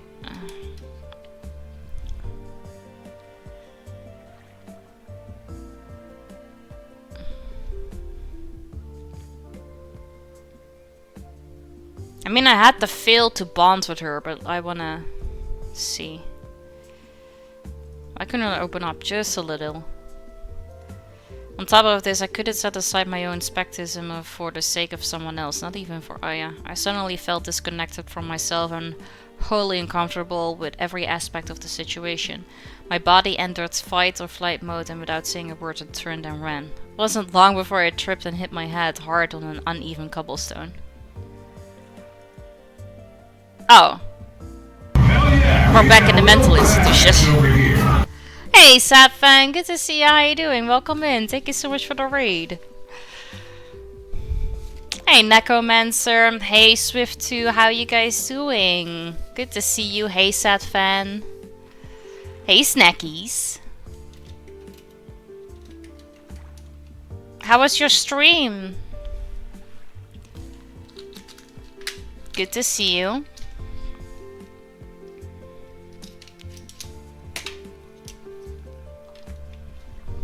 Oh. Hello? Yeah, there you go.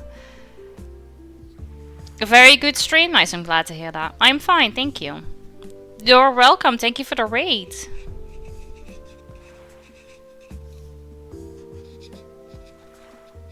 A raid with 19 awesome people. Amazing.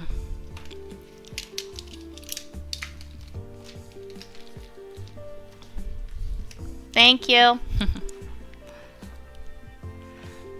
Hi everybody from Satfan's stream. I am Iboya, but you can call me Ibo. I'm a variety streamer where I play lots and lots of different types of indie games.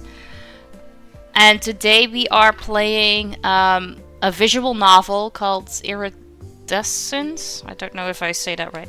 But it's a story about a mysterious girl from the sea. We've actually already finished the story. And I'm now trying to reconsider my choices to see if we can get the missing achievements. I also stream art. I paint on puzzles like these or tiny little canvases which you can redeem with your Twitch channel points. You can stick around or don't. It's totally up to you. I appreciate it nonetheless.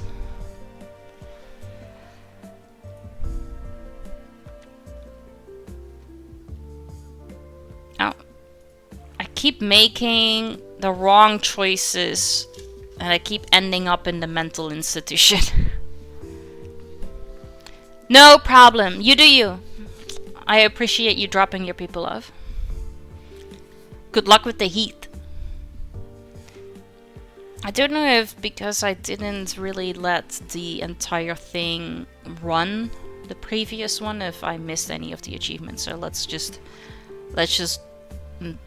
keep the credits rolling, just in case.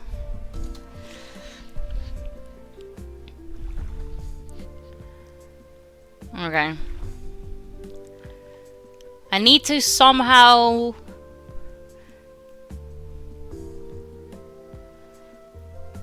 I need to bond with Aya, but not Lila. But if I make the wrong choices...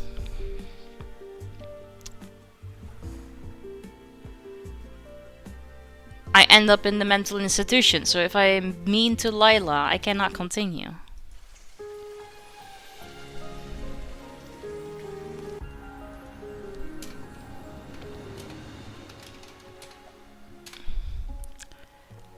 I still don't know if this matters. Okay. We need to bond with her. I need to truly bond with Aya.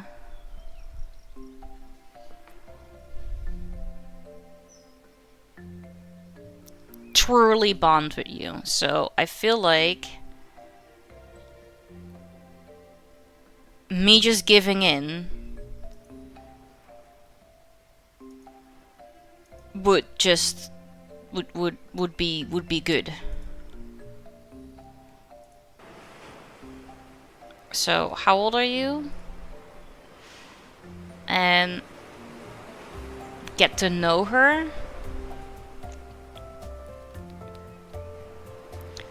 Silly me, we are, aren't we? Okay. Can't explain how I know, but Aisa was right. We met before. I was the one missing a piece of the puzzle, not her. She hugged my leg gratefully and I felt a comforting sense of familiarity. We have to find out together. I've never tried this one yet. I already got the 2 flavors here, so let's just seaweed. Oh, yuck. Couldn't help but laugh. Only joking. It gets you the best milkshake on the island. Okay. Yeah, it really doesn't matter. Okay. Yes, you may have a sip.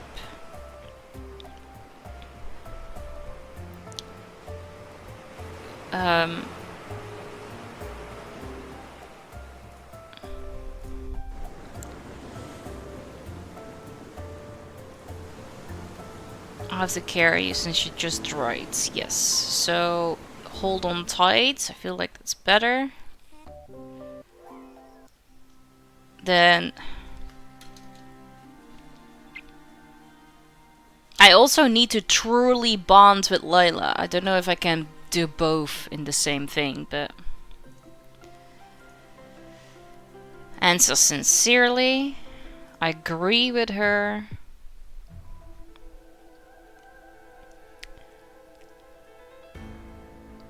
Well, I know where to go to find Aya, so we're going to the beach.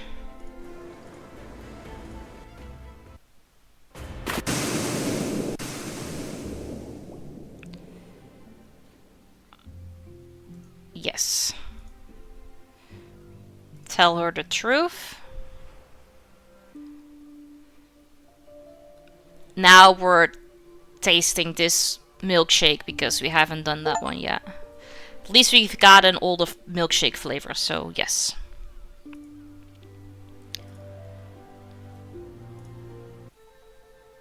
Oh, this is a new image. I stopped dead in my tracks as I passed the playground on my way to the dock. That laugh, surely it couldn't be. I turned and immediately recognized her, distinctively blue hair. I wanted to run over, but my legs were shaky. I rubbed the water from my eyes as I sat on the swing next to her. I couldn't turn to face her. I knew I'd lose my composure. Aya? I managed Phoebe. She was taking her back. Do I know you, miss? Her voice, she sounded a little different. Yes. Turned to face her, her eyes no longer held the same warmth they had before. It's me, I said gently. She studied my face as if searching for a missing puzzle piece. It was at that moment I realized. I'm sorry, but I don't think I know you. Despite being wary of me, her innate sweetness still shone through. How do you know my name? She asked cautiously. I took a moment to consider my answer. I landed on honesty. We're friends in another time. Her expression remained unchanged. I smiled warmly, not wanting to scare her. I could tell now that she was a little younger than when I knew her. Say, this is a pretty good playground, isn't it? Wish I had swings like these near my house. Yeah, I come here every day. I have to get my adding up right first, but I'm smart, so it's okay. Let's see about that. What's 11 plus 5? That's easy, 16. You didn't even have to think about that one. I'm impressed. I might have to go home and study myself so that I can catch up. One last question before I go, if that's okay. Sure, I don't mind. It was lovely to hear her say my name with warmth again. I gulped down the rising emotion before continuing. Are you happy? I don't know why I felt compelled to ask it, I just had to. Yep. Again, no hesitation at all. That's what I like to hear. I'll have to think of some harder questions to ask you next time. I paused, struggling to get the words out. When I see you again. I held the tears back just long enough to flash her a warm smile and give her a little wave before turning to leave. Okie dokie. I'll make sure to keep practicing. Bye bye. She shouted as I walked away.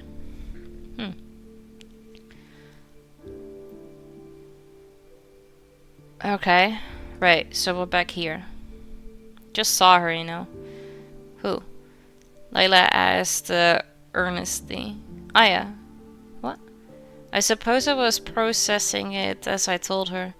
It took me a moment to realize, but she wasn't the same as when I knew her. She was a little younger. She didn't know me.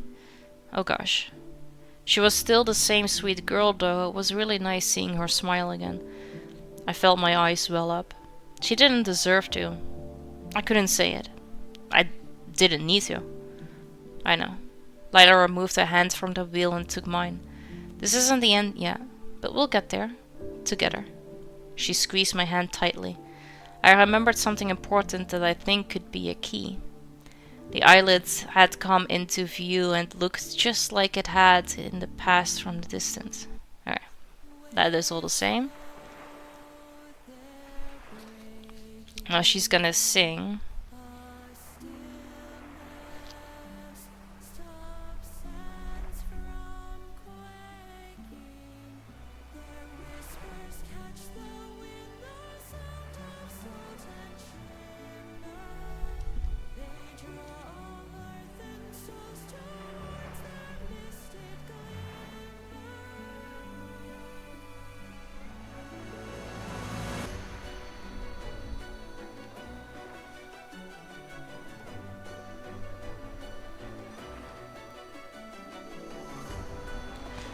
Alright.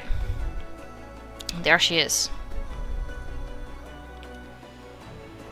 She gently rested her forehead on mine before diving back under the water, and with it the light of the pool faded away. The night suddenly felt cold and my legs were like jelly, but I stayed standing.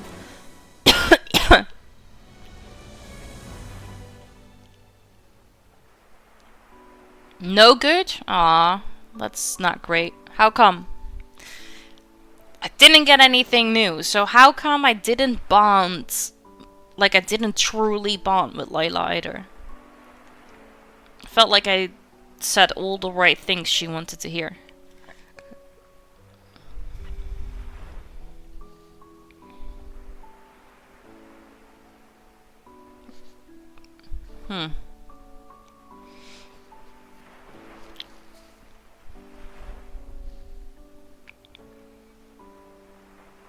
Maybe? But if I'm less cringe, they put me in a mental institution.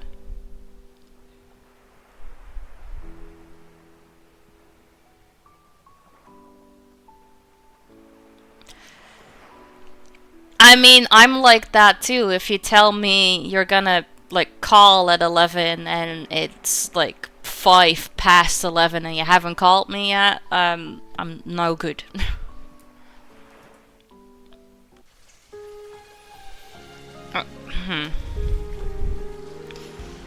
I got nothing. I don't know how to get any of these.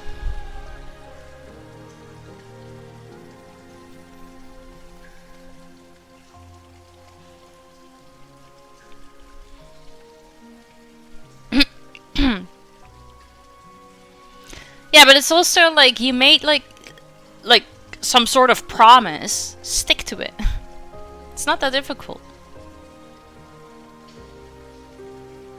Okay, I don't know what to do. I don't know which choices I have to make. It also talks about the hidden shells. I got one hidden shell and I didn't even know how I got it. I got it through the story.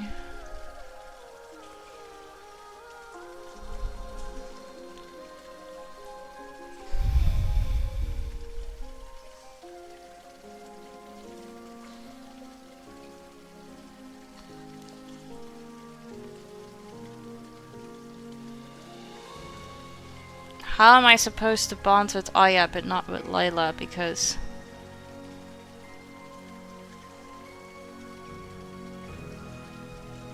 Yeah, but I don't know exactly which choice is wrong. That means I have to save after every single choice. Sounds like a lot of work.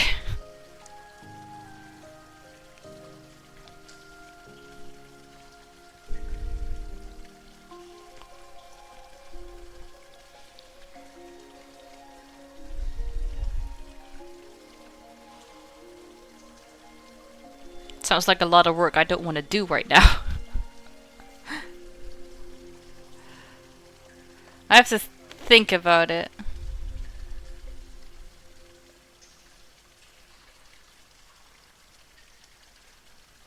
It has history.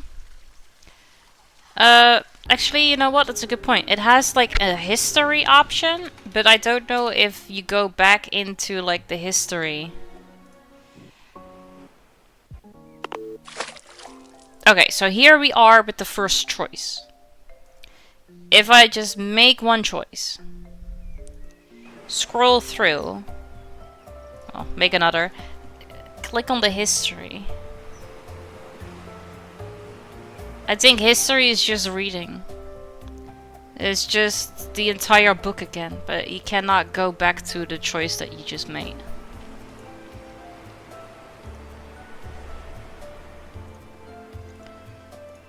Okay, so that's not it.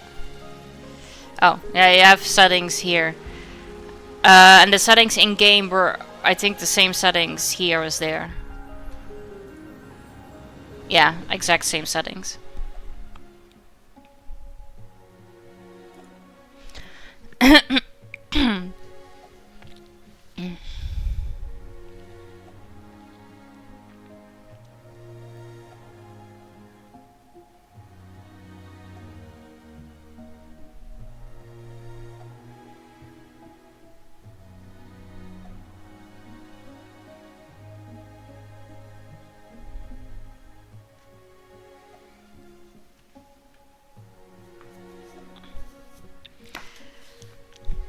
I guess you also don't really need more for a visual novel. Okay, you know what? We'll just get to this later sometime.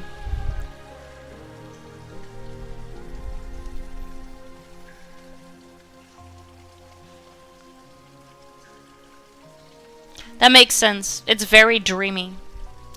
But the artwork is also incredibly pretty.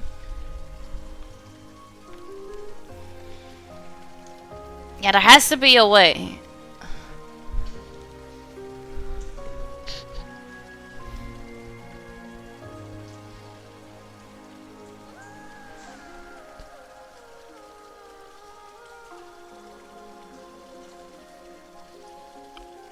Bond with Aya, but not Layla.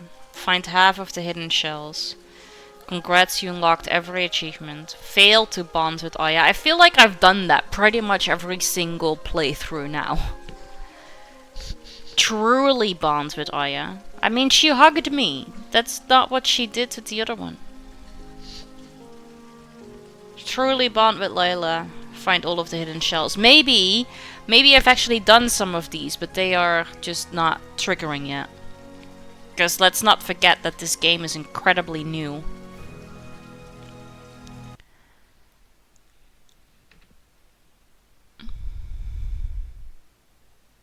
Okay. Turn that off for her. Because... Oh, well, I say incredibly new. It's a little older than I thought it was, but...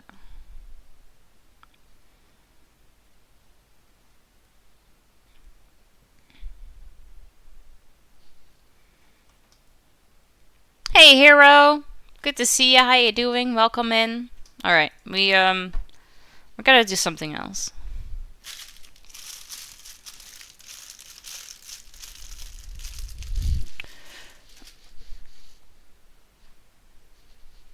Ugh. First, stretch. How you doing, hero? Hope you're having a good day. I have to disappoint you. I will not be here tomorrow. Because, Keelan is doing like a little play thing at school that I'm gonna go and watch. And then later in that day I have to go to the dentist. And they all cut in right at certain times that just makes it annoying to fit a stream in. So tomorrow, no stream. I should be able to do it on Thursday though again. I have one appointment in the morning, but then when I come back I can do that.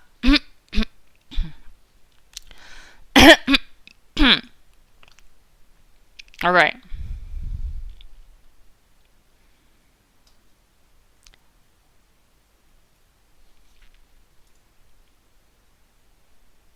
So don't go to Keelan's play. Teach him disappointment early. No, let's... I feel like I disappoint him on a regular basis enough. Without intent. Let's not intentionally start disappointing him.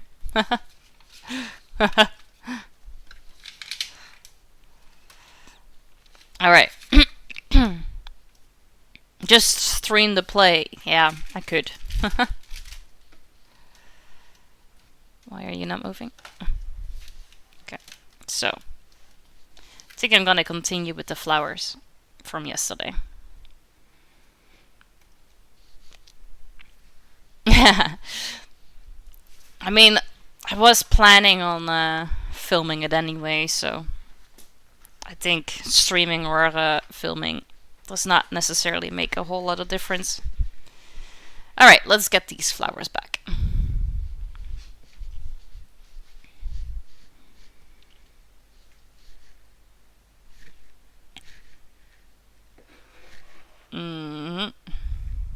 There you go. You have some.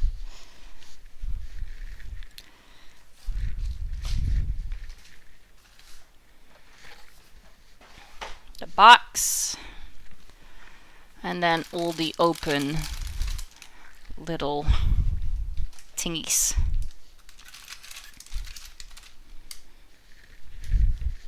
It was a very beautiful visual novel though. I enjoyed that. Now having to try and get the right answers for certain achievements. Not something I feel like doing right now. We'll do the hunt some other time. Okay. Let's put you there. Let's me also switch to the right scene.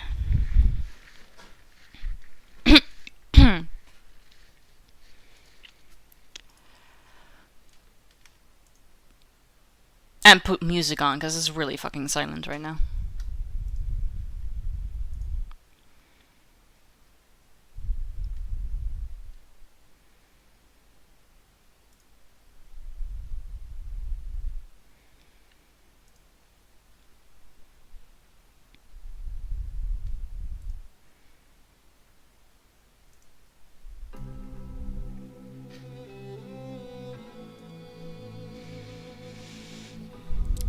Just use walkthroughs for that kind of thing.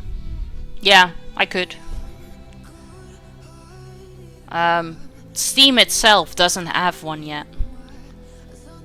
So maybe nobody has made one so far? Ko-Fi is working on a mobile app? Nice. Title in game 2. Yes, for sure.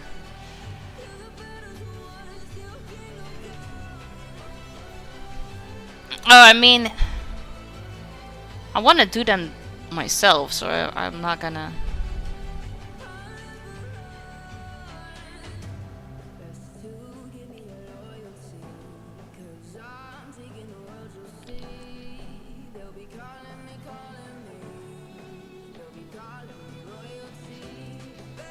I don't think I finished my sentence.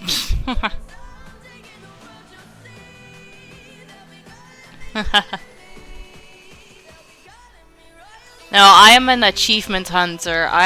Every single time, whenever I play a game, I want to completely 100% complete that game.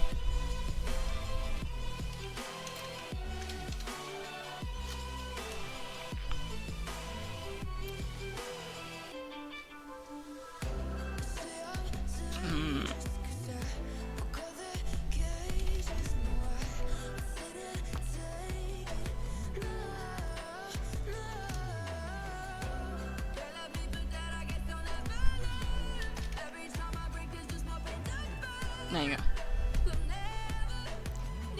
Okay, that's updated. Alright, let's go break my back again.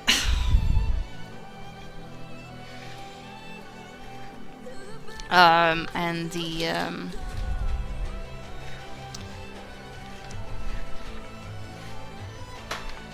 thing for my iron. Okay. I think I have everything.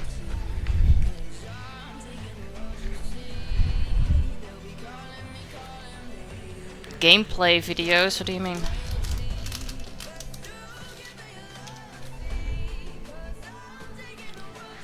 Okay, I'm just gonna put you there because you are in my way. Don't fall over. Oh! Oh yeah. Okay, let's see. The stems. Still don't know why these two are in here though. Maybe it's to put them over this to keep the beads from falling out, maybe? I don't know.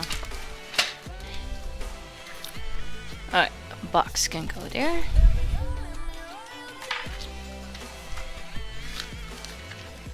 Alright, so we have... Well, we started with these.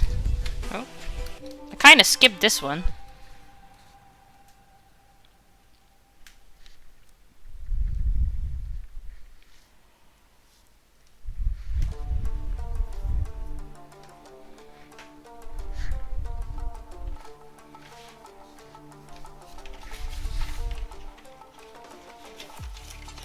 Okay, the glue. I only need one board though. And give me 2 papers. This can stay there. Alright.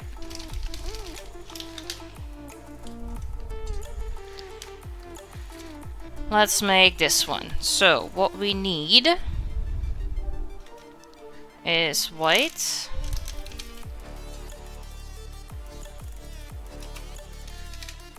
I need...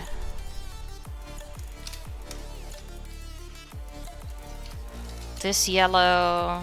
It needs a bright yellow. And I need orange for that one flower.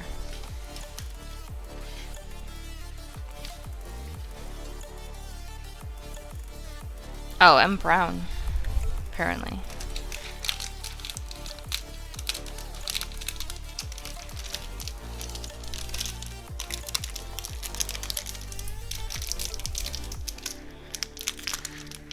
Okay. And brown.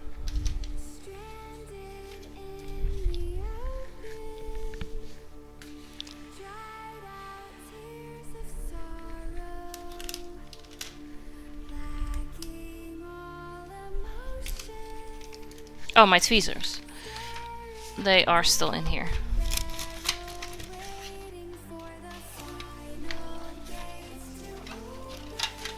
Come on out. Thank you.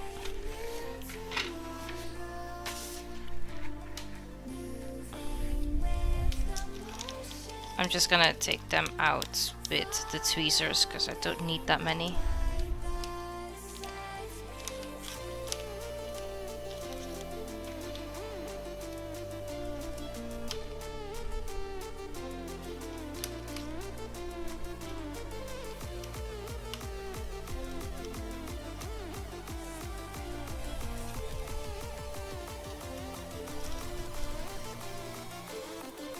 Okay.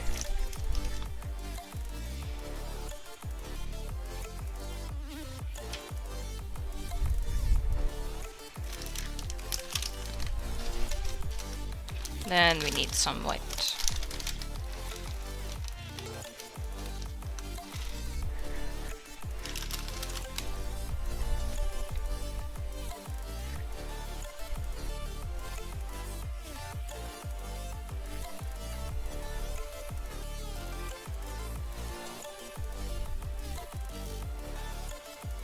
I'm not entirely sure where to start. Let's put it here.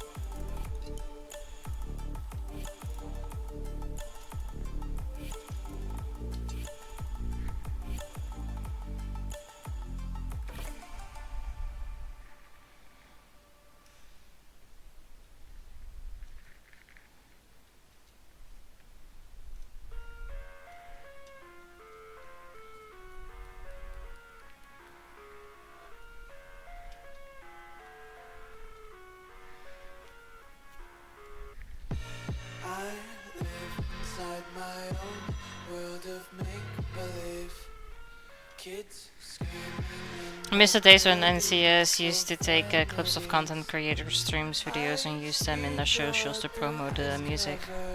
Why or when did they stop doing that?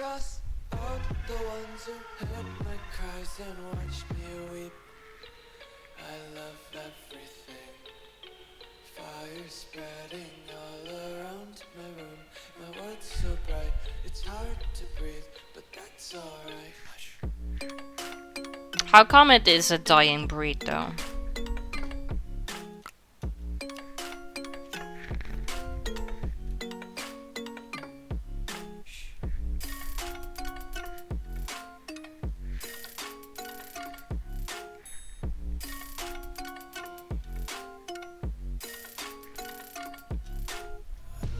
Take my eyes open to force reality.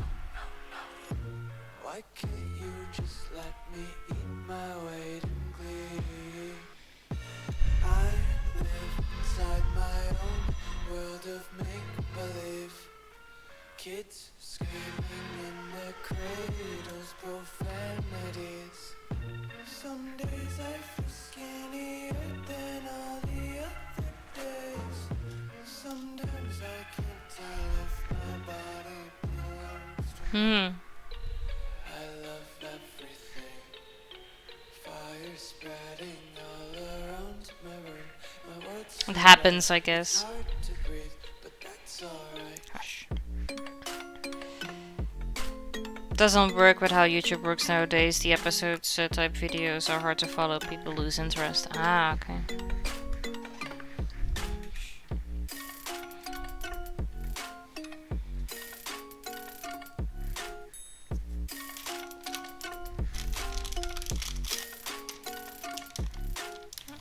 I wanna taste your content, hold your breath and feel the tension. Always hide behind redemption. Honesty is a one-way gate to hell. I wanna taste consumption. Come on. Faster to waste stocks in your The way this one opens just lets everything go. burns out.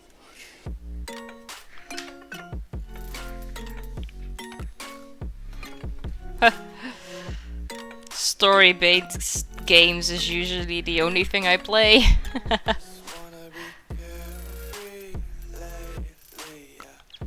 Just kicking up daisies. Got one too many quarters in my Oh, maybe you can bring it back. untied laces, yeah. Just tripping on daydreams. Got dirty little lullabies playing on repeat. Might as well just ride around the nursery and count sheep. Kinda have a feeling I might be using the wrong colors for these, but you know.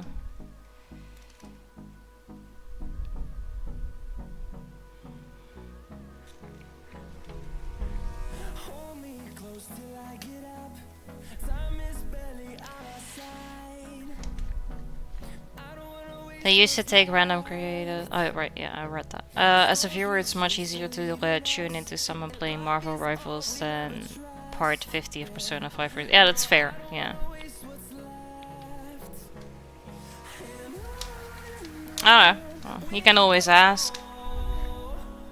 Through the wastelands, through the highways, till my shadow turns to sun rays. And on we'll go. Through the wastelands, through the highways, and on we'll go.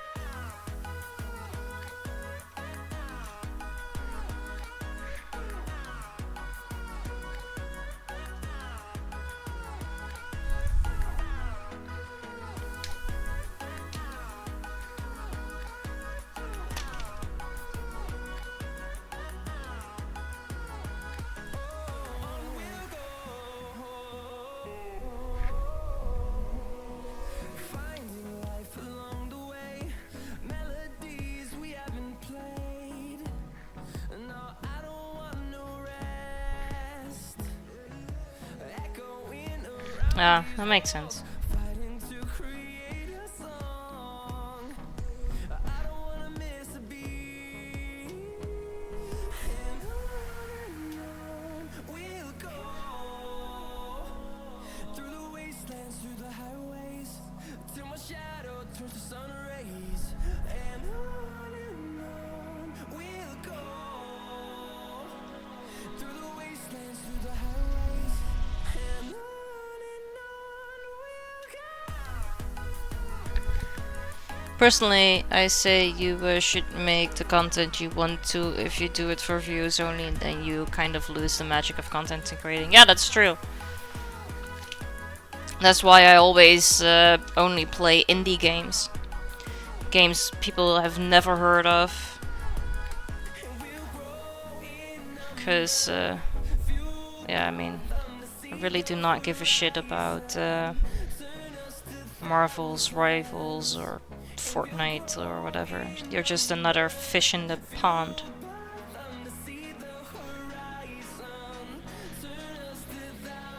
Not a fan.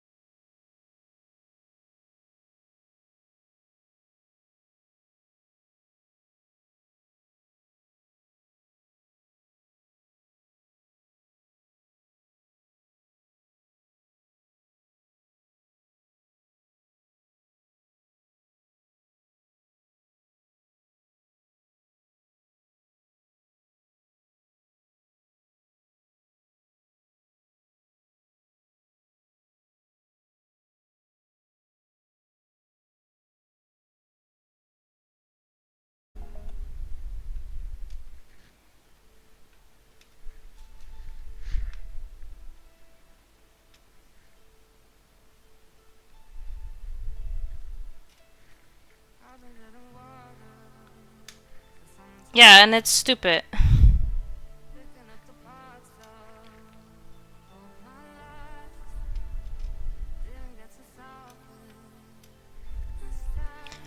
I've talked to big streamers before, and they tell me the only way to grow is by either connections or playing the same game category over and over till you build an audience. Being a variety streamer is a no-no for small streamers.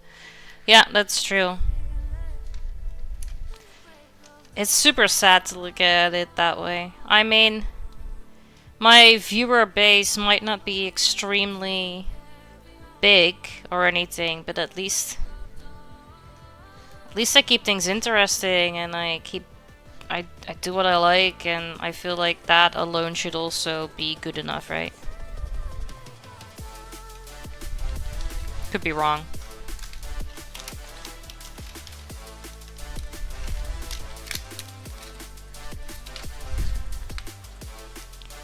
'Cause otherwise some like things can get really repetitive really fast, and I don't want that.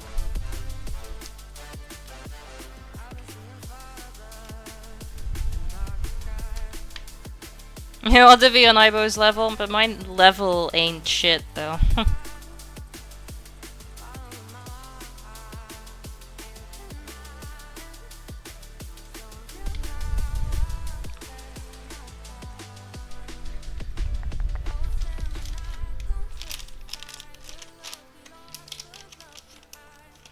I think it was something like 1 in 5 top streamers don't find streaming fun anymore. No, I bet. And that's something I'm utterly trying to avoid. So, first and foremost, I am here to have fun.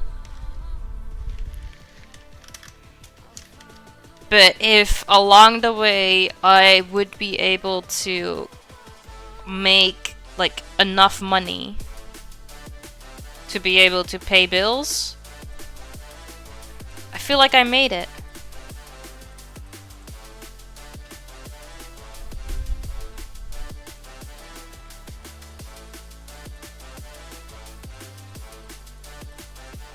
Hey, exactly enough. Awesome.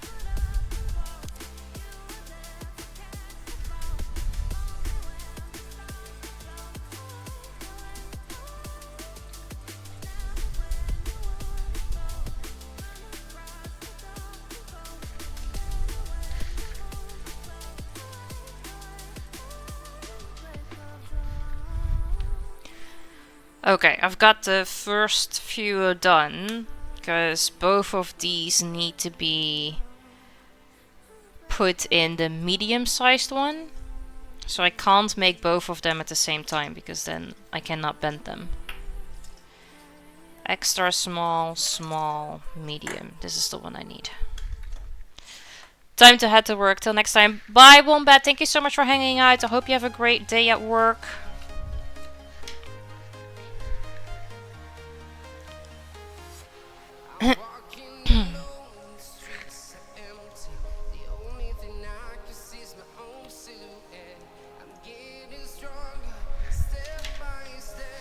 Okay. Need to heat up the iron. The ironer.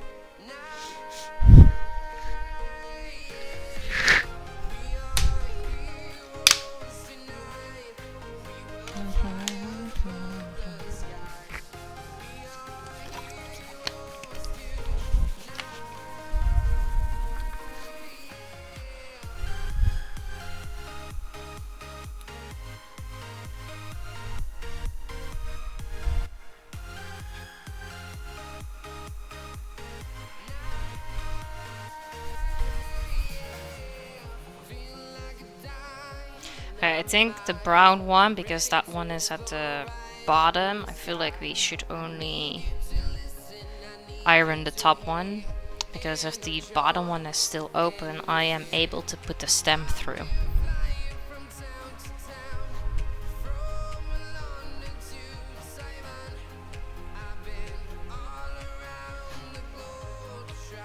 Which would be easier to glue all the stuffs together if I would do that.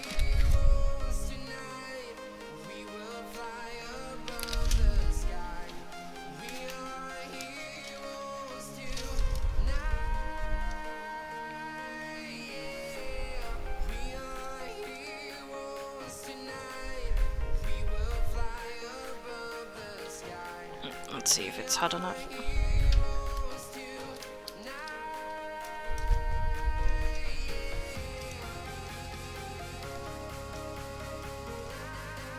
And what I've learned yesterday is to just iron one side first for the bending. It wouldn't break as fast or at all.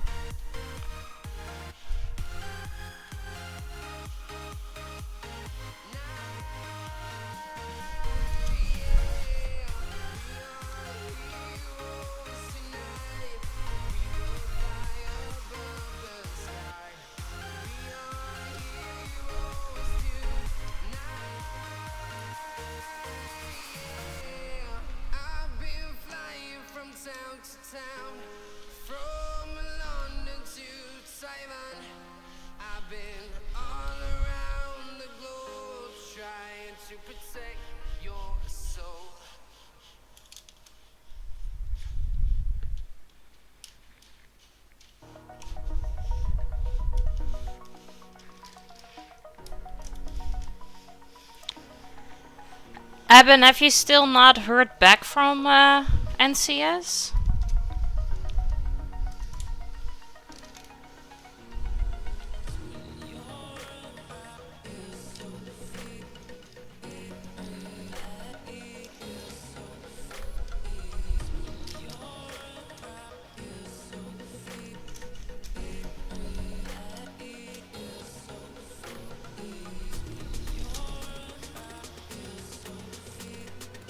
Aw.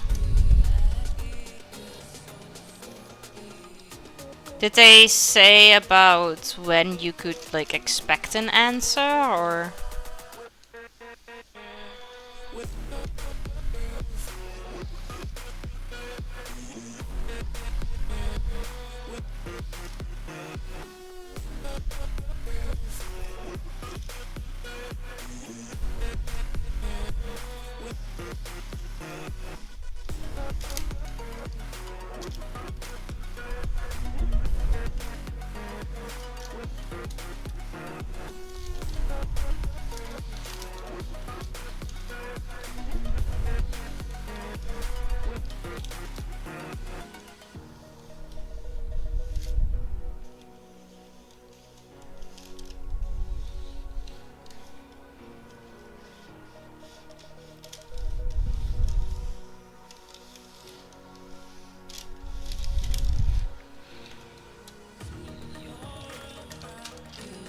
Okay.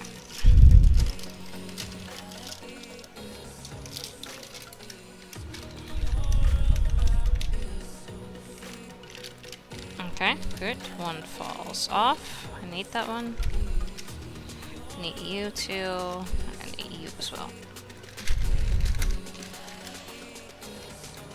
She's asking me how much I can pay her, and I'm like, I'm trying to earn money myself, and what I do is not cheap. She doesn't get it. Yeah. But your mom never understood it, did she?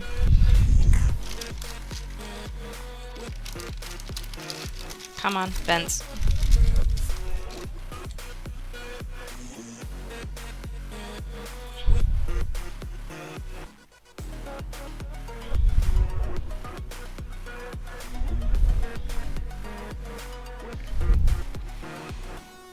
They will reach out soon. Okay, so we just have to be patient.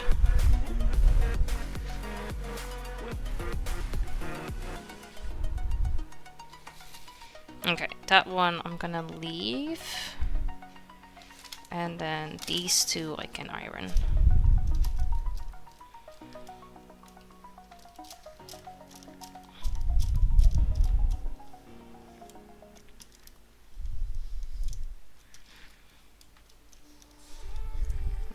That's enough.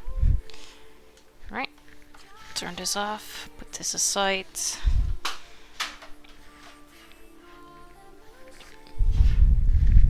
Don't roll over it.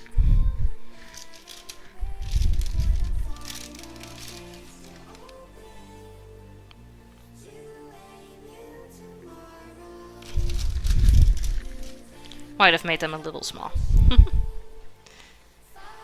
It's okay.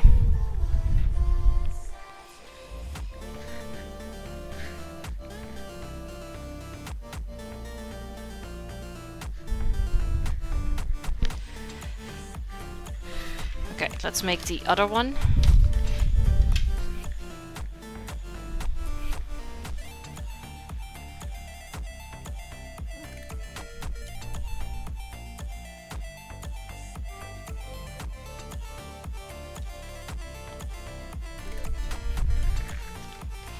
No, she didn't. She thinks I earn a lot from music, and I just told her how much I have earned from music alone, which is 13 since 2022.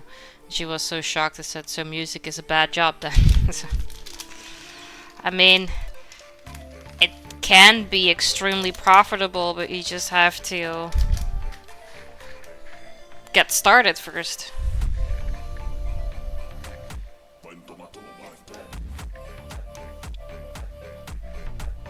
I mean, there is a compliment in there. she thinks you are, even if it's for the bad reasons, but she thinks you are.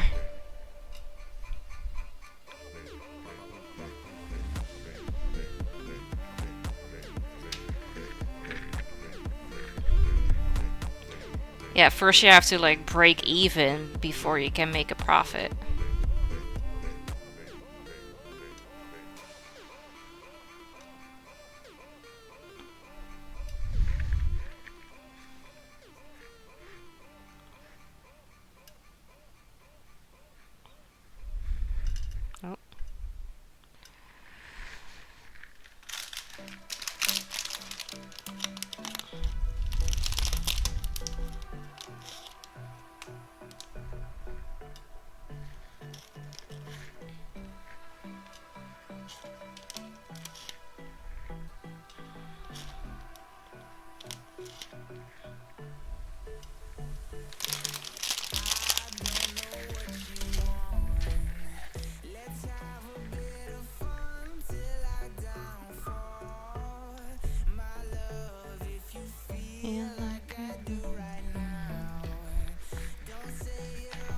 Yeah, it does.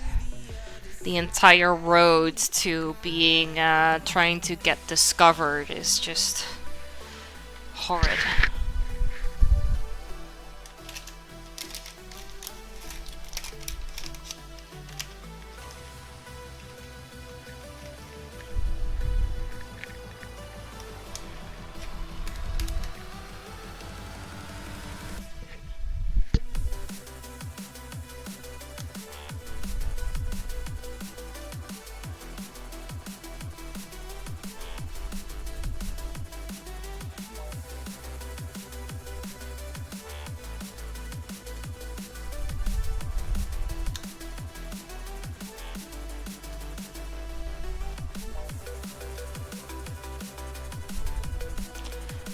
I want to make at least 100 to 500 in sales, and if I don't, I will not release again. Oh no, that is putting yourself under a huge amount of pressure.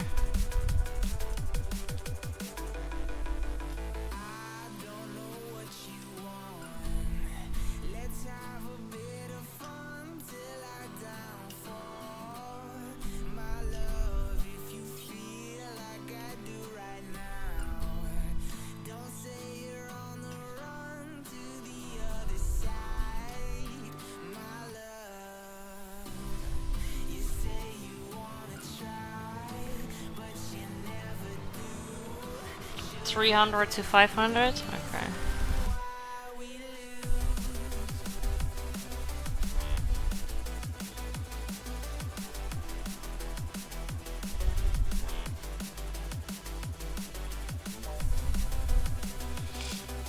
Time for lunch.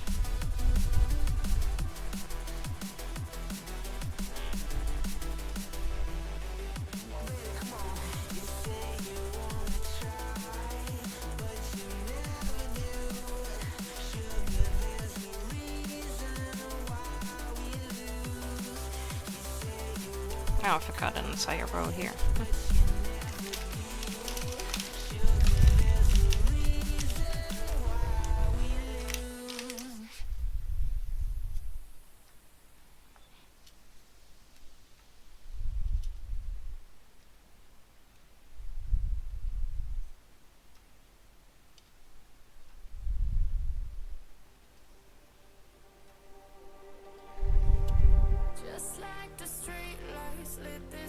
Yeah, I feel like some moms will never understand anything, really.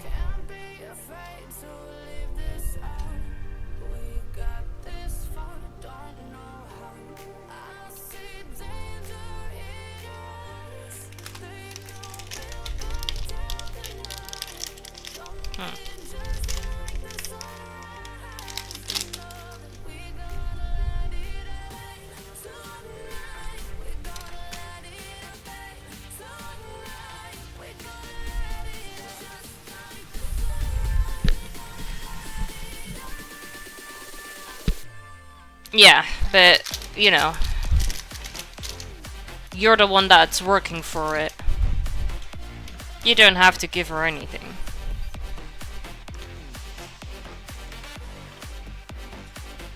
Yeah, she's not supportive.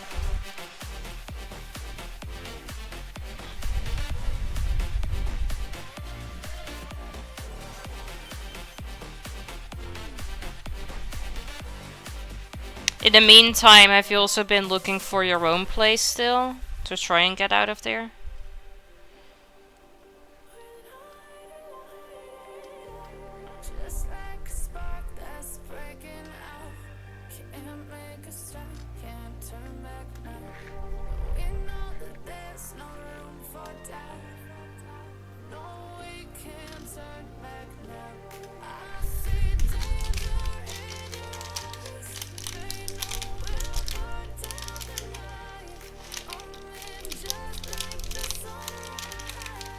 Oh, okay. I mean, I feel like indeed also getting a job with like NCS, for instance, like stable, proper stable income also makes it maybe a little bit easier to getting an apartment.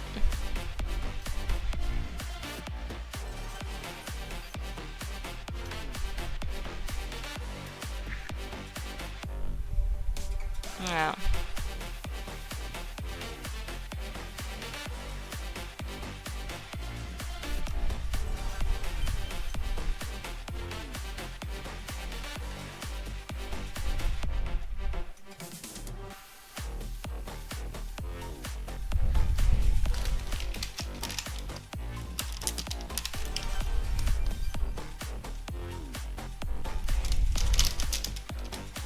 Alright, got the second one down too.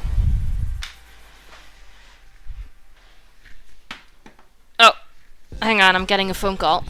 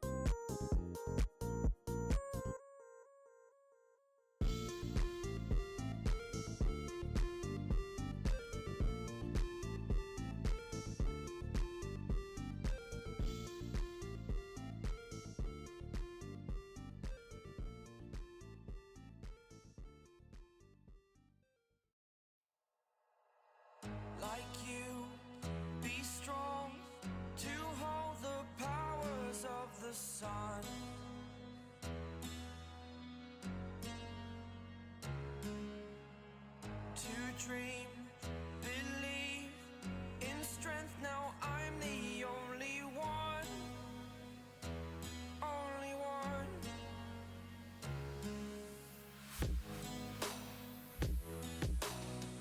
I was an ordinary boy until I broke the rules. My life destroyed, life destroyed.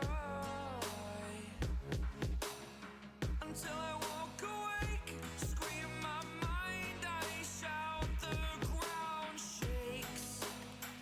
How much can I take? My mind will break. Will it break? Can I take? Can I be your superhero? Superhero.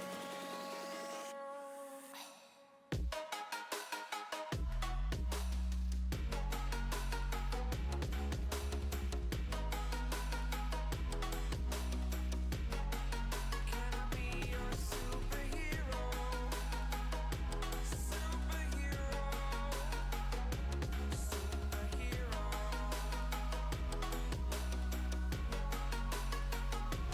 Superhero.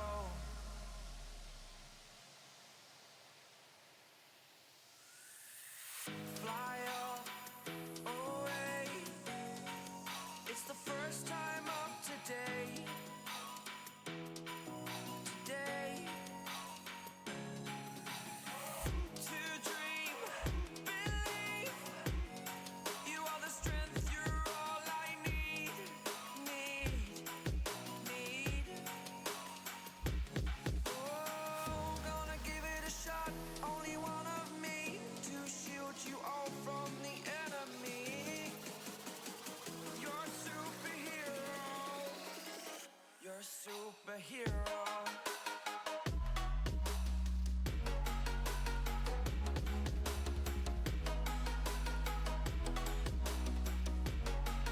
Can I be your superhero? Superhero. Superhero. Superhero. Can I be your superhero?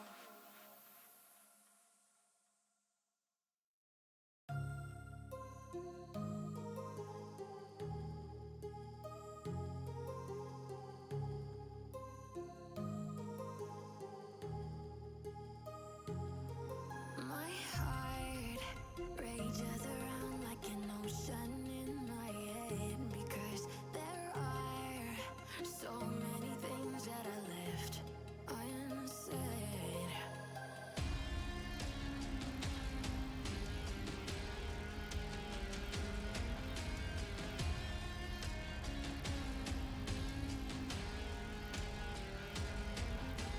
I can almost feel you walking in the distance, but I know that it's not reality.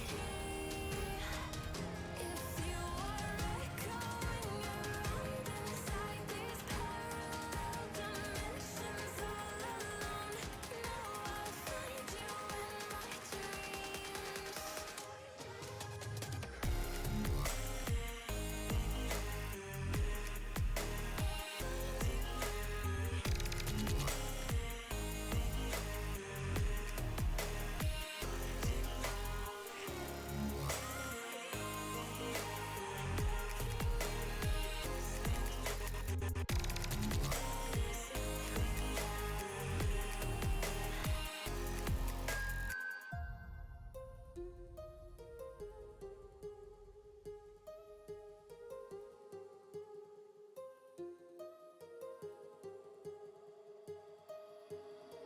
My heart rages around like an ocean in my head.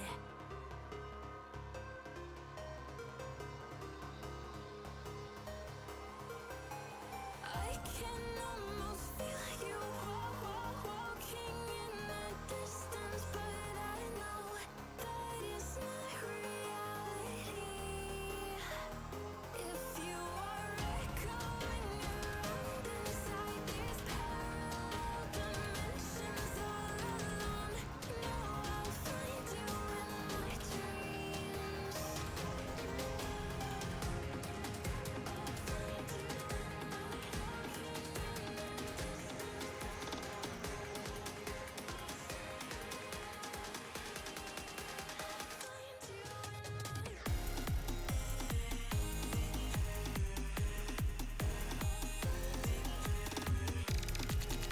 Alright, I'm back.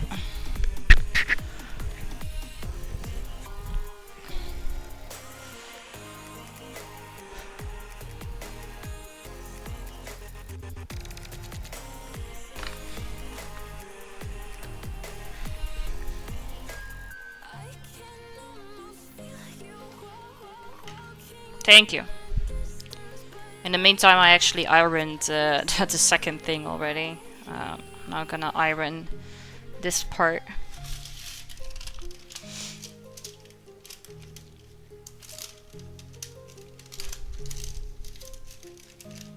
Can we just do one by one? Yeah.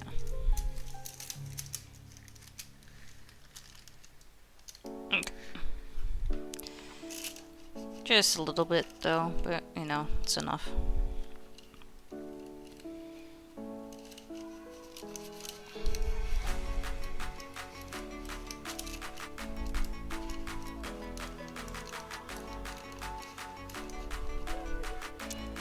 I sent flowers to my parents and Nissa's parents. Blue flowers. To let them know that we are having a boy. And Nissa's mom just called me that they received the flowers and thanked us.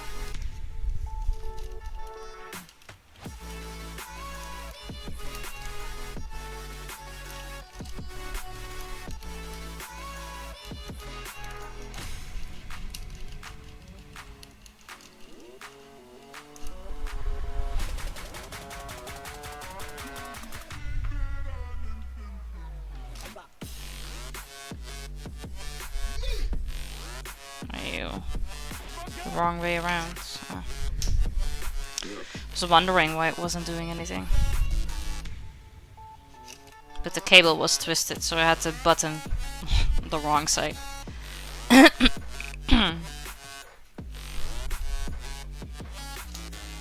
really feel it in my throat that I've been talking a lot today. With that whole visual novel.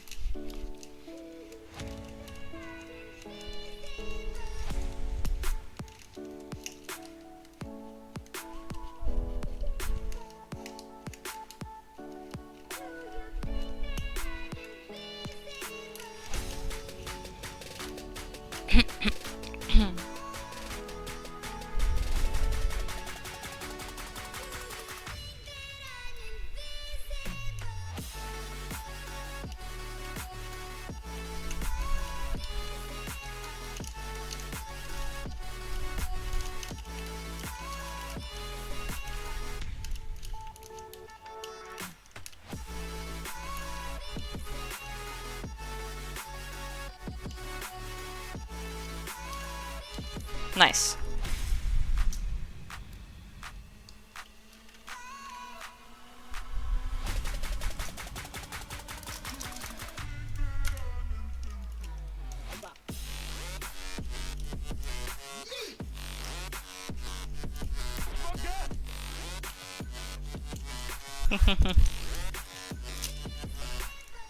Keeps you busy as well.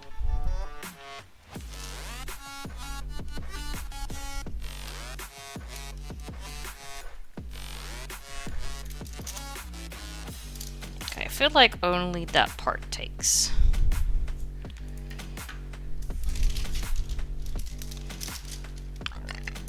Sorry.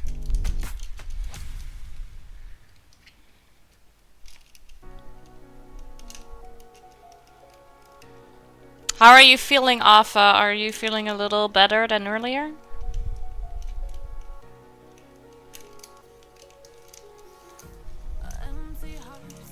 Oh, you can take it easy, Evan. Take things slow.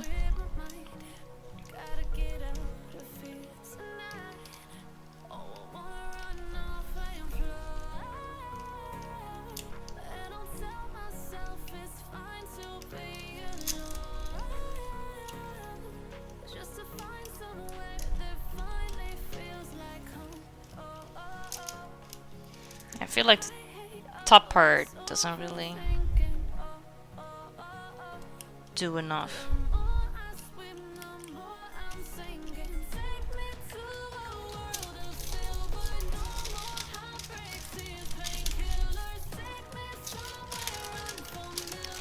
Yeah, you've been coughing a lot for a very long time. At a certain point, it is gonna make a lot of things hurt.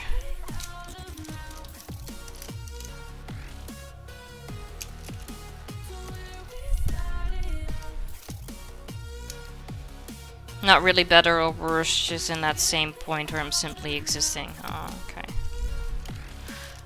Well, the positive side to that is that it's not worse.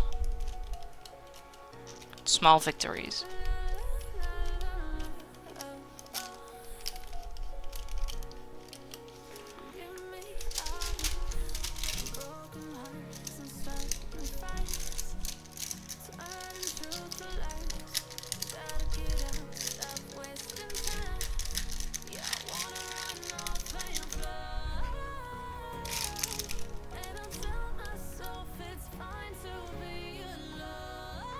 And chest doesn't hurt? Well, that's good.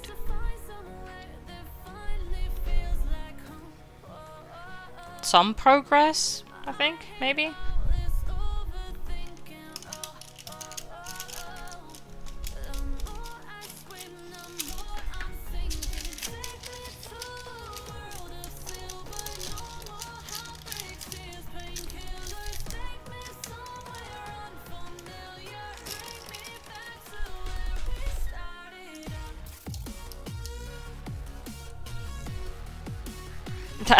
Peace.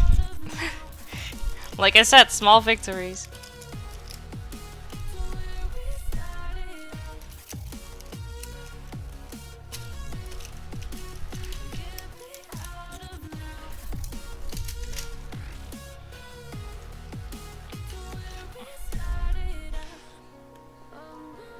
I hear a door. Nissa's back home.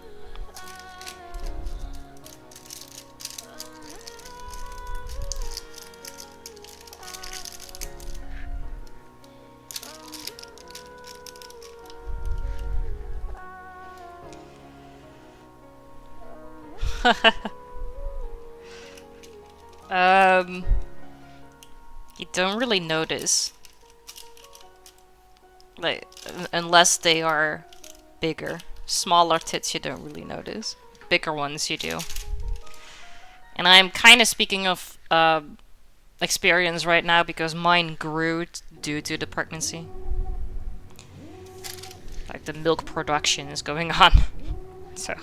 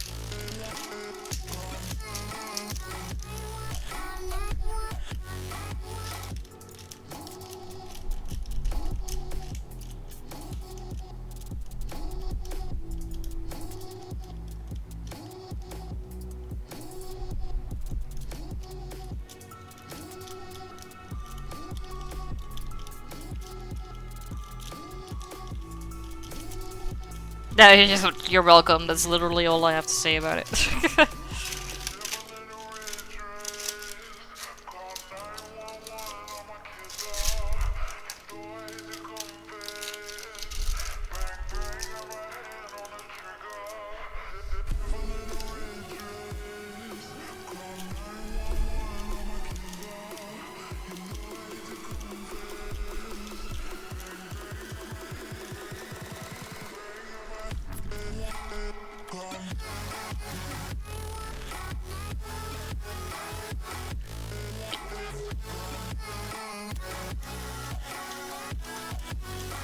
Maybe it got in spam or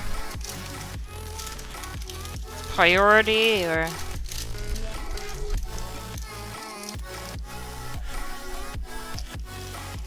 maybe a different email.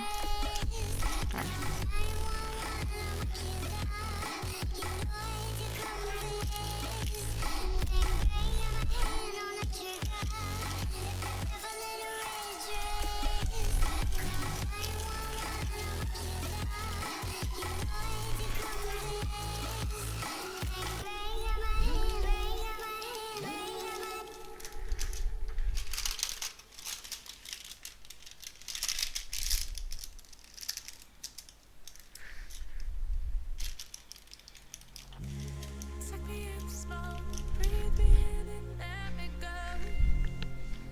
Filling the lumps inside you. And the black eyes make my way into your mind. Just to know what you do.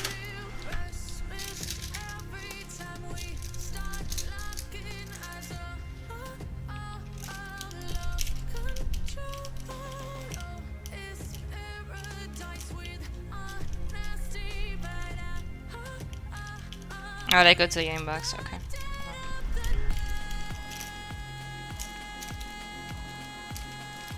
Just naming all the basics.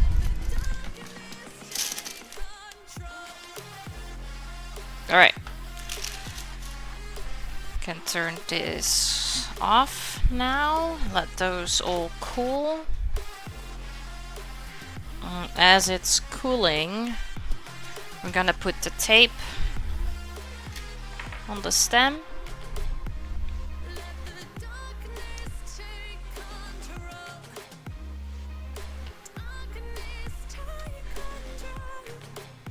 Exactly. We've learned that apparently it's very, very difficult. suck me in slow, breathe me in and let me go. He never came back to me with like Open up your eyes. the assignment, so I guess because you blocked him, he didn't really felt the need to do so, which is fair. But that also means I've never managed to send my email.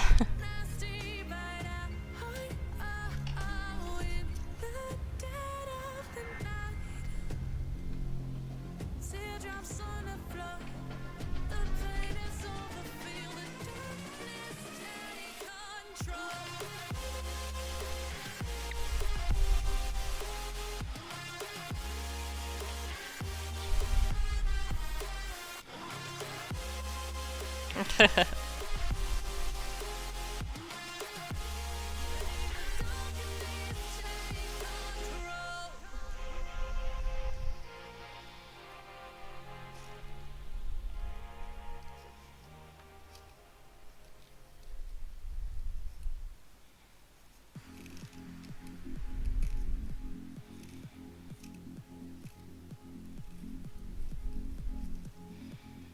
You look like you need a rainbow. Hey, Cam.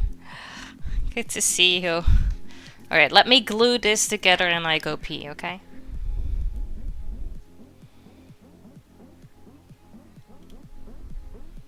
If I get it to open.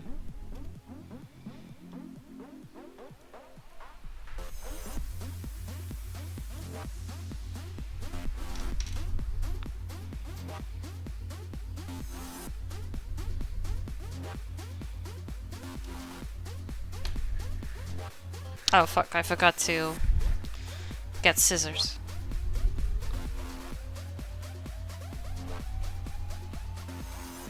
It's fine. I have my email set up so that if I'm not logged in, then I get the emails to both places. Ah, smart. Okay. Alpha, thank you for making me and everybody else drink. How are you doing, Baker Cam? Good to see you.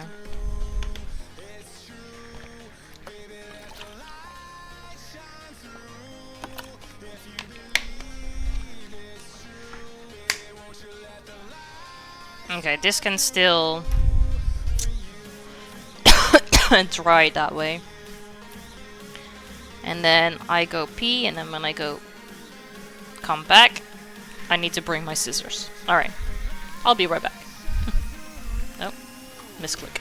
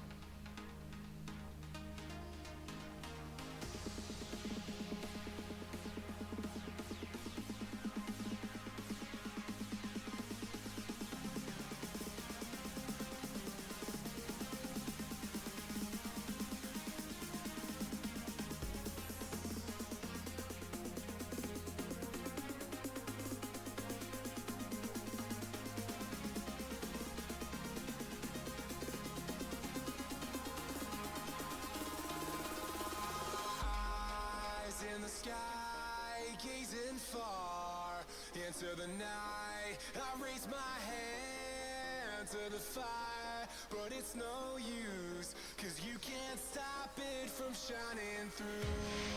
It's true, baby, let the light shine through. If you believe it's true, baby, won't you let the light shine through for you, for you, for you, for you, for you, for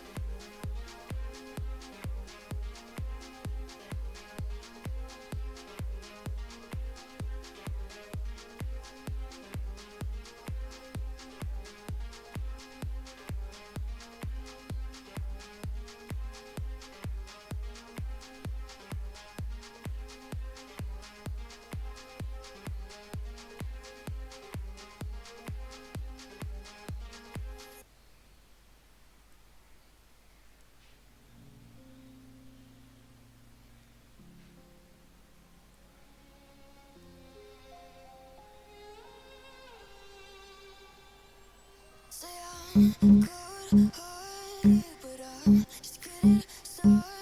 Got my eyes on the target. Love, love.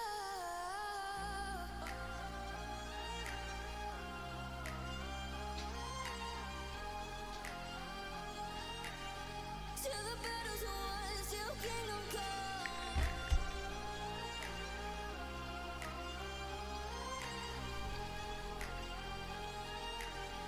I'll never run. Best to give me your loyalty, 'cause I'm taking the world, you'll see. They'll be calling me, calling me. They'll be calling me royalty.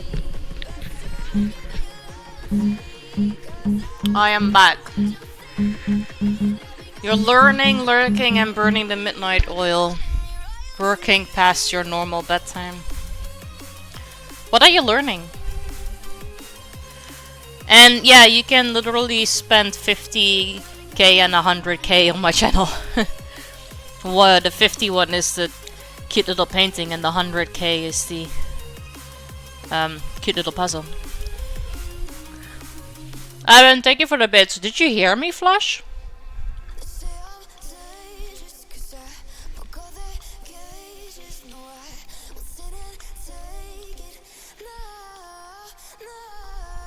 Right.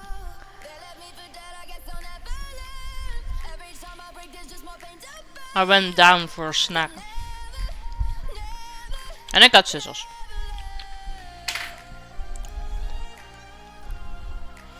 Oh.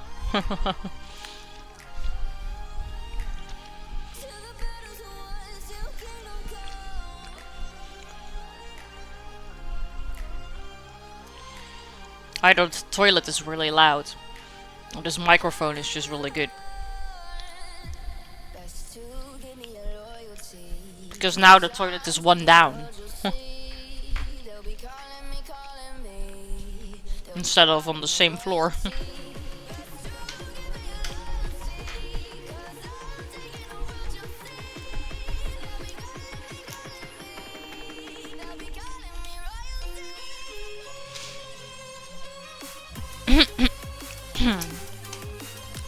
Alright.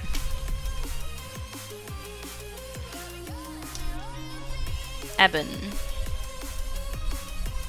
100 bits.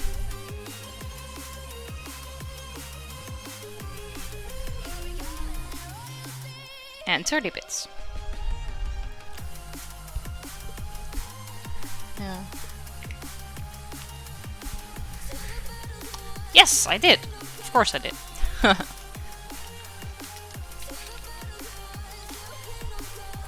Thank you for the bits, Eben. I appreciate it.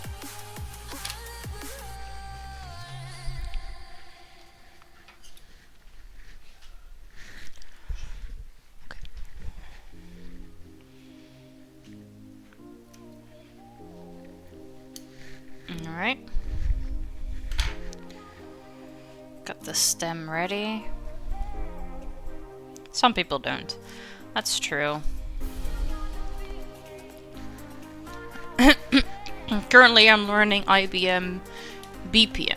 It is a comprehensive business process management platform. It provides a robust set of tools to offer, test and deploy business processes, as well as full visibility and insight to managing those business processes. Ah, okay.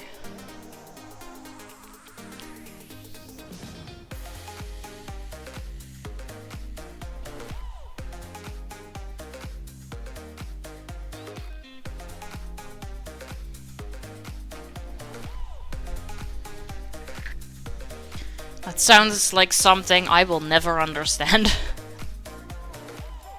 Okay, you have to be on top, because otherwise I cannot glue you two together.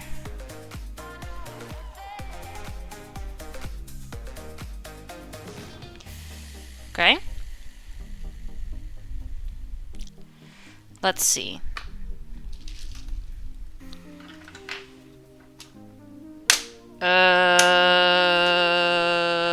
That's a very good question.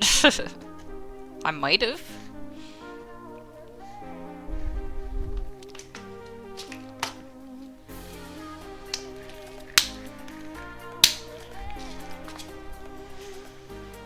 Okay, I think we're gonna glue these two.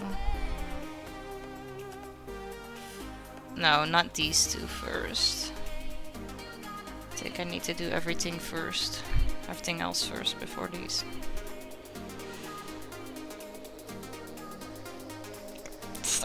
I mean, you can always try with like whatever 10 cents or so, and then we'll know.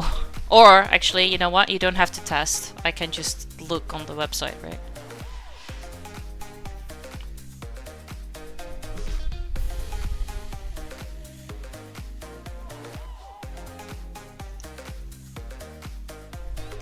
Yeah. So these two.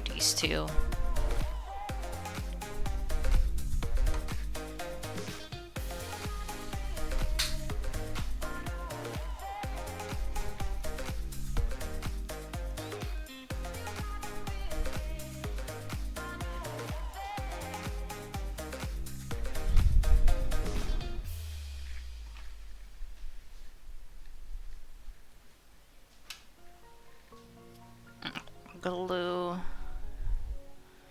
on here. I really don't know how much that's needed, but we'll see. Oh yeah, I don't think I have it then. Because I have Twitch alerts, I have the no OBS alerts, I have Blurb, but I don't have any one specifically set for Ko-Fi. So I don't think I have it then. Yeah, don't test it. If that's the thing. Don't test it. Because you will not hear anything. I also don't think I have set it up because I didn't have any like subscription things going for Ko-Fi, so I felt like I didn't have the need to do so.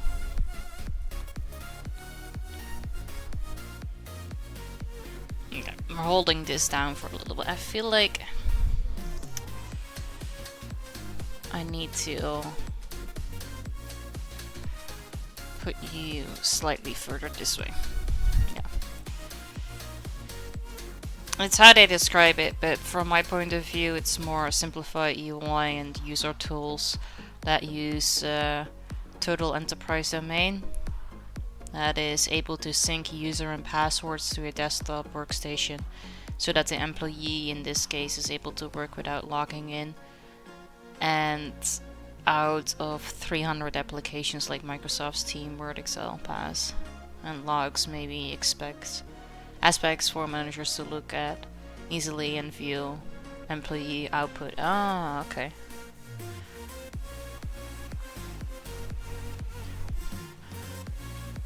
Well, I hope it's going well.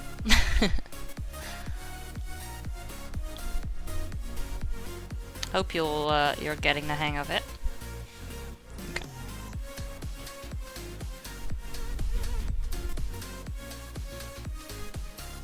Oh.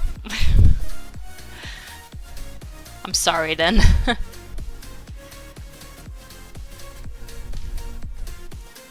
But hearing you and watching the stream helps me de-stress. Okay, well I'm glad to be of service. Even if it's just the bare fucking minimum, but happy to help.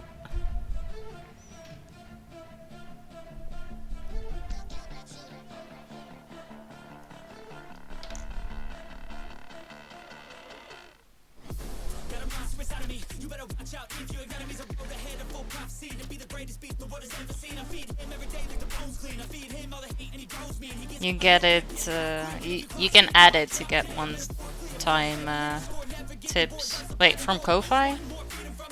Because you are the only person who asks about Ko-Fi.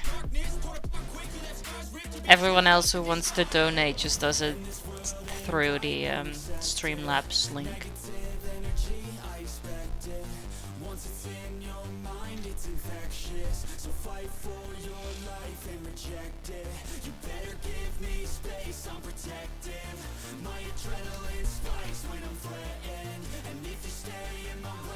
Oh.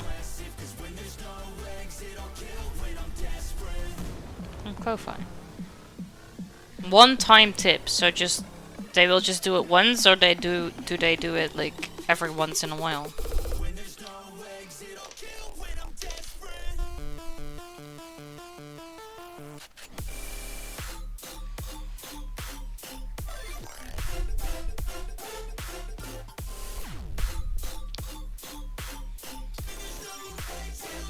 Just once. Ah, okay.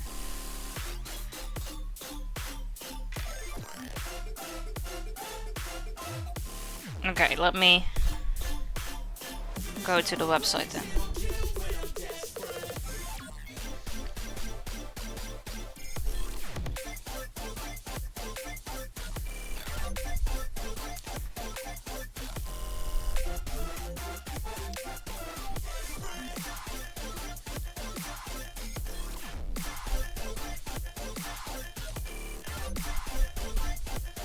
Oh, no, wrong.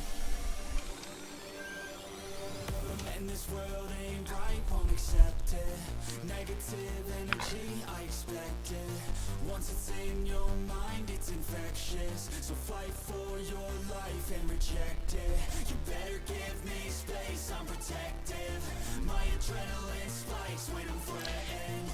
Right.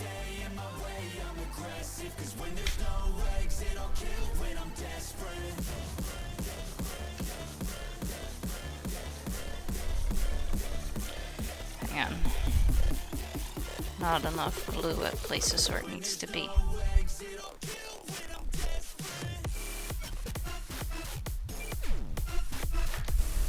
The stream alerts?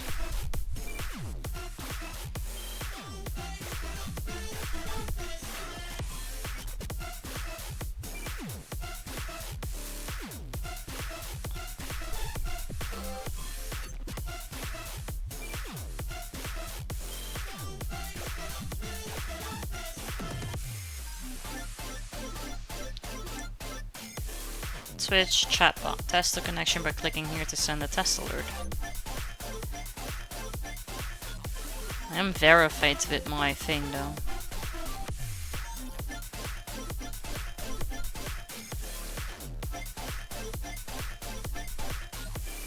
Oh wait, stream alert overlay.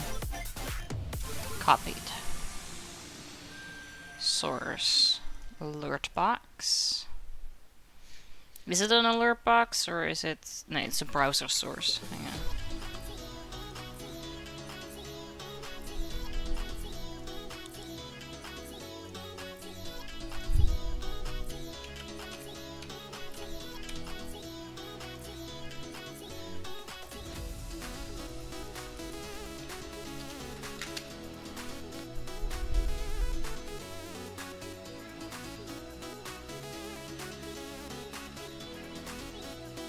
Oh, is that gonna be constantly on my screen? I don't want that.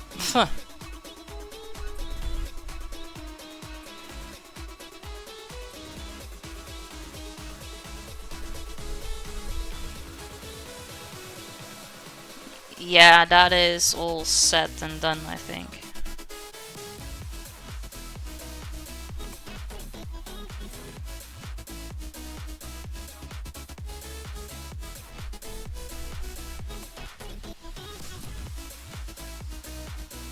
Yeah, let's try. Okay, well if that's it, that means I can just do that.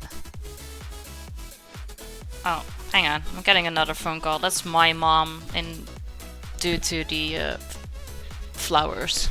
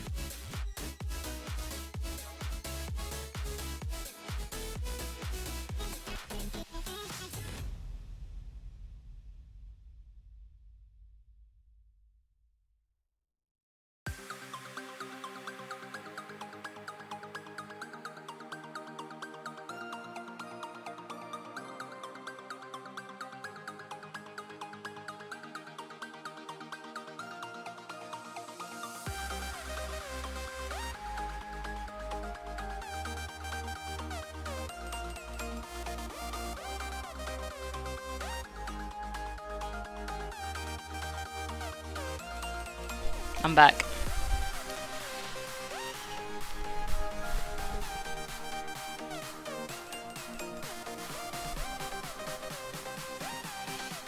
Alright, let's glue that one.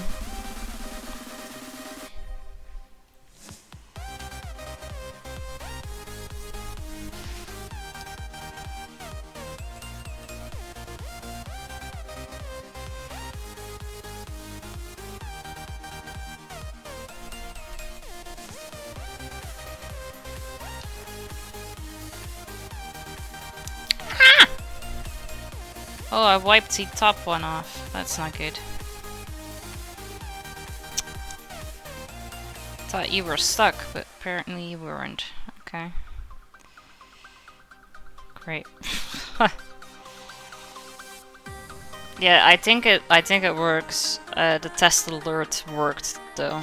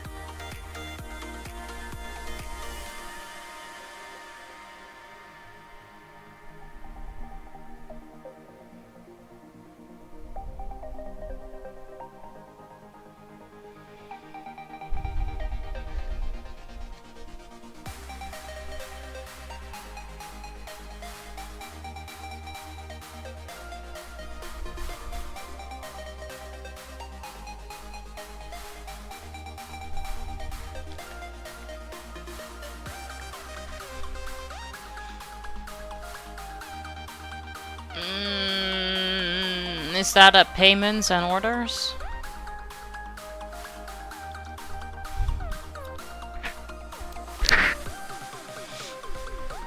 No.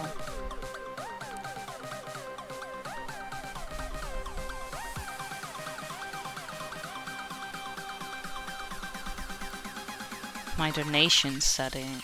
Right, so we have settings. Payment. PayPal is connected. Currency in euros. Simple donation.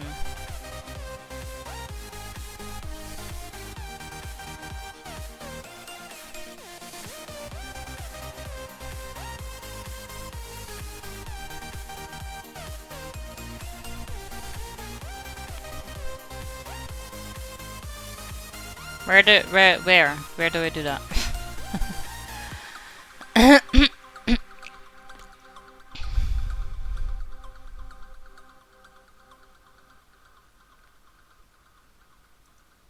I think the minimum is...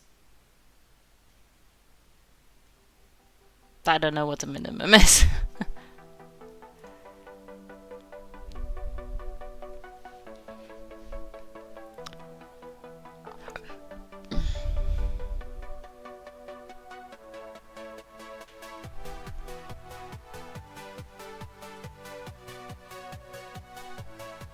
Oh, do I not have to do anything? Alright. Good.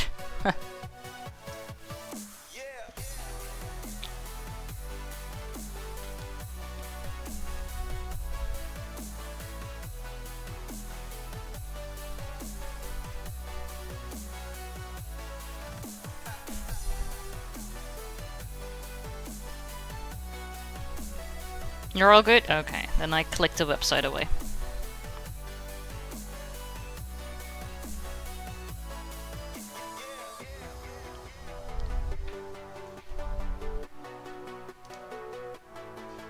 Let's see, Stream Deck, €100 minimum.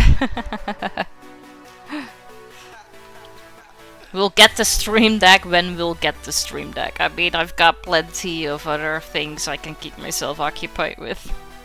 Plus, I can play all the games I have on Steam on my PC too, so it's a want, it's not a need.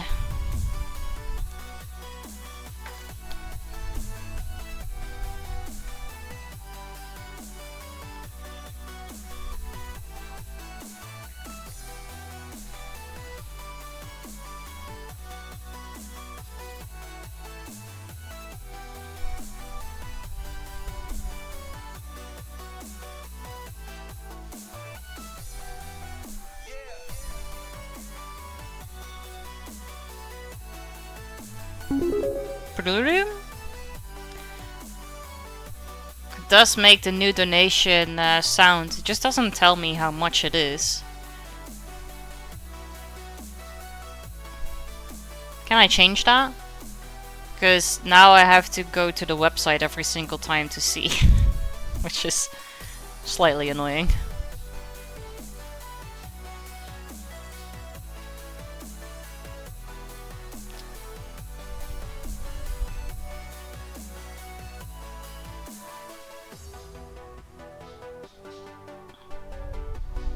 Might have put it crooked, just slightly.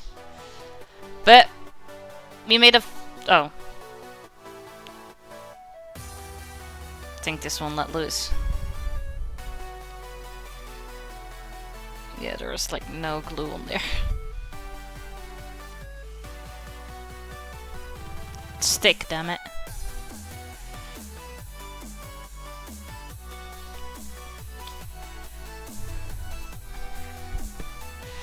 Alright, we'll go back to the website.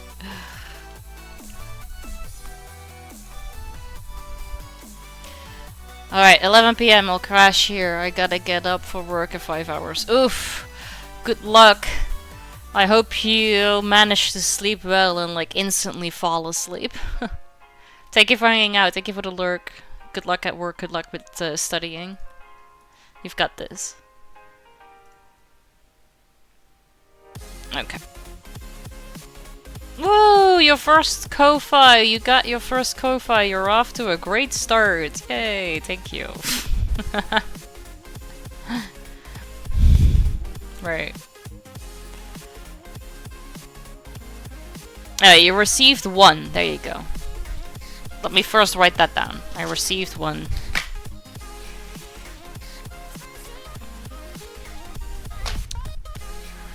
It's kind of annoying because that doesn't add up to the Steam Deck. So I have to do that by hand. You already were a supporter!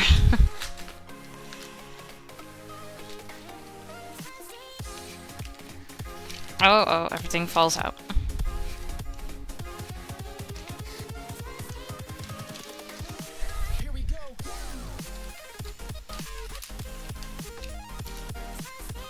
Follow the eyebrow, follow the eyebrow.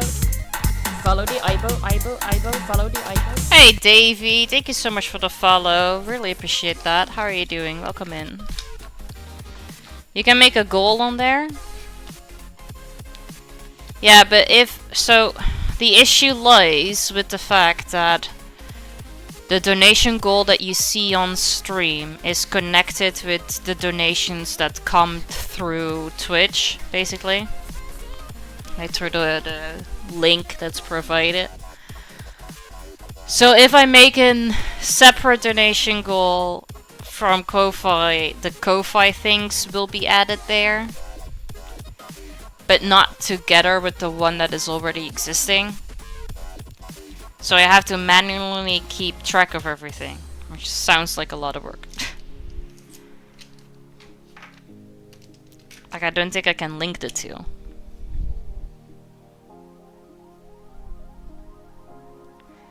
Plus, it's just you who's gonna use Ko-Fi.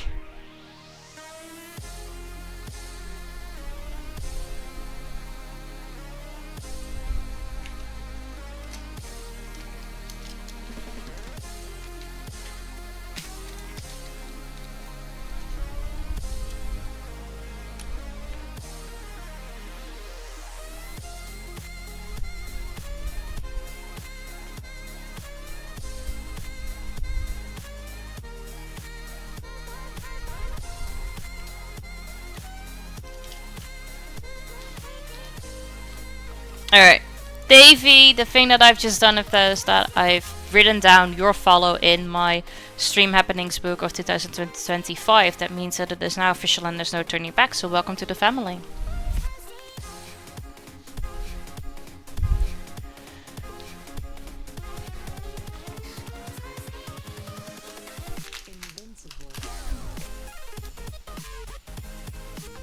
Okay, I will write down that I have to add that one bug there.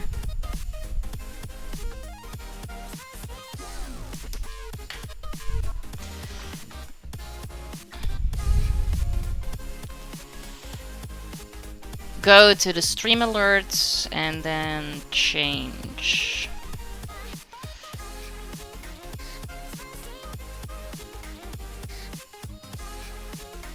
Okay. Yes, I see.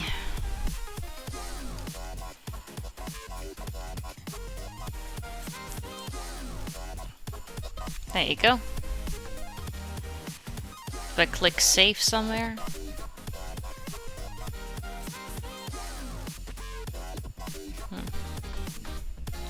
Yeah, I saw it's written above it.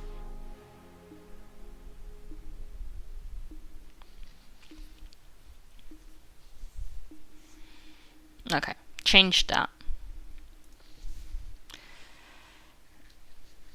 It autosaves? Okay, that's great. Right, so we've done the yellow flower. Let's go and do the... Nah, it doesn't really matter.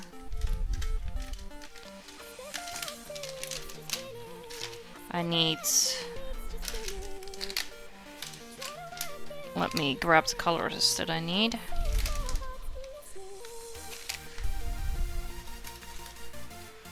Put the other ones aside. Purple one? Let's do the purple one.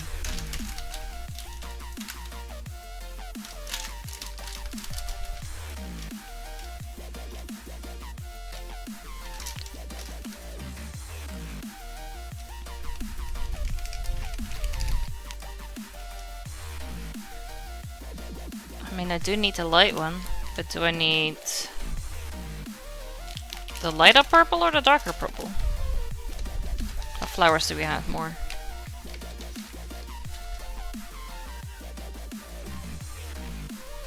Okay, yeah, the lavender uses the darker purple. It's definitely this one. Okay.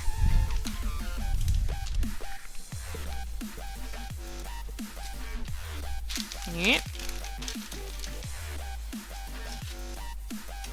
This one.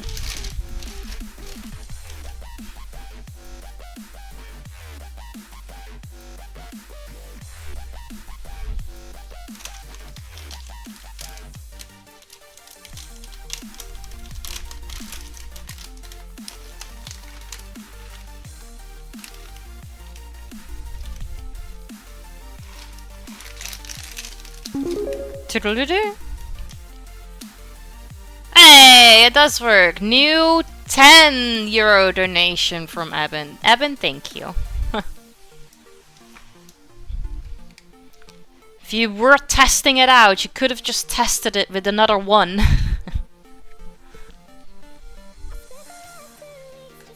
The 10 is highly unnecessary. Thank you, though.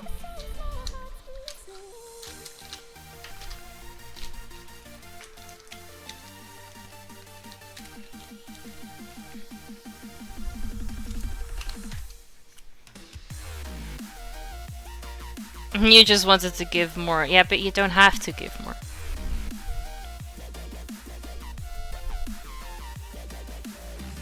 Oh, that's weird. So the €10 I get on my PayPal, but the €1 I didn't get a PayPal notification of that.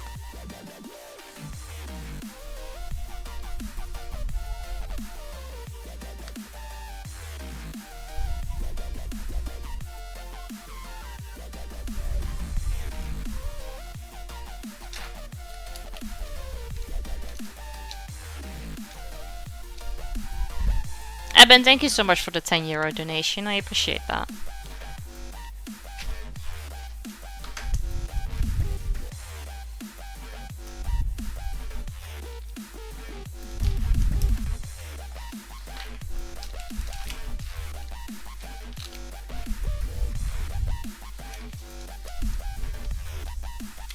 The nice part is it's in your PayPal account, and yes, you can refund people too. Ah, okay.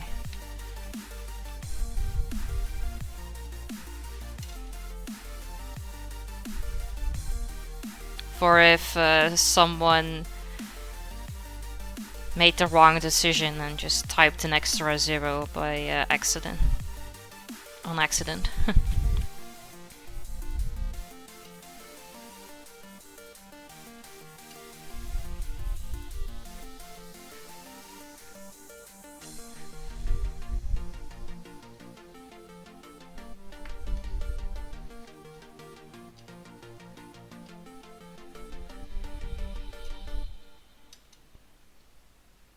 You say I make you nervous, a tragedy, I'm a beautiful disaster, a reckoning, you wonder how I got this way.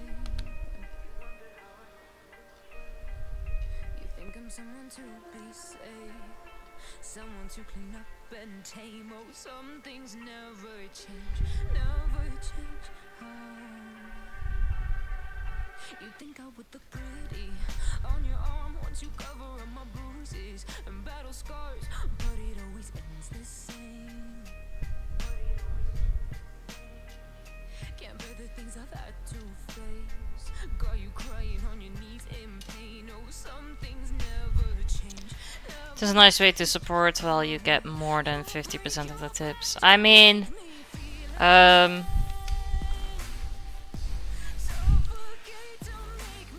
actual donations give you more than the 50% too. It's only PayPal who takes that like 1%.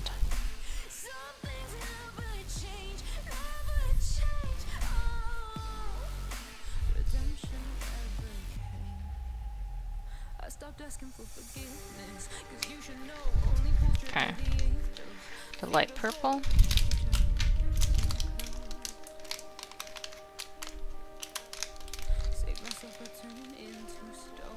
So save your judgment cause you just don't know. But some things never change, never change.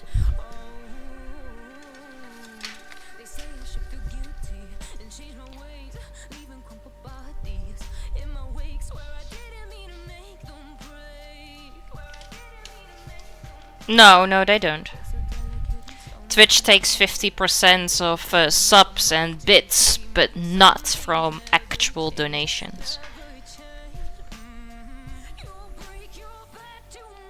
Because subs and Twitch go through Twitch. And donations don't go through Twitch as an external website.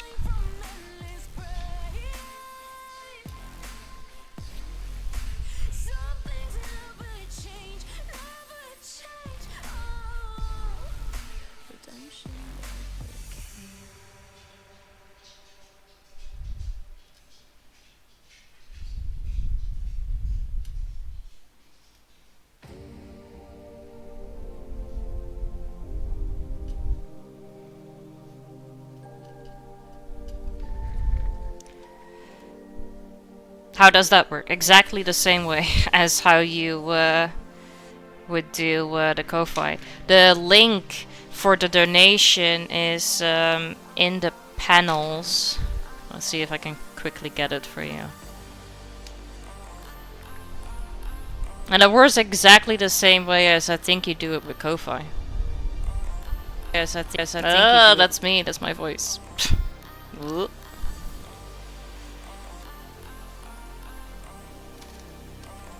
That's this website.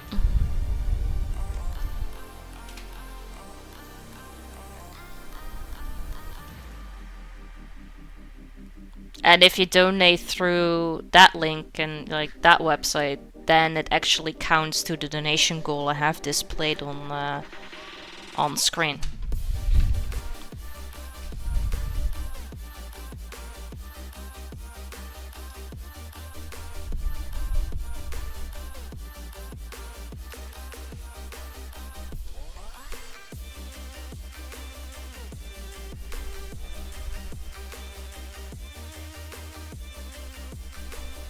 Welcome back, Alpha. Thank you for watching the ads.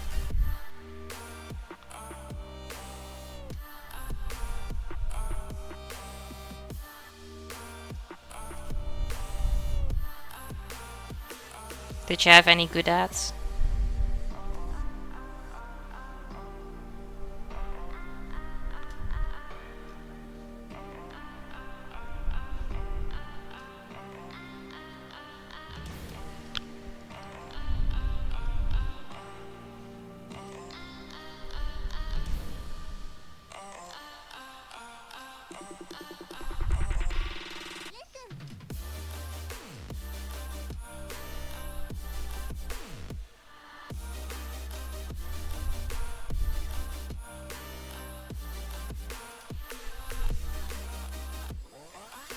Oh.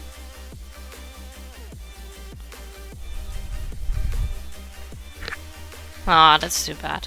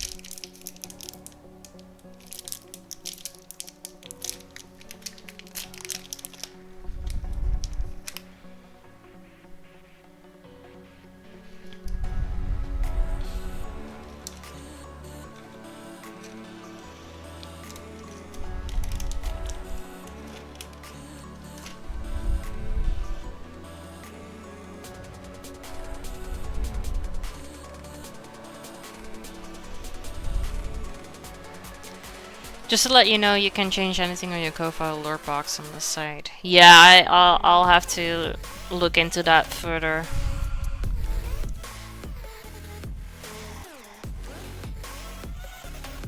I also might need to add a panel on my channel, like in the info, with the ko-fi link. I really just come up with like reasons why you should membership on there.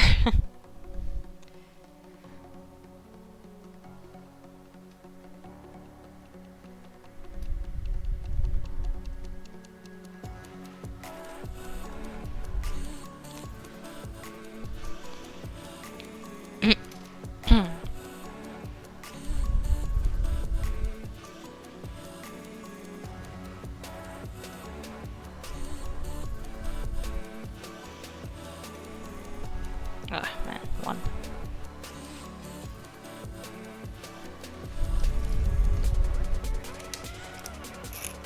Yeah, now it's just like a beam that pops up. I don't mind the beam. The beam looks good though.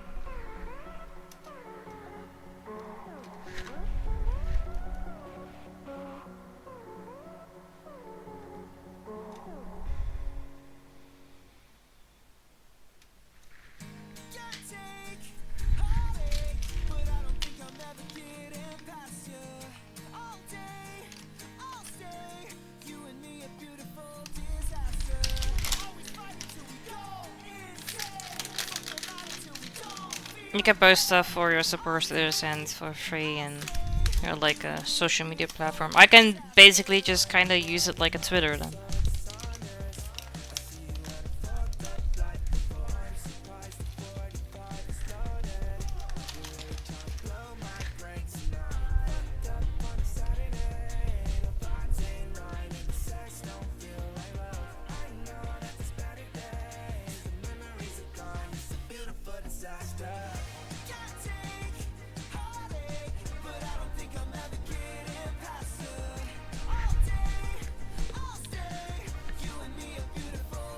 This is a really good song though.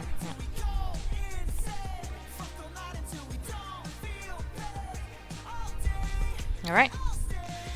Got the first one down. Let's heat up the iron again.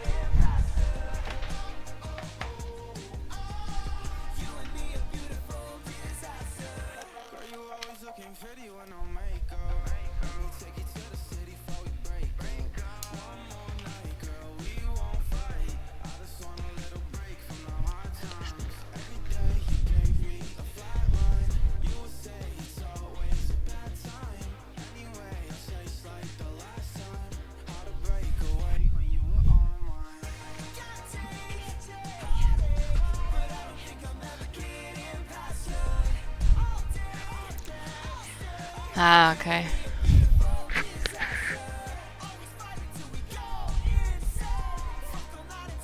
I mean, I only have one follower on Ko-Fi, which is you.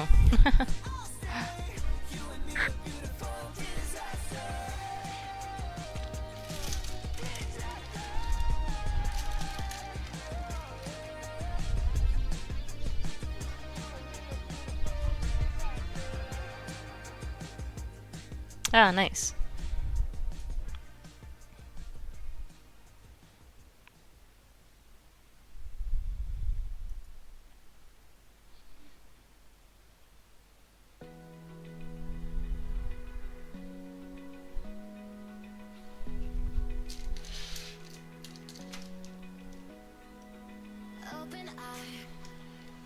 Oh, not just that, I also don't really feel like people have the need to follow me there.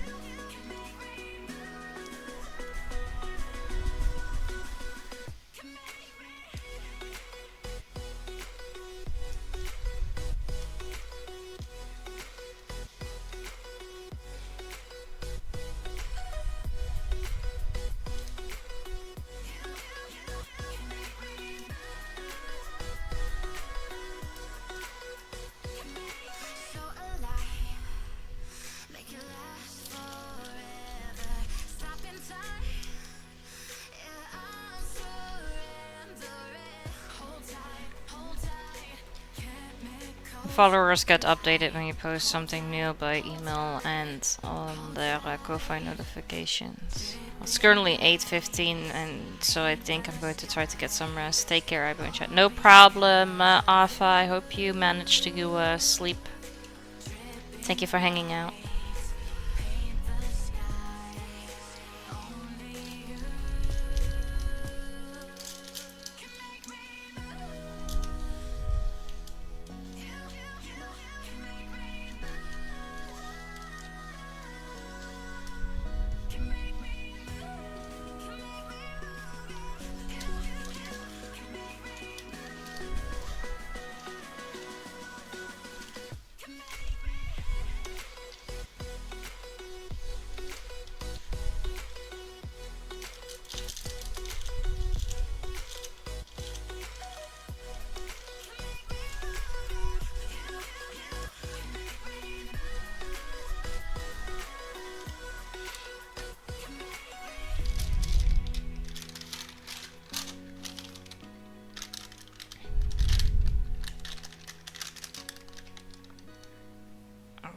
Let me bend this one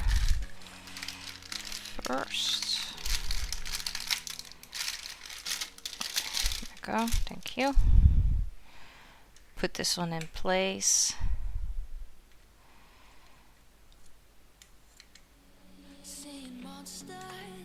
Which seems to be more difficult than I thought. Okay, come on. There you go. Put you aside real quick. You are not gonna do these two, we are.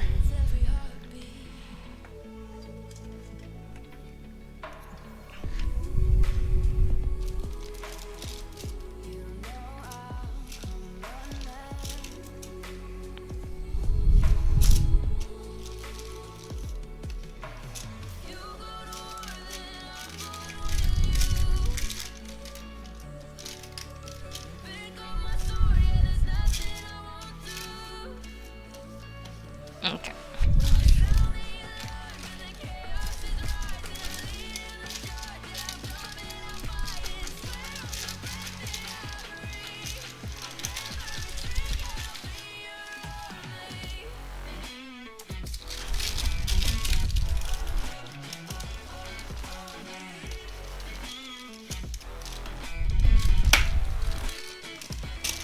Lines are gone. Yes. Alright. Also, you can just have a membership with no tiers, which is called simple membership, where you can do tiers like me. Yeah, I don't have any ideas for tiers, so for now I'm gonna pass on that.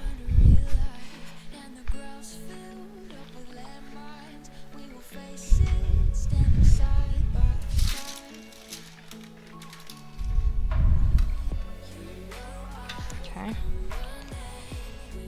These are cooling down. Let's go make the second.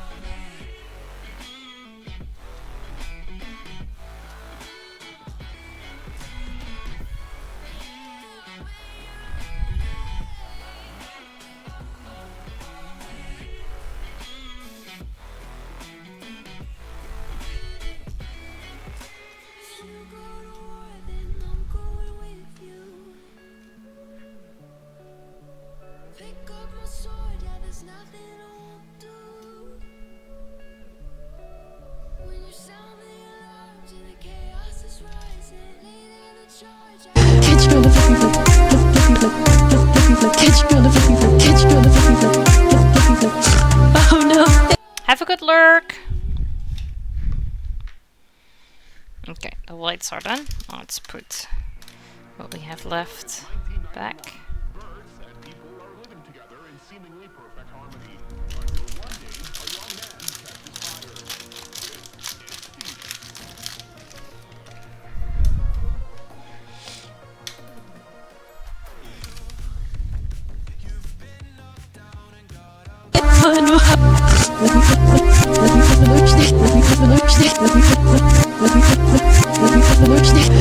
Welcome back, V. Any luck with the phone calls?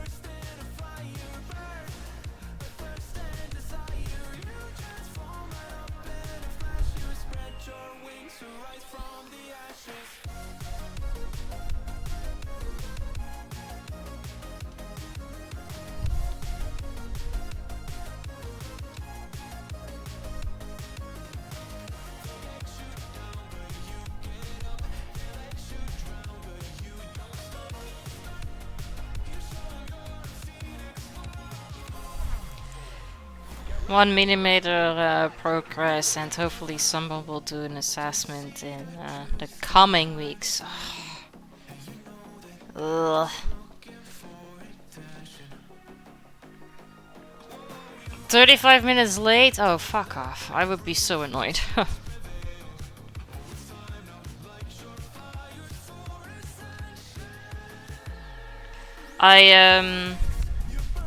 This was actually on Friday when we had to go to the hospital for that ultrasound. They said that we had to go back into the waiting room for a little bit because this one doctor wanted to discuss the results with us. But you have the waiting room on one end. And then there is this very long hallway. And then there is another waiting room right here. This doctor... And there were people there and people were talking. There was music playing, so you couldn't really always hear everything. But the doctor that was that needed to call us, did it at the very end of that hallway. So you're like, okay, I hear someone say something. but I couldn't quite hear what it was. Then she walked all the way to this one, this waiting room, and said it again, and then we could hear, because that one was a little bit closer. So we got up, but then in the meantime she already called for somebody else, because thought we left or something. It's like, I called twice. Yeah, bitch, you called all the way over there. Do you really think I can hear you from all the way on the other side of the fucking hospital? So I was fucking annoyed. It's like, there are people right here.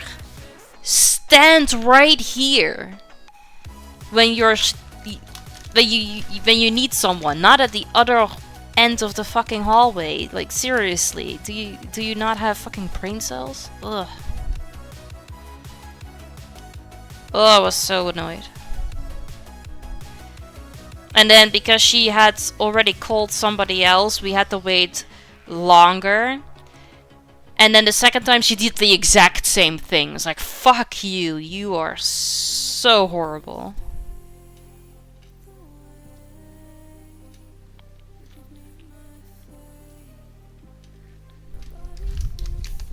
Right? There's a waiting room right there. Go stand in the waiting room to yell for who you want. Not like at the other fucking side of the hall. Oh, it still pisses me off. I know, I'm sorry. Just gets me going. Ugh.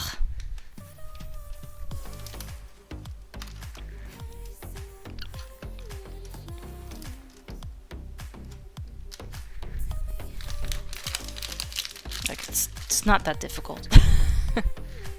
It's fine, I'm fine.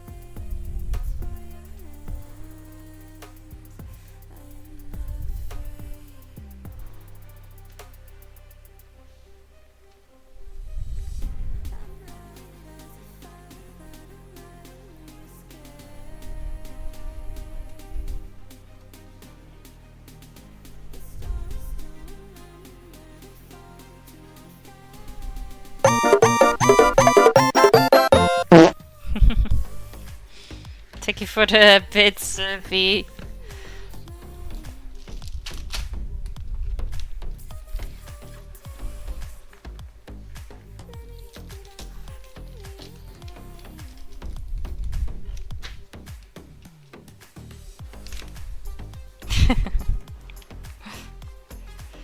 I just get annoyed real quick. It's not good.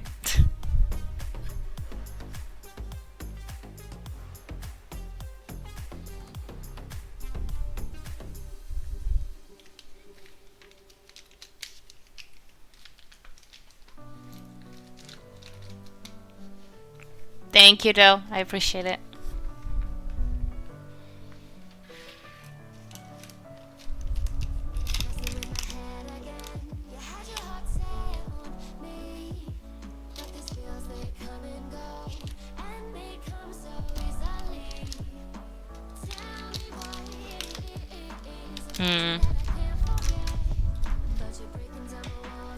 It's also it's so something so simple. Like, why do you find it so difficult to understand?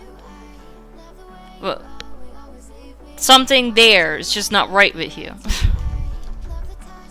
Fix it. But then again, people might think the same way about me too. So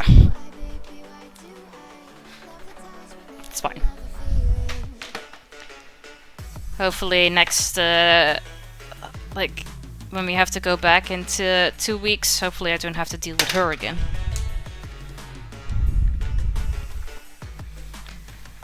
But we'll see. I wasn't talking to you specifically, but I meant like in general with certain people.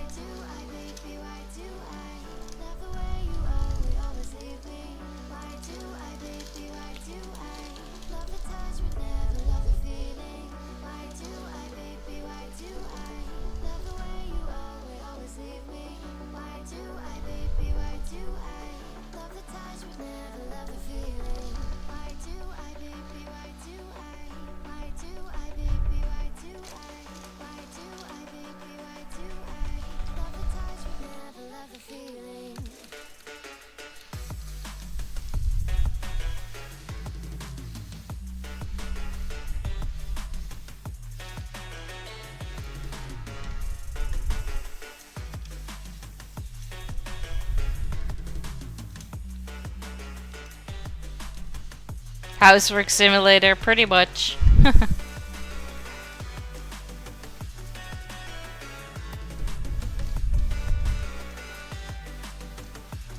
I mean, people love simulators, right?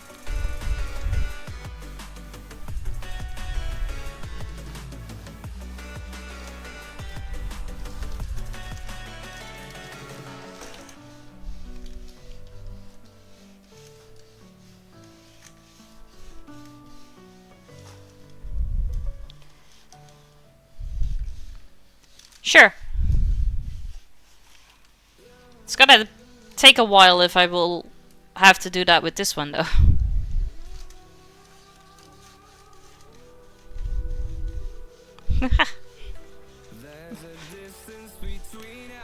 Yeah, it's not too much. It's getting hard to reach out. Haven't seen you in seasons, but all I hear is your voice. I know my limits. You can break me down, but I'll stay till the finish line. And I've been counting minutes for quite some time now, just to see you again.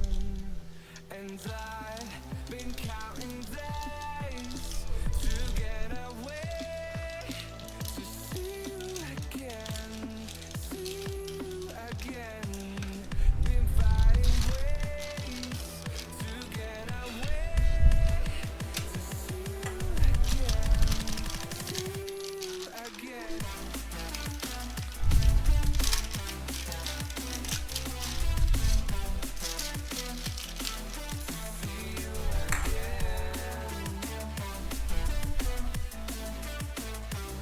Come on.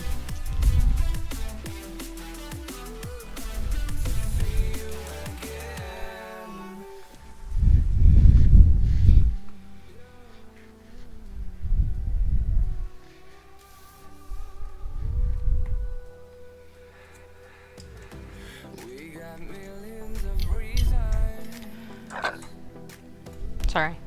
to let it all go. Hope we're not too broken. I know I'm not always strong,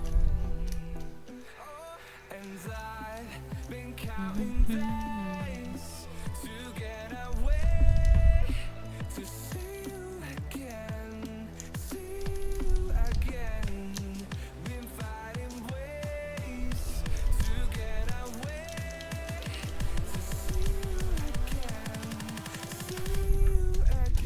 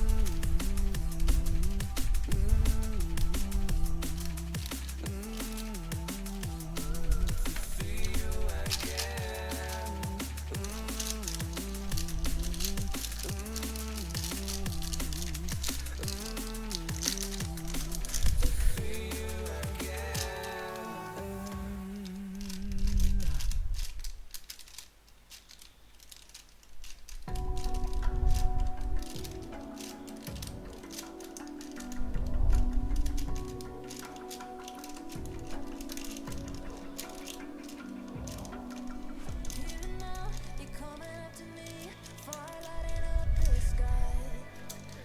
Feel the ground shaking under me, trying to take me alive.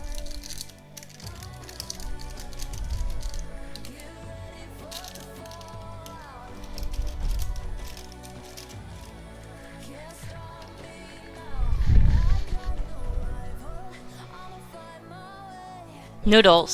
And pain game of survival. Noodles is fine.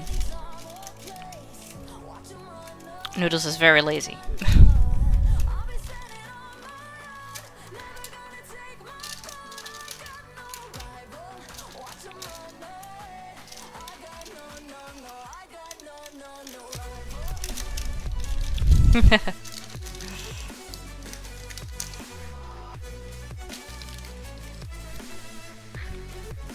Yeah, Noodles likes to lay down a lot. And has like a crazy 5 minutes, like once a day, and that's about it. I was Piddlepuff? Oh, in the game, yeah.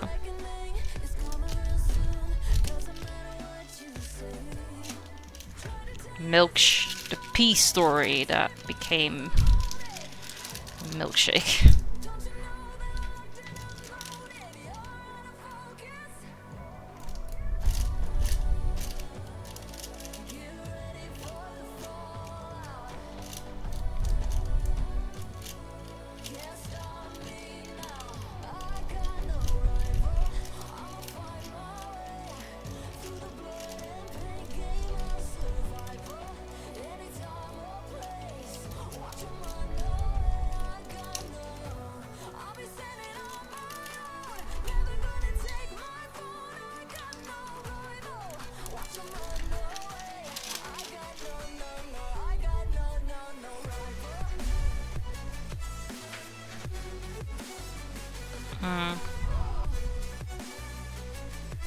Actually.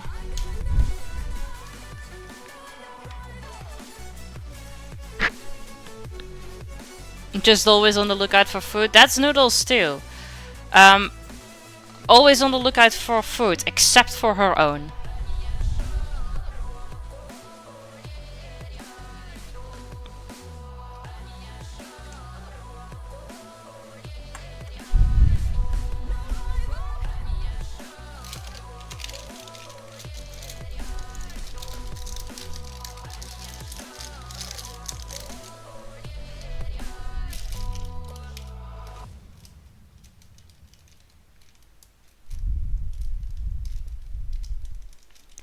But I can't give Noodles too much of the food that we eat, because then she has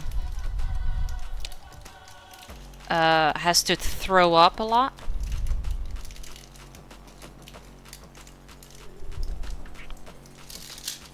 So, sucks for her, but she just has to eat what is specifically made for her, even though she might not like it.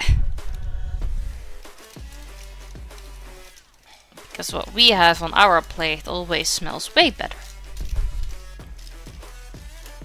But my parents used to always give her whatever. And then she was always constantly throwing up. And they were like, I don't understand why she's throwing up. Yeah, I do, because she keep constantly give her things she's not allowed to have. We don't do that. Yes you do, because now that I'm back here, she doesn't throw up. And I'm not giving her anything, so... And the food didn't change. So... Yeah.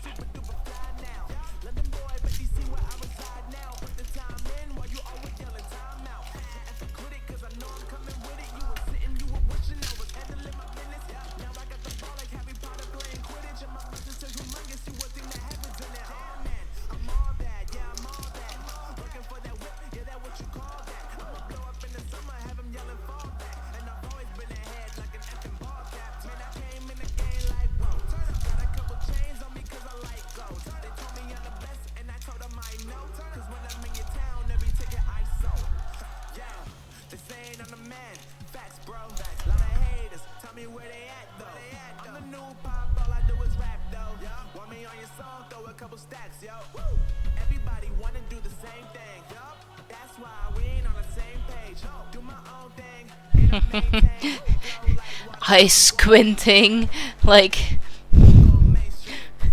I see food.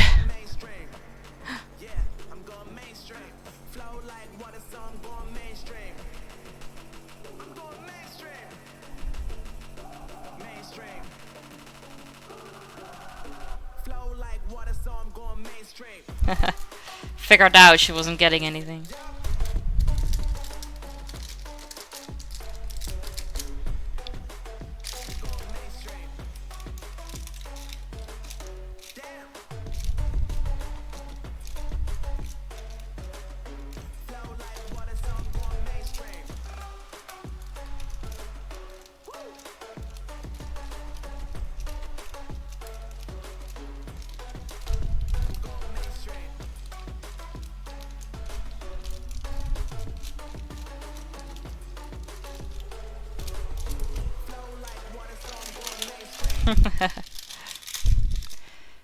Being all sad, like daddy's not giving me his food.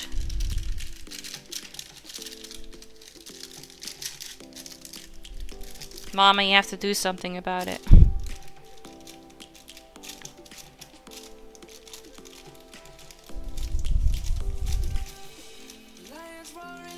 You mentioned the paprika chips, and I'm like, my stomach growling.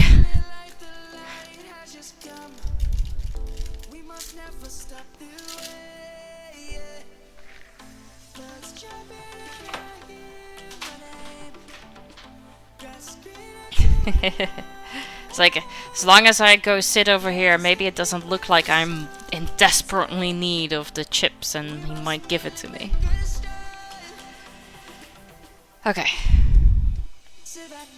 Let's start with gluing some things together.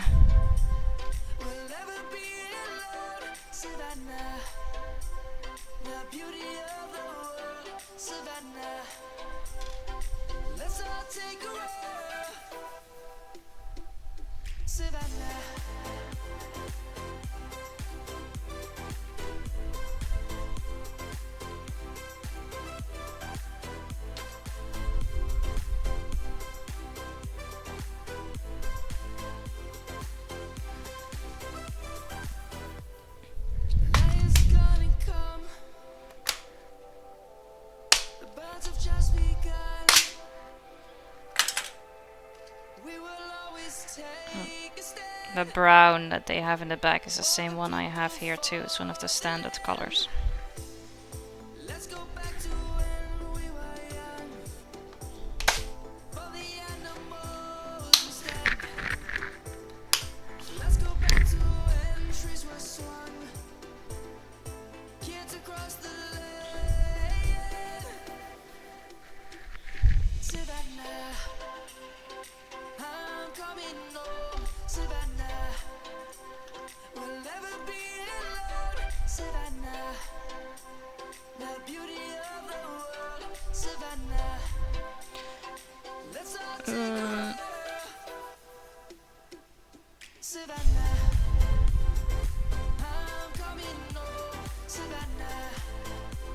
Don't know if it matters much. Yeah, this one.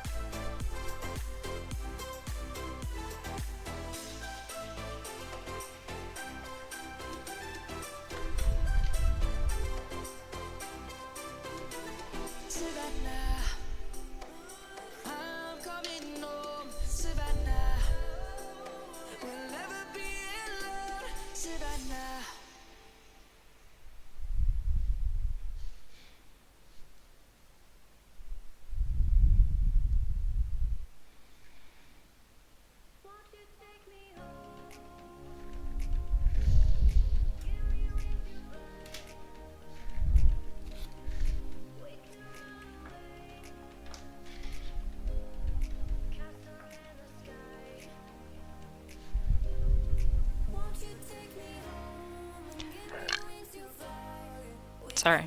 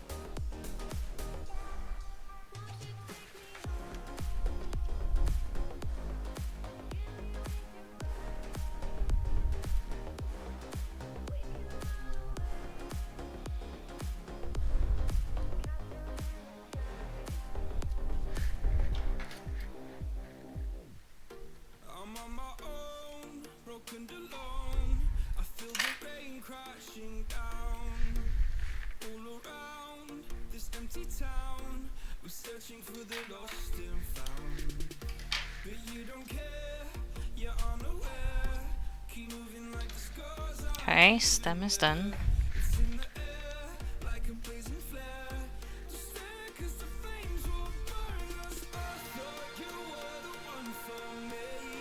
Fingers full of glue again.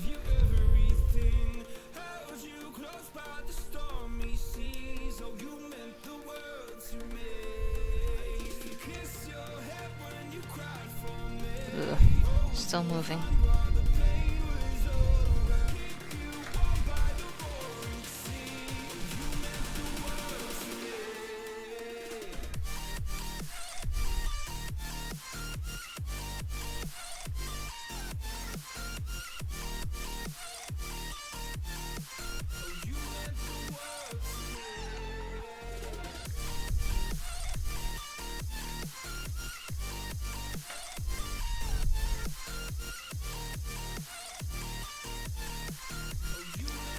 Failed primary school, did you? Lesson 1, gluing. Oh, I actually thought the lesson was to glue yourself. Because that's what most people did.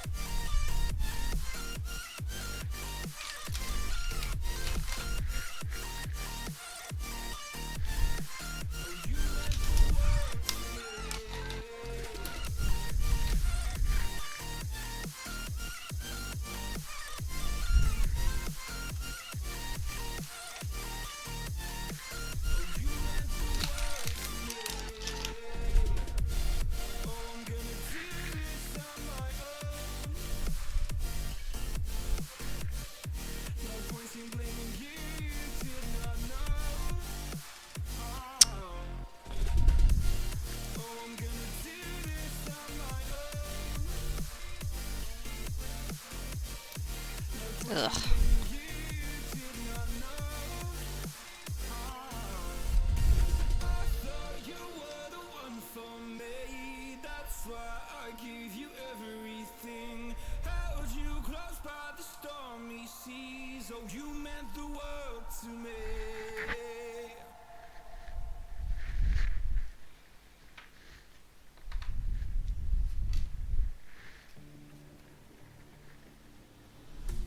Fallen one too many times, feeling like it never ends. Back again, square one. Tried to leave myself behind, looking for a better place, not to stay alone.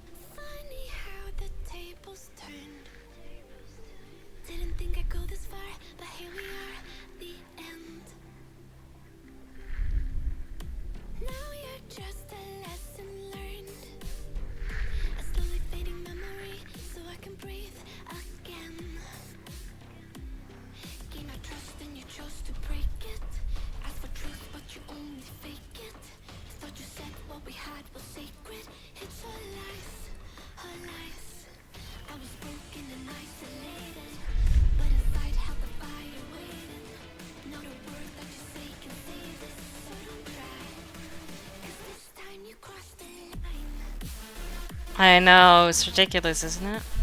It's just this fucking thing doesn't stick. God.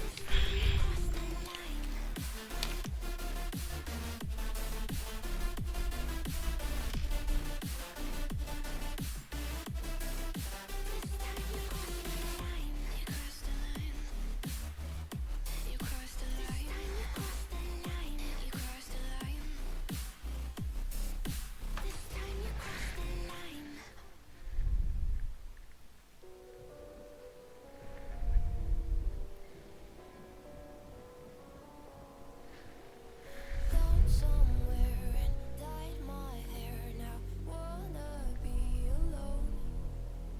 It's much to bear and you don't care and I won't play alone. I got you in my sight. I keep all the words you said to me. I get you, get you, get you, get you on your knees. Rewrite all the things you said that I should be. I get you, get you, get you. Now you beg me please. Hey. Now I stay away. You were never meant to save me. Now I stay away. Out here, say you're sorry. Oh, fuck off. Seriously. Why does this one not stick? All the others seem to do just fine. Hate I even loved you. Hate I kinda fell in love with you. Hate I even loved you. Hate I fell in love with you. No, not you. You can stay for as long as you want. Hate I kinda fell in love with you. I cried with you. Now wanna be alone. Won't surprise me if one of these at a certain point just fall. Got you in my sight. I keep all what you said to me. No problem, V. I hope you have a good nap. Rewrite all the things you said that I should be. I'll get you, get you, get you. Now you beg me please. Hey. Now I stay away. You were never meant to save me. Now I stay away. Out here, say you're sorry. Hate I even loved you. Hate I fell in love with you. Hate I even loved you. Hate I kinda fell in love with you. Hate I even loved you. Hate I fell in love with you. Catch you on the flippy flip, flippy flip, flippy flip. Catch you on the flippy flip, catch you on the flippy flip, flippy flip. Oh no.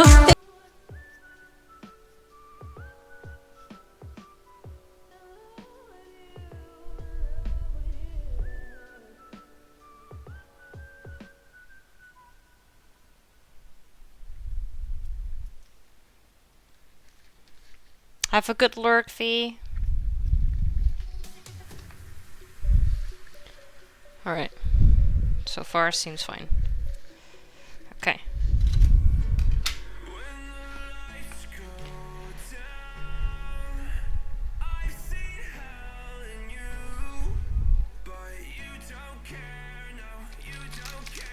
Let's do the pink one now.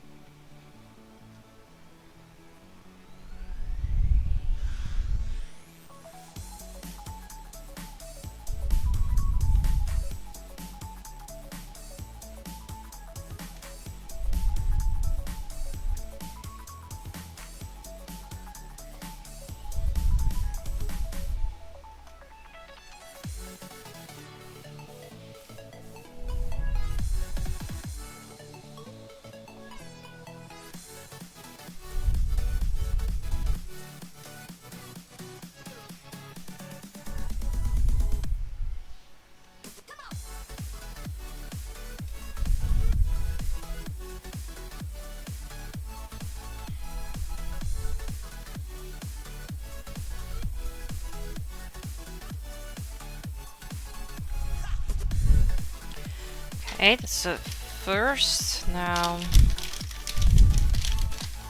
add those few small things.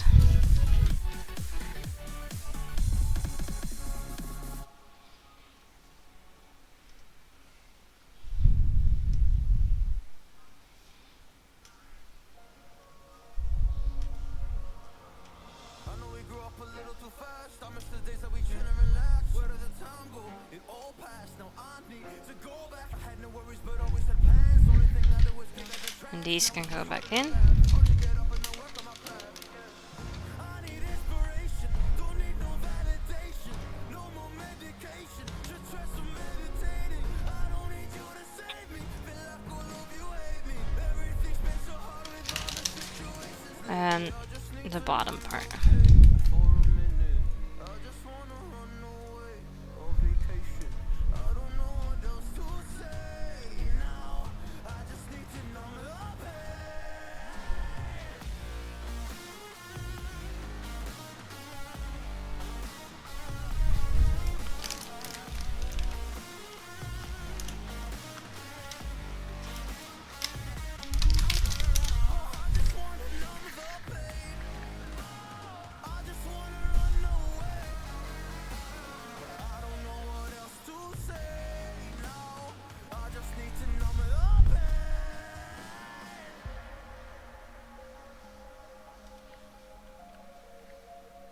Alright.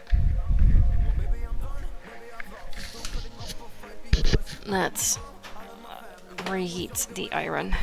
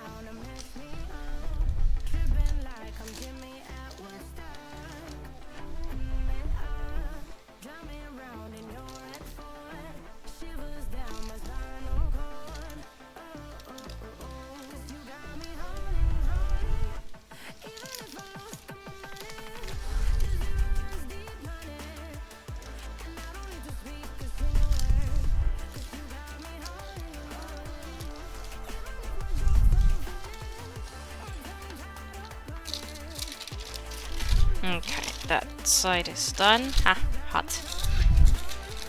Let's put this to the side. This one doesn't need the other side done. These two do. Skip that here. Put this in place.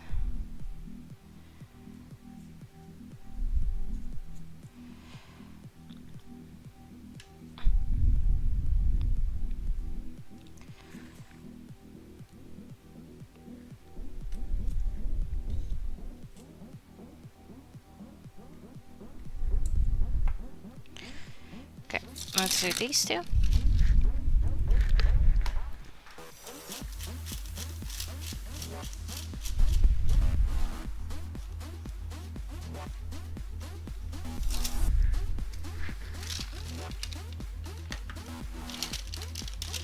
Yep, very quick and easily done. Might have done that one a little too hard, but that's fine.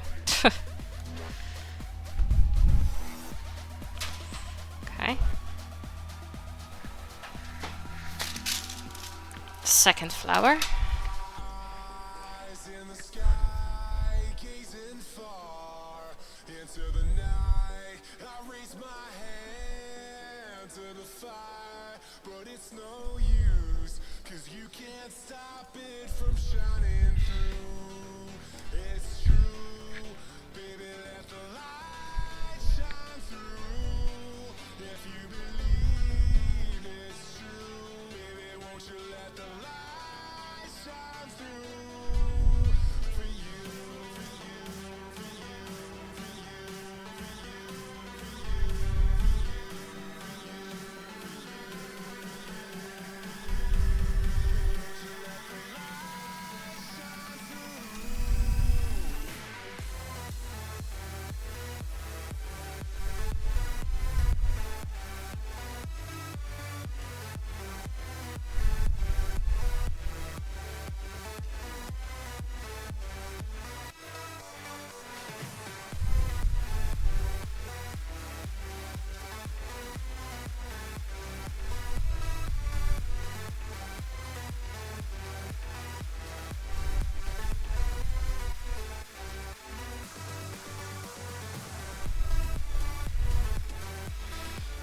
Alright, this is leftover white that we can put back.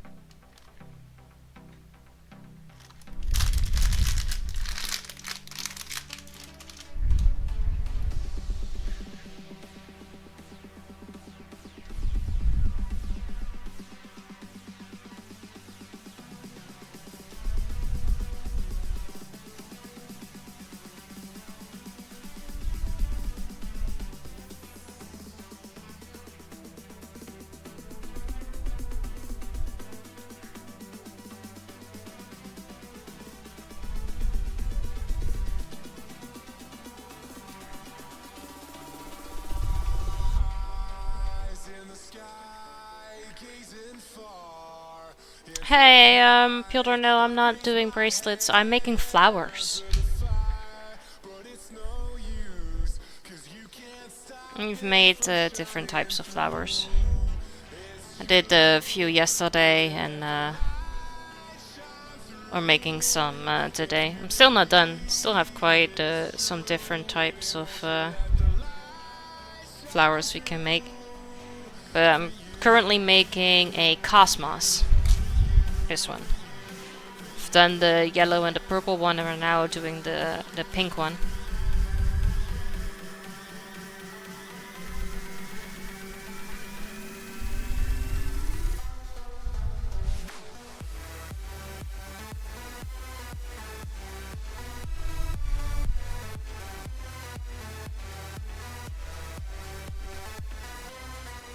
Oh, this has nothing to do with talent. I'm just following a pattern. Anyone could do this. I think this has mostly something to do with patience. But talent is not required for this right now.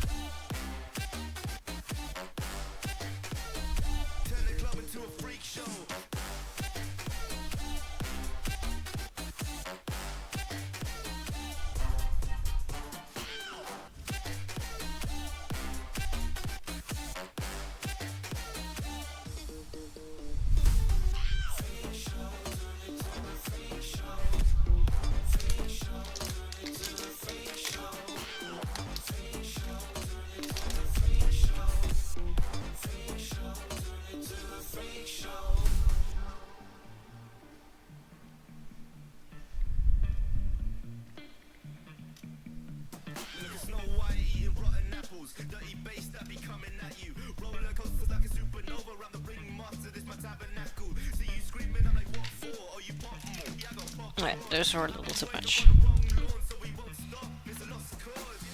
Oh. Slammed it out of my own hand.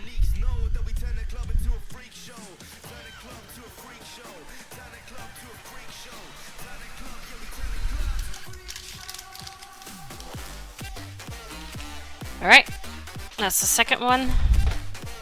Let's heat this up.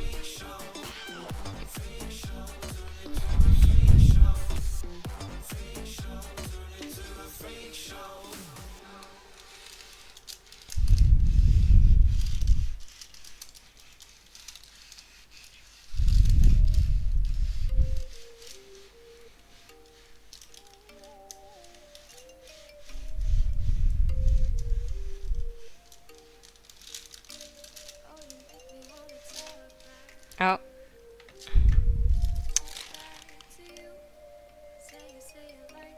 Don't like it when they stick to the paper.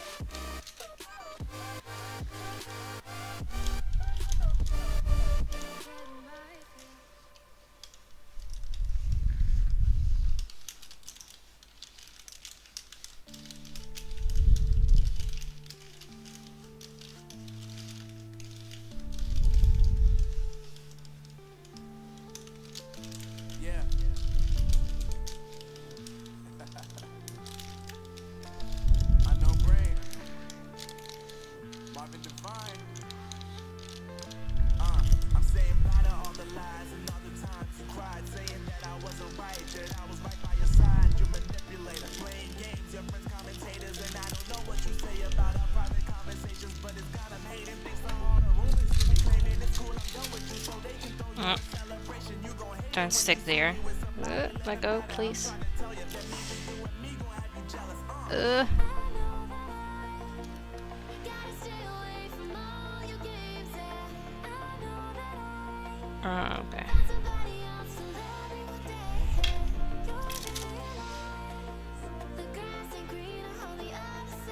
Let go. Thank you.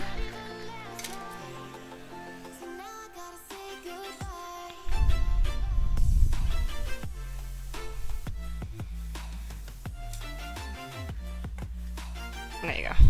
Alright, let's do the insides of these.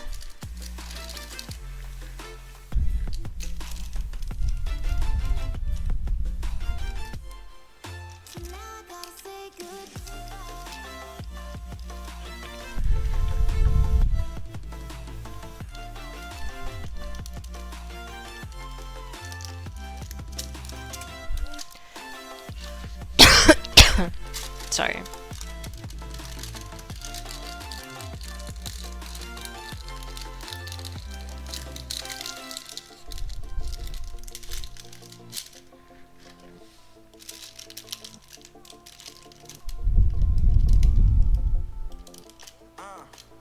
My life is lovely now, I'm focused on me. You said you were about to die, I guess the car is on E. But see, I ain't even tripping, cause I just chose to believe that somebody gon' come around and give me just what I need.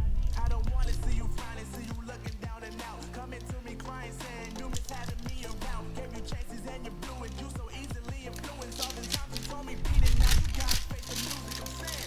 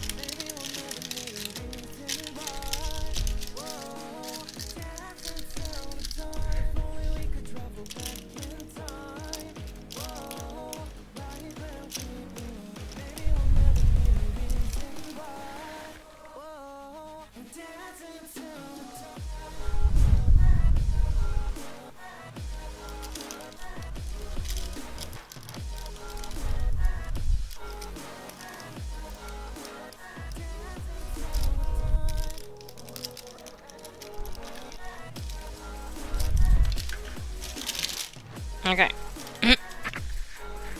That was the first one. I always feel like this takes a whole lot longer than just ironing the entire thing. Instead of just doing pedal for pedal.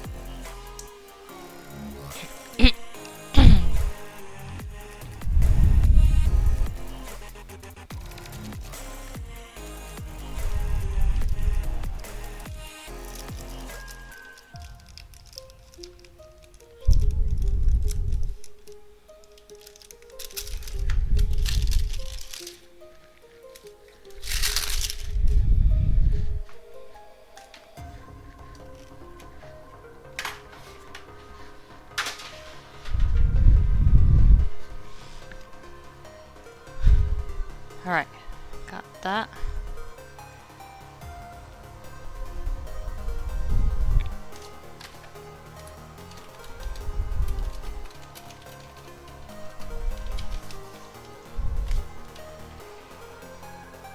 These are quite hot still, but can at least do these.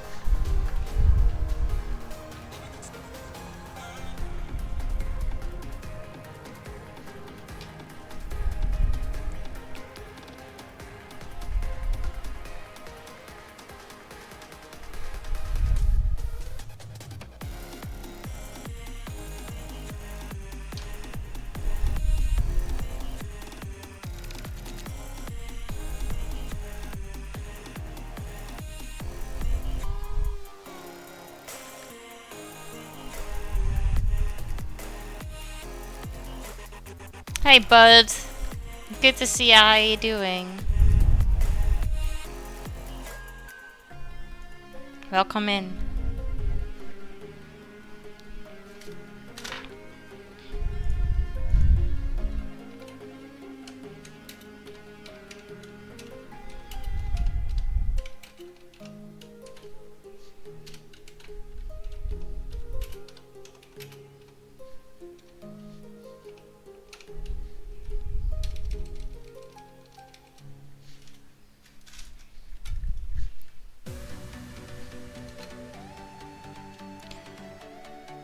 Yeah, I'm alright. My back is starting to hurt a little, so,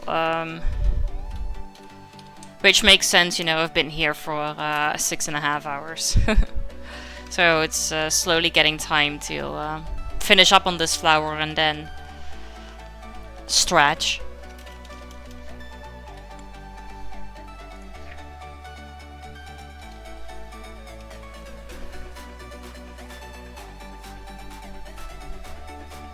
Oh, so it doesn't entirely work then, Eben?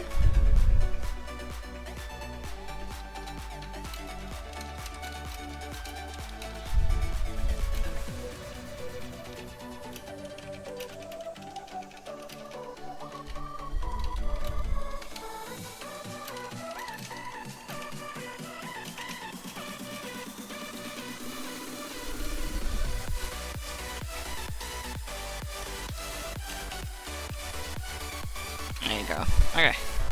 But I hope you are also well, Jewish Butt.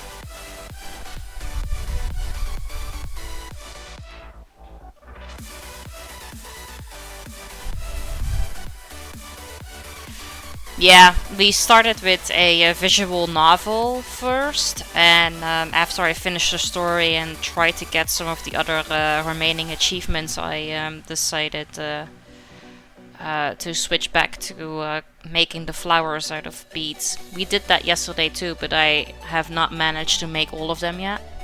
So, and I will not manage to make all of them again today, because we've done these 3 now. Yesterday I made these 3 and these 2. So I still need to do the lavender, the lily of valley, peony, rose, sunflower, trillium. Yeah, trillium's the last one. So yeah, we still have quite a lot of flowers to do.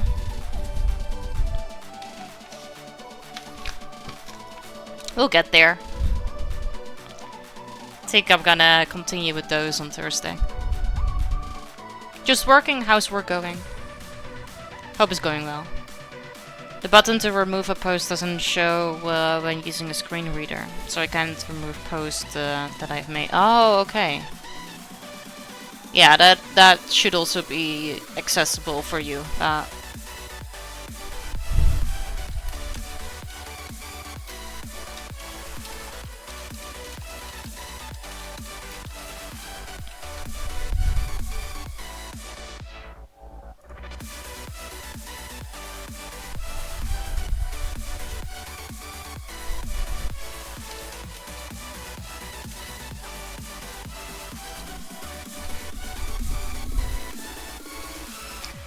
It's going well enough for being work. That's fair. Waiting for one of the mods in the Ko-Fi Discord. Hopefully they will get back to you fast. I'm not gonna wait you like ages. Alright, let's add these. Let's see.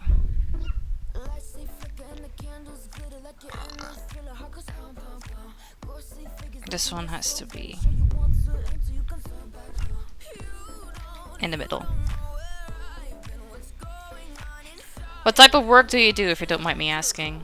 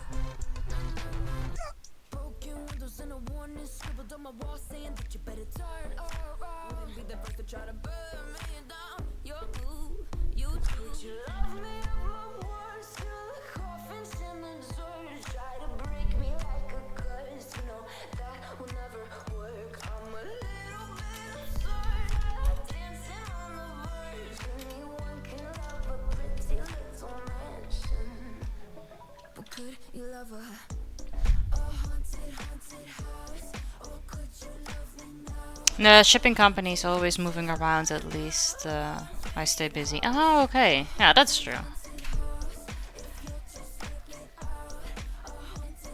Busy is good.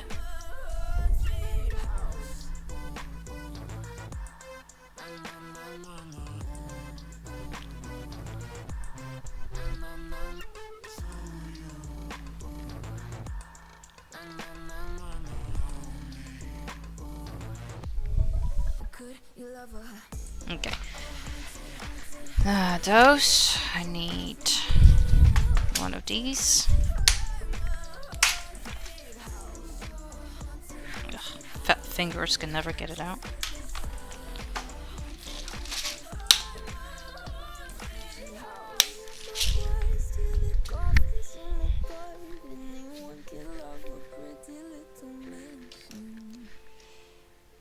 Okay.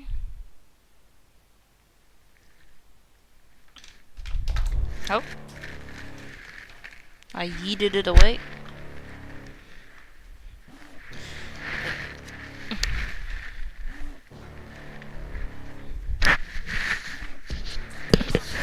You better watch out if your enemies are broke ahead of full prophecy to be the greatest beast the world has ever seen. I feed him every day like the bones clean. I feed him all the hate and he grows me and he gets claws real big, pissed off quick. And if you cross him, you might drop dead. Metaphorically, of course, settling the score, never getting bored. Loves the blood and gore, always wanting more. Freedom from the source. They don't really understand until they feel the force departed. If you start shit, you'll be heartless in the darkness. Torn apart quick, you left scars ripped. You'll be chewed up and discarded.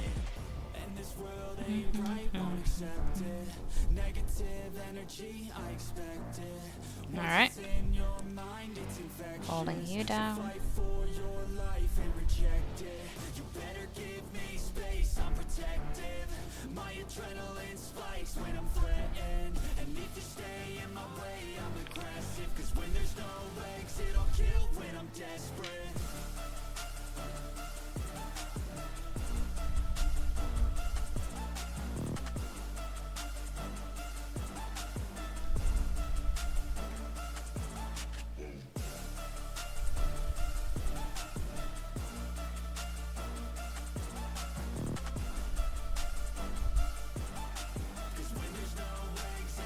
Okay. Now I come to the most horrendous part, the one that basically never sticks. Yo, I'm a go-getter, try to do it like me, but I do it better. I got a mind that's clever, the beast inside is competitive as ever. I'm conscious, my subconscious, an accomplice to me. I promise the darkness, I can honestly. I don't think that was warm enough anymore. Alright, let's do the tape. And this world ain't right, won't accept it. Negative negative energy, I expect it. Once it's in your mind, it's infectious. So fight for your life and reject it. You better give me space, I'm protective. My adrenaline spikes when I'm threatened. And if you stay in my way, I'm aggressive. Cause when there's no exit, I'll kill when I'm desperate.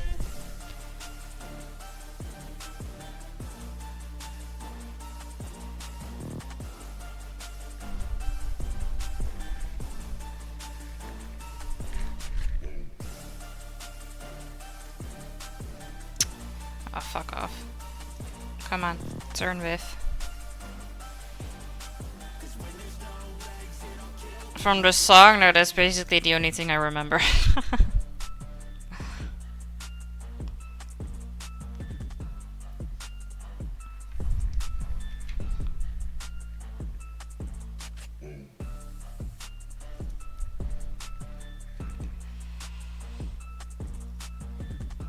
No, but can you make a quick update post saying hi and then see how you remove it for me? I don't even know how to post. Your page. Write a quick update. Hi. Post, posting. And then I go to posts. And there are 3 dots. The first option is pin this post and the second option is delete feed item. Then there is a thing that pops up, are you sure you want to delete this feed item? The content itself won't be deleted, just the feed item. Oh. This is so you can manage what appears in your feed. To delete the content itself, go directly to the content and then there will be an option to delete it. Okay, hold on, I thought this was the actual content.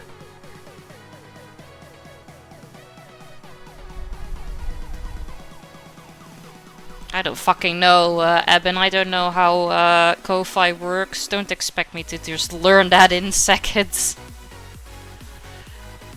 I was on my own page and you had about, gallery and posts, and I thought if I just go to my own posts I could delete my post there, but apparently it's just a feed.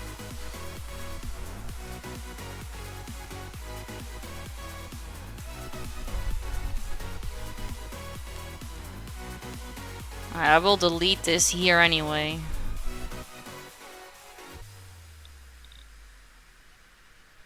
And then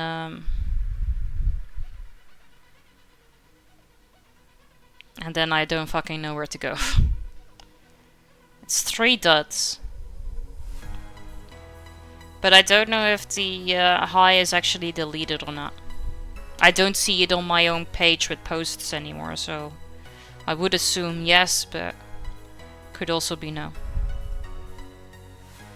Yeah, but since a thing popped up saying that I would only delete from my feed, but not to necessarily delete the actual post. Those are apparently 2 different things.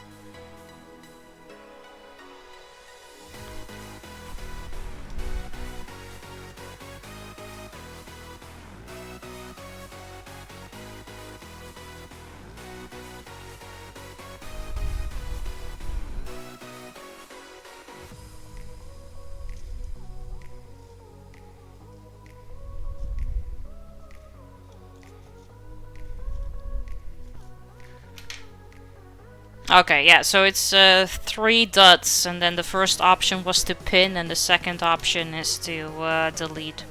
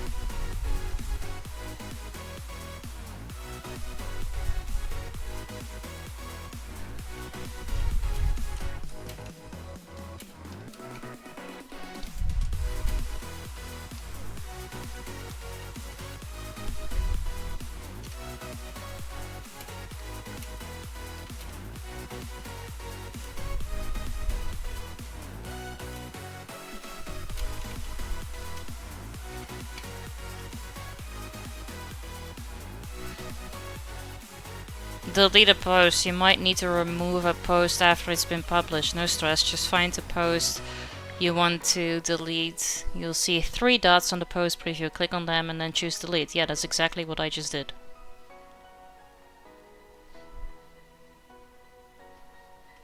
For me, they were on like the far right. In this post in the image, it says below, but for me, they were on the far right.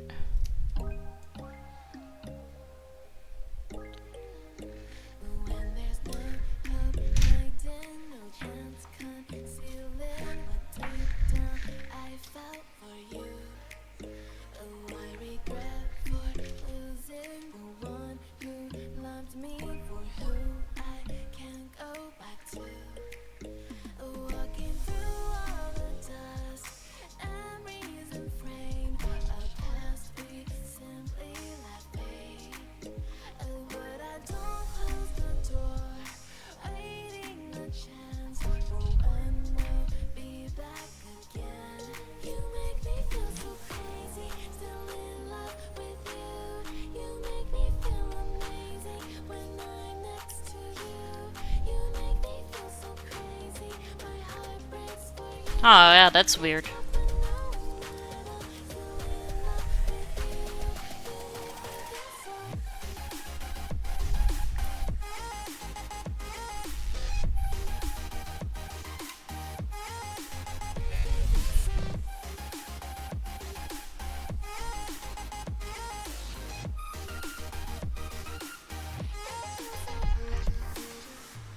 Okay, let's just put you in here first.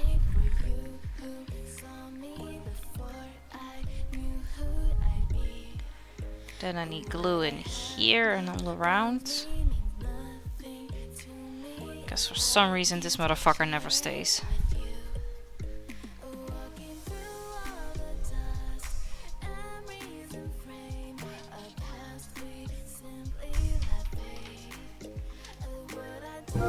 What a beautiful creature.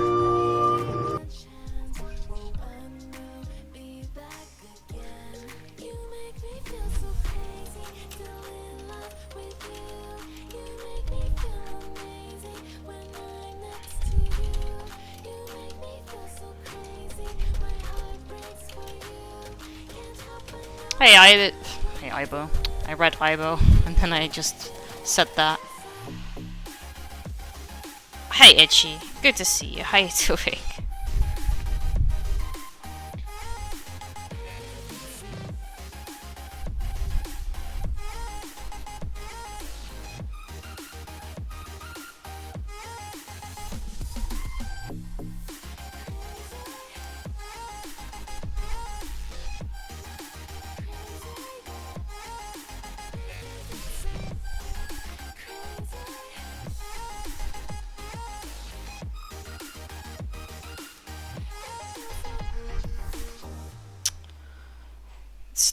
Because of all the fucking glue on my fingers, the thing just stick to my fingers and not where it's supposed to stick. It's going fine. We're making flowers out of beads.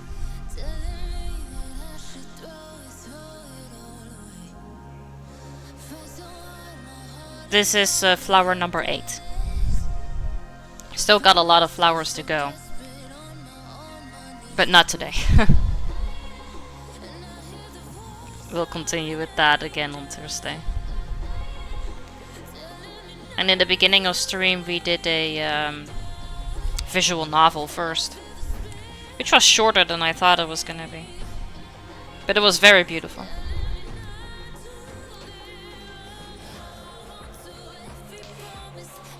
Yeah, with cleaning up, you find a bunch of stuff. Things you like forgotten about and all that. So here we are, making things I found. Just so that I don't have to throw it out.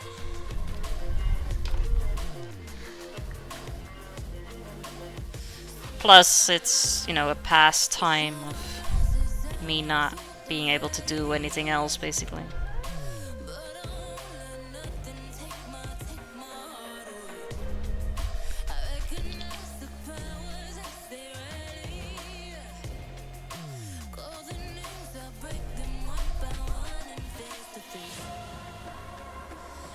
It is. It's relaxing.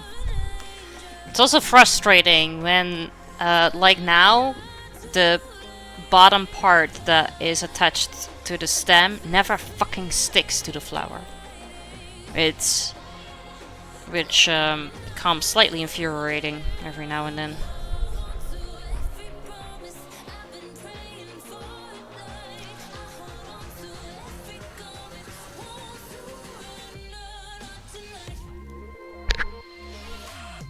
Like, come on, asshole. Stick.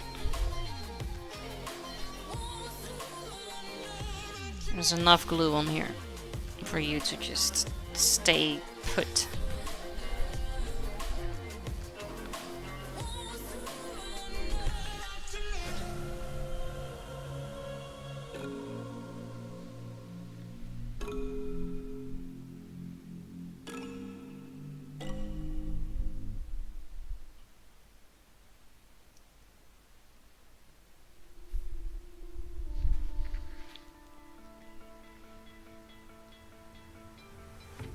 Alright.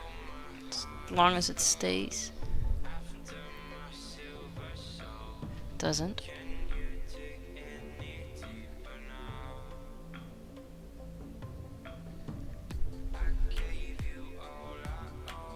Come on, flower. Be nice.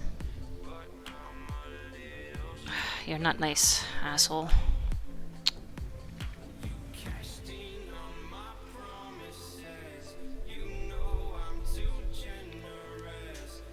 I really don't feel like holding this for like fucking ages and it never really sticks.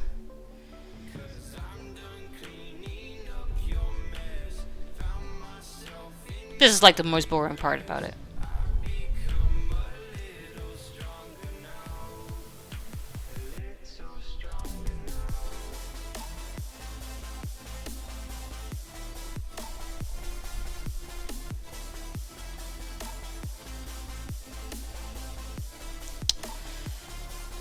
Looks like it has such a huge amount of glue on it, like why? Yeah, I'm using glue that came with the box. It's B7000. It's someone said that apparently that is glue people use to fix phones.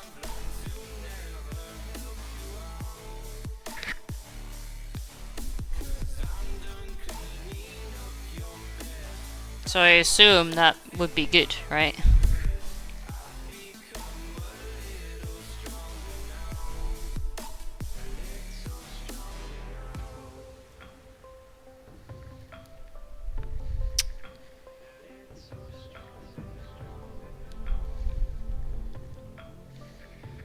As long as it's straight, it seems fine.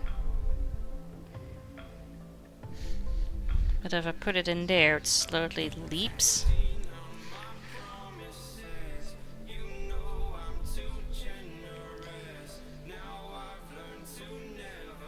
Oh, fuck off.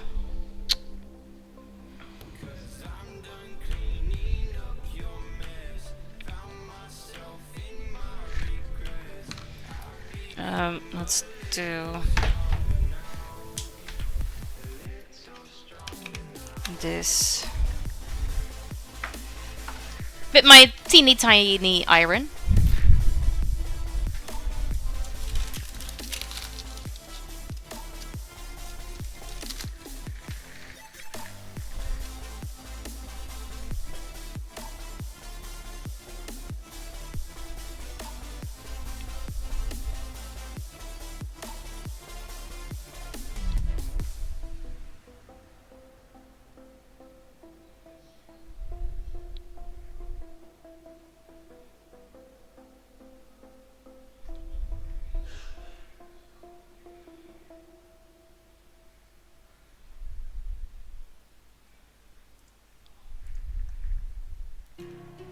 I bought it on Shein.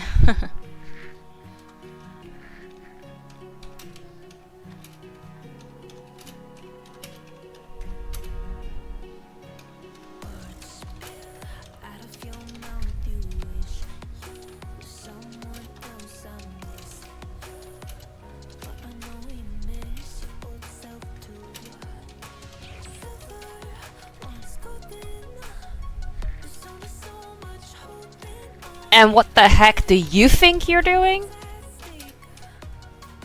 Aw, thank you so much for the sub. I really appreciate that.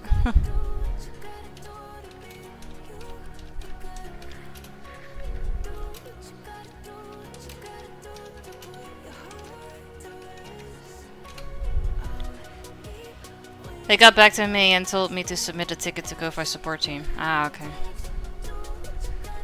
So that is still gonna take a while, maybe.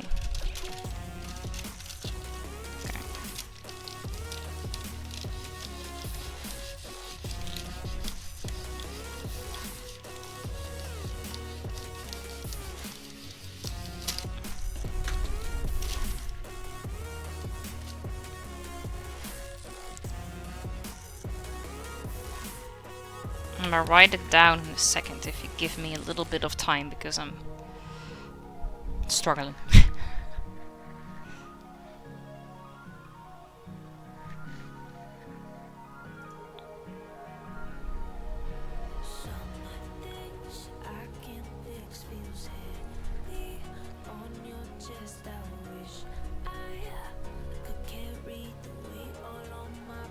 Oh, that seemed to be the trick, I think.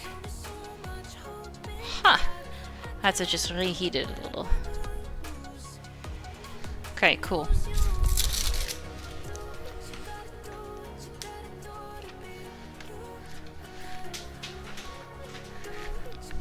It works great. It's also super fast in heating up.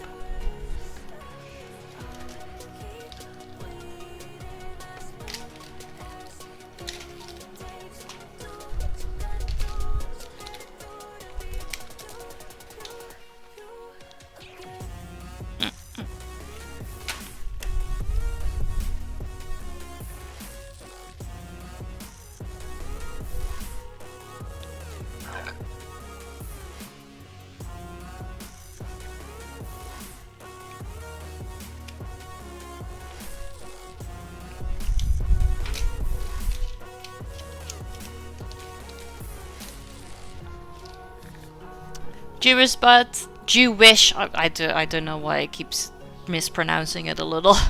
Sorry. Thank you so much for the sub. I really appreciate that. I'm blaming it on being tired. Alright, that was it for today. I feel like I've done enough. It's been almost 7 hours. It's been a good stream. I just don't have the time to make another flower. Thank you. Alright, let's put these back.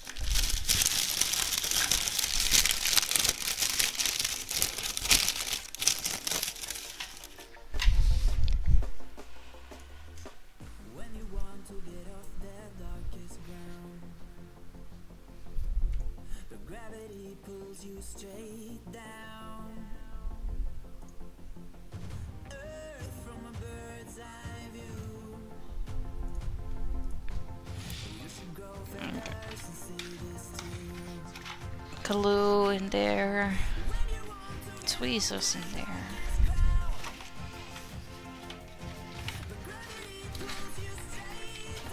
This is the box. These we still have to do some of those.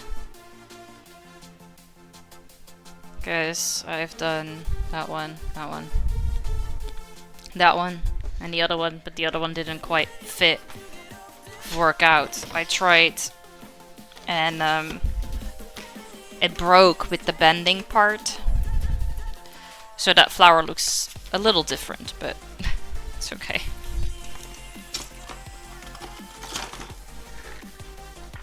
Tape in here.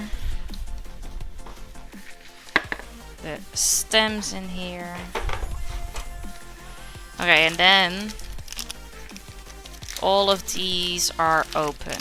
So I will not put you back in the box, because if I do, I will lose everything.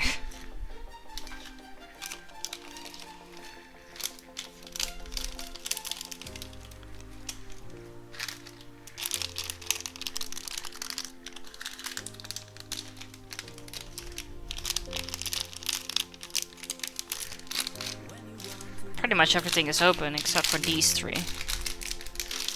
You can go back in the box.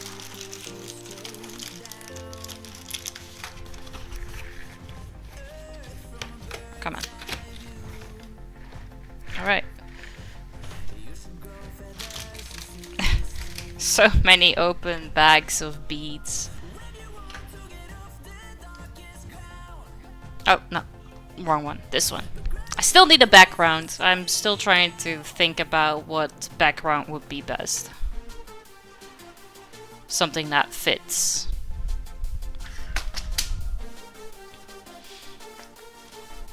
Ross had a suggestion with like something Nightmare Before Christmas related. I think I like that. No problem, Itchy. Thank you for popping in real quick.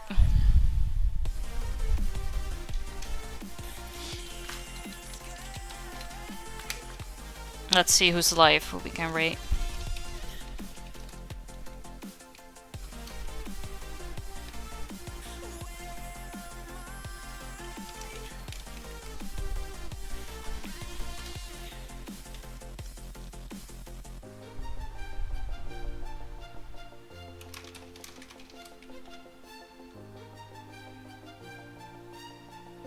Yeah, I think I'm gonna lay down for a second before I pick up Keelan from daycare.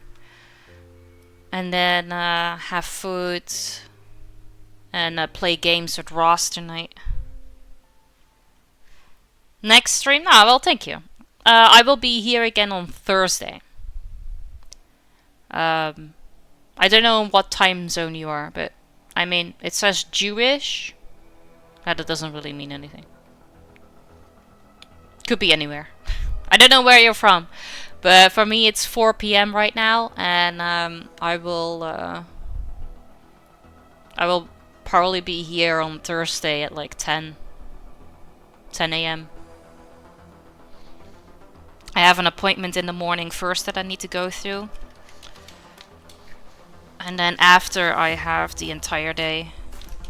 Well, I say entire day up until I have to pick up Keelan.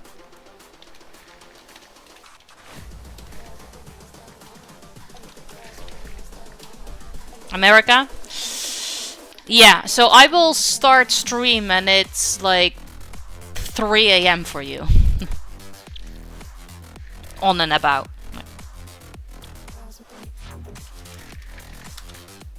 So either you're gonna be awake during the night or you might catch the end of my stream again like today.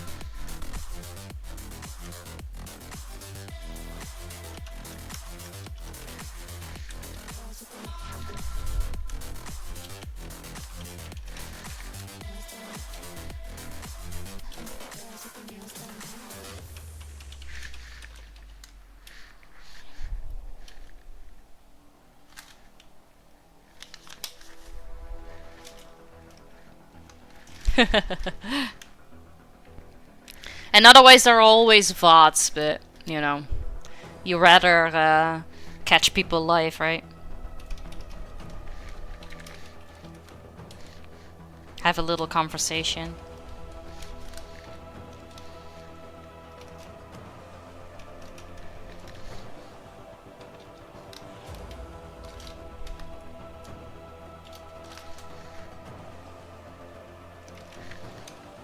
Ah, alright.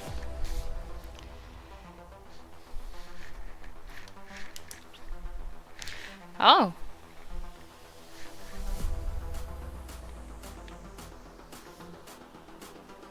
Okay.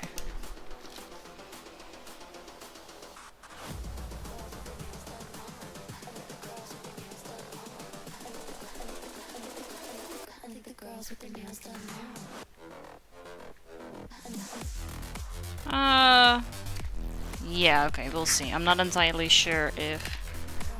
Because it says stream replay, but it also says live, so I'm not entirely sure if it's actually live or if it's a replay, but we'll see. Right, thank you guys so much for hanging out with me today.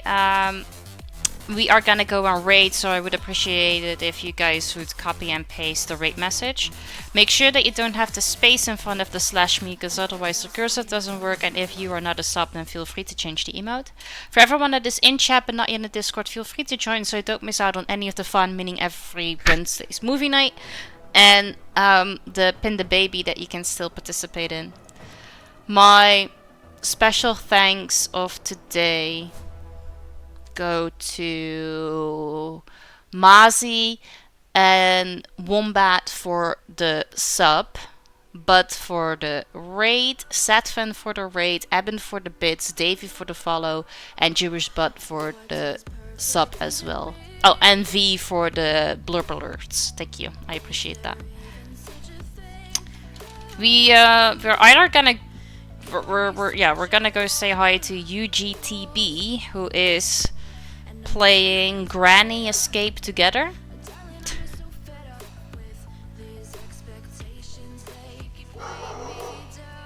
It says stream replay.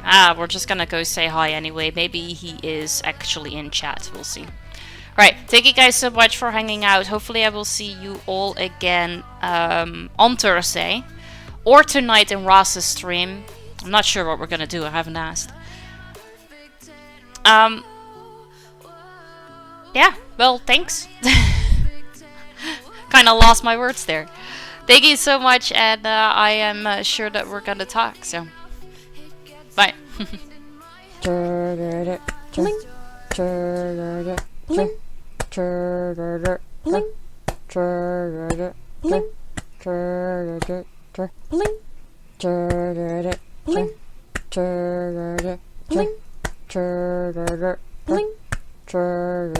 Hot down, beating down, falling so hard, I'm going down.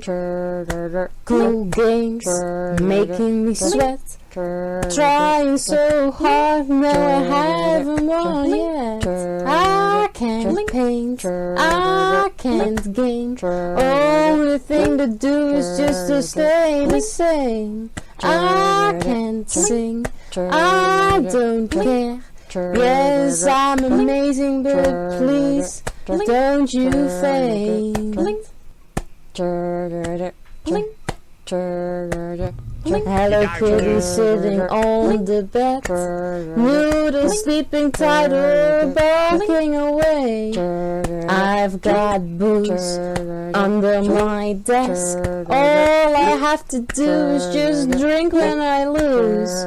Can't paint, I can't game, only thing to do is just to stay the same. I can't sing, I don't care. Yes, I'm amazing, don't you faint? See, I'm already going for it again. Yes, I'll always take a stand.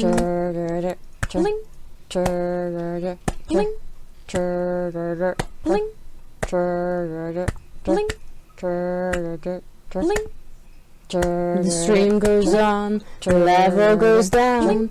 But baby, don't you worry, because I don't frown. I laugh so hard, it makes me snort. I never thought this stupid joke would crack me up. I can't paint, I can't game, only thing to do is just to stay the same. I can't sing, I don't care. Yes, I'm amazing, don't you faint? All those lewd jokes all the time, nothing truly bad, no, it's alright. Having a blast with some friends.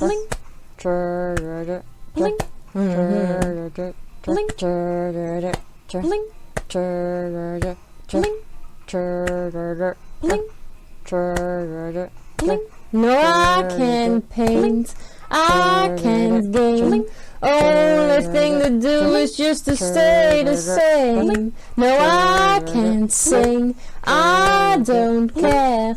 Yes, I'm amazing, but please don't you faint.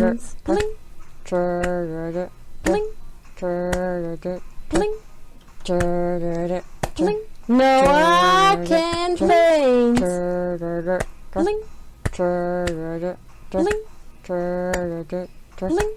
No, I can't game. It's so much fun.